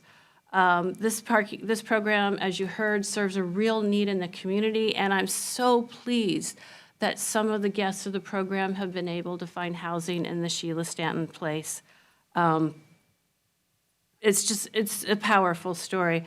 So our council policy reads, the city will maintain a city council special project reserve, which is available to the city council to fund special one-time projects that are unforeseen at the time of the budget was prepared. This qualifies. The City Council Special Projects Reserve is primarily intended to be used for council or city staff initiated requests that support council's initiatives and directions and not to fund outside organizations. As you saw in my email and you heard from Karina O'Malley, I am the one that came forward and said that the city we should fund this with our special projects. And it's very clear that this supports our initiatives in our HEART team and our homeless action plan. The reserve is limited to one-time projects, pilot programs, budget amendments, or special event. The council may use the reserve to fund outside organization emergency requests on a case-by-case basis. Again, this qualifies. When the reserve is used, it is replenished from the general fund year-end fund balance to a target of $250,000. We currently have $250,000 in our fund. It's fully funded. As you also heard, the total paving project is $440,000. The church has amazingly, impressively raised $330,000, and they need the community's help to cover the final $100,000. I believe that this organization supports our city missions, and this improves their facility so that it's safer for the safe parking program. I have walked through the parking lot. I'm well aware of the bumpiness, the lack of ADA compliance, the tree roots. It's not a safe parking lot right now. And I feel strongly that, the safe parking program does fundraising, and I would like the funds that they raise to go to benefiting the guests in the safe parking program for food, job navigation. I would rather they not raise funds to pay for asphalt. So I would like the council to support my recommendation to move forward with this, and I am welcome to answer any questions and hear your discussion. Deputy Mayor. Well, but first, I was going to go ahead and make the Yes, motion. that would be wonderful. Thank you. We'll get us started. I move to direct staff to return to council with a proposed fiscal note authorizing $100,000 of council special projects reserve funding for the Lake Washington United Methodist Church parking lot paving project to support the safe parking program. Second. It's been moved by Deputy Mayor Black, second by Councilmember Falcone, to bring forward a fiscal note at our next meeting for $100,000 to cover from the Special Projects Reserve to support the safe parking program. Deputy Mayor. I was just going to speak quickly to the motion to support a lot of what you said. The key for me on this is that this is an organization that provides a critical service in the community. It has for many, many years. It is really integrated in many ways into our homelessness outreach action program. It's an organization that's a nonprofit that receives human services funding from the city of Kirkland. And like you said, if this money is spent making the facility safe, then that hopefully frees up additional raised money to provide direct service to residents in need. So for those reasons, I'm supporting this motion. Oh, and last thing I'll just say, I appreciate the process we have, which is it's introduced now. This is a motion to bring back a fiscal note that gives everyone an opportunity, actually 3 weeks, because this is one of those rare cases where we have 2 weeks between council meetings, 3 weeks between council meetings, 3 weeks to get any questions you have answered from staff. So I'd encourage folks, if they feel like they haven't had enough time to consider this, there is an opportunity to get your questions answered, and it'll be the vote on the fiscal note in July 7th, where the final decision be made. So thank you. Thank you. Councilor Falcone? Thank you, Madam Mayor. Well, I obviously strongly support this motion. Just wanted to add on to your rationale of why I think it's best for the city to be making this investment rather than the fundraising, is that I had an opportunity to speak with Karina over the weekend at the Juneteenth event. It was a wonderful event. It's great to see you there. That there is so much logistical work going into this month while this paving work is being done. And the last thing that these folks, community members who are working so hard to help during this especially challenging month, where folks are already living in their cars and then needing to move to another location temporarily for a month, and all the logistics of the meals and all of those things, having to fundraise on top of that during that time is just something that they don't need to be spending their time and energy doing when they're already doing so much to help support those in need. So just wanted to add that on to for all the reasons both of you said, and that as well I wanted to add. Thank you. And thank you to Karina and all of the folks who are volunteering and doing this incredible work. We really appreciate you. Councilor Tim Chisholm. So I appreciate the work that happens at this church. The value of their organization is instrumental in Kirkland, and I don't have any questions about the value of this organization. I have questions about why we're trying to use the council special project reserve for this project. The policy states that the reserve is limited to one-time pilot projects, budget amendment, or special events. Council may use the reserve to fund outside organization emergency requests on a case-by-case basis. I don't know whether the word emergency has been defined in this policy. And secondly, I'd like to see from staff historically the amounts of money that we've traditionally taken from the project special reserve, because I believe they've been amounts like $10,000 or $25,000. They haven't been one member of this council asking for $100,000 from this fund. This is unprecedented. This has never happened, as far as I know. And the third concern I have is what we're getting for our money. When we give $10,000 or grant $10,000 to an organization, I don't expect a lot of assurances that we're getting anything for our money. But what I would have liked to have seen is a serious proposal that if we're going to give an organization $100,000, that we have ensured that that organization is financially solvent, that we're going to continue to operate there, and that perhaps this organization is willing to guarantee another 5 years of operation at that facility or something like that. But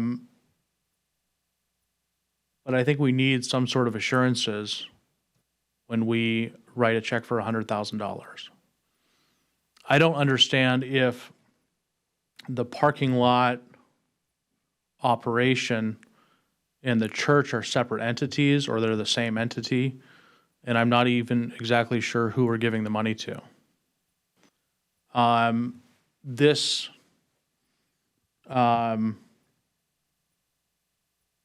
organization is instrumental in Kirkland, and thank you for all the years that you've put into this. And I want to ensure that if we support this organization, that the level of support we're giving is sustainable, that it's long-term, that we've thought about the best long-term way to do it, and that perhaps the money comes from the city, but not necessarily from the Special Projects Reserve.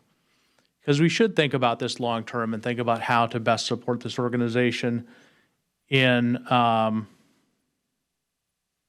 the upcoming, not just 1 year, but the upcoming decade. Thank you. Thank you. Councilmember Arnold? Thank you, Mayor. Thank you for bringing this forward. As we look at this, one of the questions I always ask as we make these individual considerations is what's the opportunity cost, and I think that's why we give ourselves some time to take a look at this and touch this in 2 meetings. Councilmember Tim Chisholm brings up some good points that this is a large amount of fund compared to how we have done this before.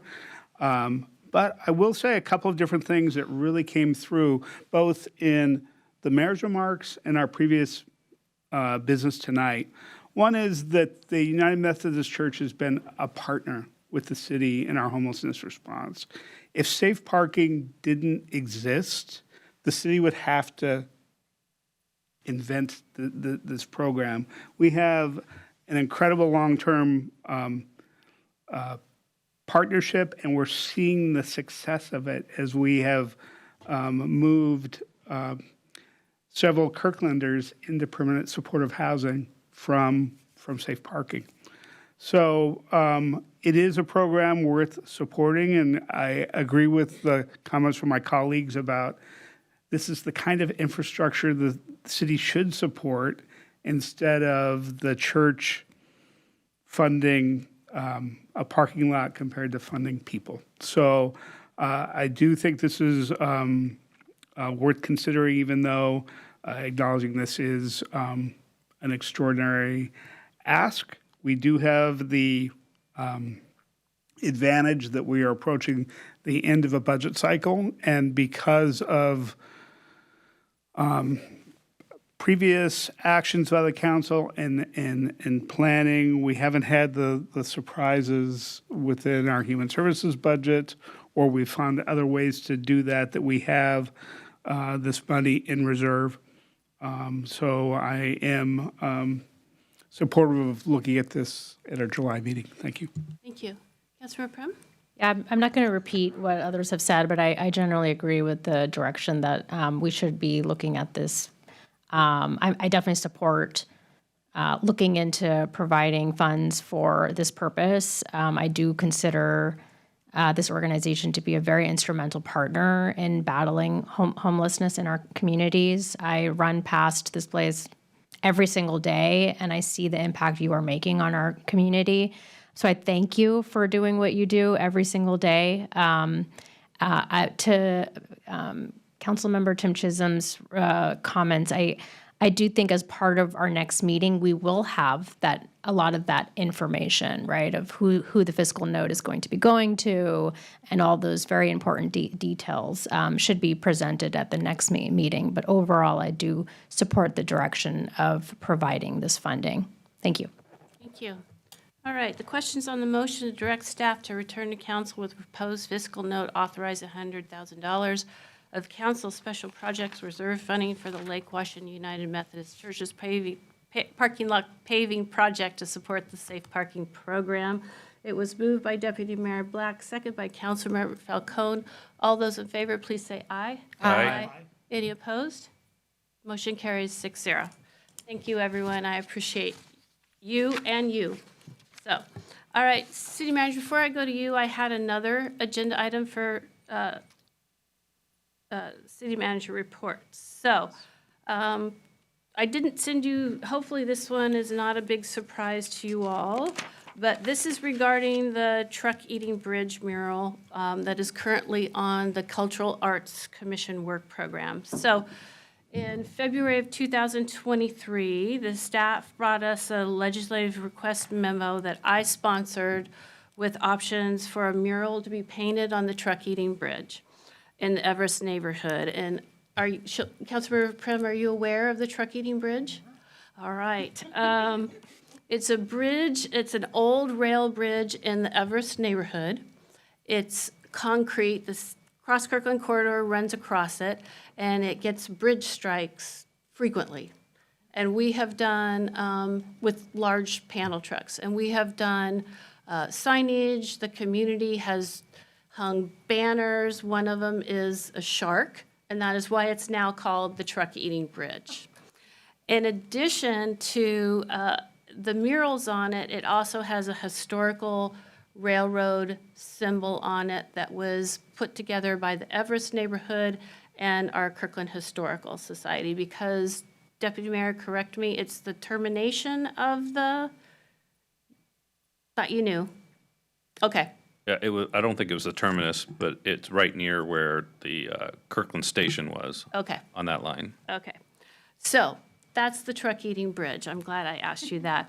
So in 23, I proposed, and the council moved forward, that we would paint a large mural on this bridge. What has happened since in the past 3 years, and it's been added to the Cultural Arts Commission work program. What has happened in the last 3 years is, because there are quite a few stakeholders, the people that are attached to the railroad symbol, the people that are attached to the mural, it's become a very complicated project. I'm speaking just to you, sorry, no pressure. It's become a very complicated project, more than we thought. The community has a wide variety of opinions on it. There's issues such as traffic safety with what kind of mural that we present. There's issues around historical preservation. There's issues around the mural being damaged if there's additional truck strikes, and then we would have to go back and repaint it again. So on reflection, as the original sponsor, I think we should take this project off the Cultural Arts Commission work program. It's been sitting there for 3 years as everyone has struggled how to move forward with this project. They have a number of other projects that are bigger priorities. And so my question to the council is if you will entertain a motion to suspend the Truck Eating Bridge mural project and remove it from the Cultural Arts Commission work program so they can focus on other work. So, Deputy Mayor, would you please? Well, yeah, and I just want to say, I support, I'm going to make this motion, and I support this motion, and the kicker for me is, even if we could resolve the conflict among the multiple stakeholders, we're still painting this bridge, and it's still going to get struck by trucks. A lot of these are driven by people who rented a truck and don't know the issue of the size of their truck. It's going to get struck, and just the thought of going out and repairing this mural over and over again, that's the kicker for me. So I know I'm speaking to my motion before I make it. I just want to get that out there. So I move to suspend the Truck Eating Bridge mural project and remove the project from the Kirkland Cultural Arts Commission's work program. Thank you. It's been moved by Deputy Mayor Black, second by Councilmember Falcone to remove the Truck Eating Bridge mural from the Kirkland Arts Commission work program. Is there any discussion? Councilmember Arnold. A couple of questions. One is this something where the Cultural Arts Commission has weighed in any way? Thank you. And secondly, is there any staff feedback? Thank you. Thank you. I should have mentioned the Cultural Arts Commission. The reason this came up is Deputy Mayor and I, when we met with our different boards and commissions, this came up, and they asked for how we wanted to move forward with this project because it has been a complicated project for them. So they are in favor of removing the truck mural from their work program. And Deputy City Manager, he asked if staff has any feedback. Yeah, I would say staff is supportive of the mayor's motion. We do think that there's plenty of really good work to prioritize, and this might continue to be a complex, time-consuming endeavor. Good questions. Anyone else? All right, the question is on the motion whether to remove the Truck Eating Bridge mural from the Kirkland Arts Commission work program. All those in favor, please say aye. Aye. No. Any opposed? Okay. Motion carries 6-0. All right, City Manager, I'm done talking. It's back to you. Okay, thank you. Thank you. I appreciate that. So my first item is we had a study session where we discussed the option of going to the project review committee at the state, and so we need a motion to authorize staff to do that. We have drafted a motion, which I'm going to read, and I'd be seeing if anyone of the council members is interested in making this motion. It would be a motion authorizing staff to submit an application for progressive design build for the Peter Kirk Pool project to the state's project review board and return to the council for further direction if approved. So that the council still gets a second option. Second. It's been moved by Councilmember Falcone, second by Deputy Mayor Black. Did the clerk capture that? I know. Read it again. She was typing really fast. Okay, we'll type it in. So, but it's going to let us go to them and then come back to you for if there is an approval. We'd come back to the council for permission to proceed. All right. Deputy Mayor. Just one quick comment for the public that might be watching. Not only do we get another touch to approve this after, but this is also something we're not obligated ultimately to do. We're getting the permission to do it, but we don't have to do it. Exactly. Okay, thank you. Okay, the question's on the motion for council to give permission to go take the pool project to the project committee. I can't remember. Yeah, the state project review. State project committee. Any further discussion? All those in favor, please say aye. Aye. Motion carries 6-0. Okay, then just two quick updates. One, I was proud to be the president and chair of the Racer Principals meeting, and Councilmember Falcone was able to be there as the Kirkland representative. very impressive group of folks, elected officials representing the racer agencies. They got a brief update on things that were happening, and they asked us a lot of good questions, particularly around how we can start to improve dispatch, both at the NORCOM system and also getting to direct dispatch. But Councilmember Falcone, if you had anything you wanted to add, but I just wanted to make sure we highlighted that the racer agencies are going well. I think it was actually it was one of the other council members asked if everyone was still all in, and as we went around the room, all of the city council members who were there said that they were. So it was a positive meeting for all of us. But Councilmember, Thank you. Yes, that was me that asked that question. I thought it was. Okay. Thank you. Your first recollection was correct. I'll just add to that the Community Advisory Committee of Racer. I may be using the wrong terminology, but essentially it's what it is. Folks with lived experience. They're continuously looking for, or currently have an ongoing ask out for new members of that. So if you know anyone who may be interested, who has lived experience in behavioral health crisis of themselves or a close family member, please do let our city manager know. Thank you. My second update, since the mayor mentioned this, we went to the opening of the Early Learning Center at Lake Washington Tech, and I just wanted to highlight that we've had a good partnership with Lake Washington Tech about the Child Care Center, and they have reiterated that they are providing City of Kirkland employees discounts. So we're going to be pushing that again to our employees to have high-quality child care. The facility is beautiful. The staff is amazing. It was a really cool thing to see, and we appreciate that partnership, and we'll be letting our employees know, so you'll probably see that in the emails that we send out as well. And then finally, some of you may have seen this email, but I wanted to highlight it for you because it's been of huge interest, but you got an email today from Sarah Olson that we are, in fact, about to proceed with turning on the booster pump for the Highlands neighborhood. I wanted to give a huge shout out to the staff that were mentioned in Sarah's email because they have been working incredibly hard and innovating and doing all kinds of things in parallel. And the last piece they were able to secure was the check valve. They actually were able to get the company to give us someone else's check valve because we were worried that was going to be the delay factor that might cost us a month. But there was another group that didn't need it as quickly, and we were able to swap it out and get the second check valve in time. And so we are looking at probably an opening of the pump booster station next week. So I'm very happy to announce that. All right, so on Front's calendar, I have coming back with the fiscal note for the $100,000. I will make sure that the memo does include the questions that were raised by Councilmember Tim Chizen. I also want to remind council that if the city ever does execute money, we have to do so through a contractual agreement where we'll also articulate the benefit for the city. So we'll talk about that in the memo as well. So I've got that, but is there any other things on the council calendar that the council wants to talk about? I have two things. I want to remind everybody that we will have a virtual meeting on July 21st.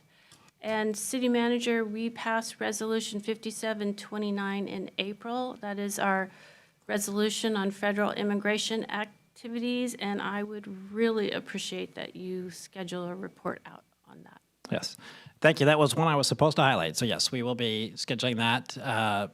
Our Deputy City Manager of Operations, Tracy Dunlap, has been convening that group. We'll have a lot more to report soon, and I'll make sure that we get on the calendar for an update to check in. Thank you. One of the biggest action items that will come to the council for discussion is the idea of a moratorium for detention centers. So that'll be the first thing we're likely to schedule, but we'll also give you an update on the rest of the topics. So, thank you, Madam Mayor. Thank you. Anything else? That's all I have. Council, anything? All right, thank you. We are adjourned.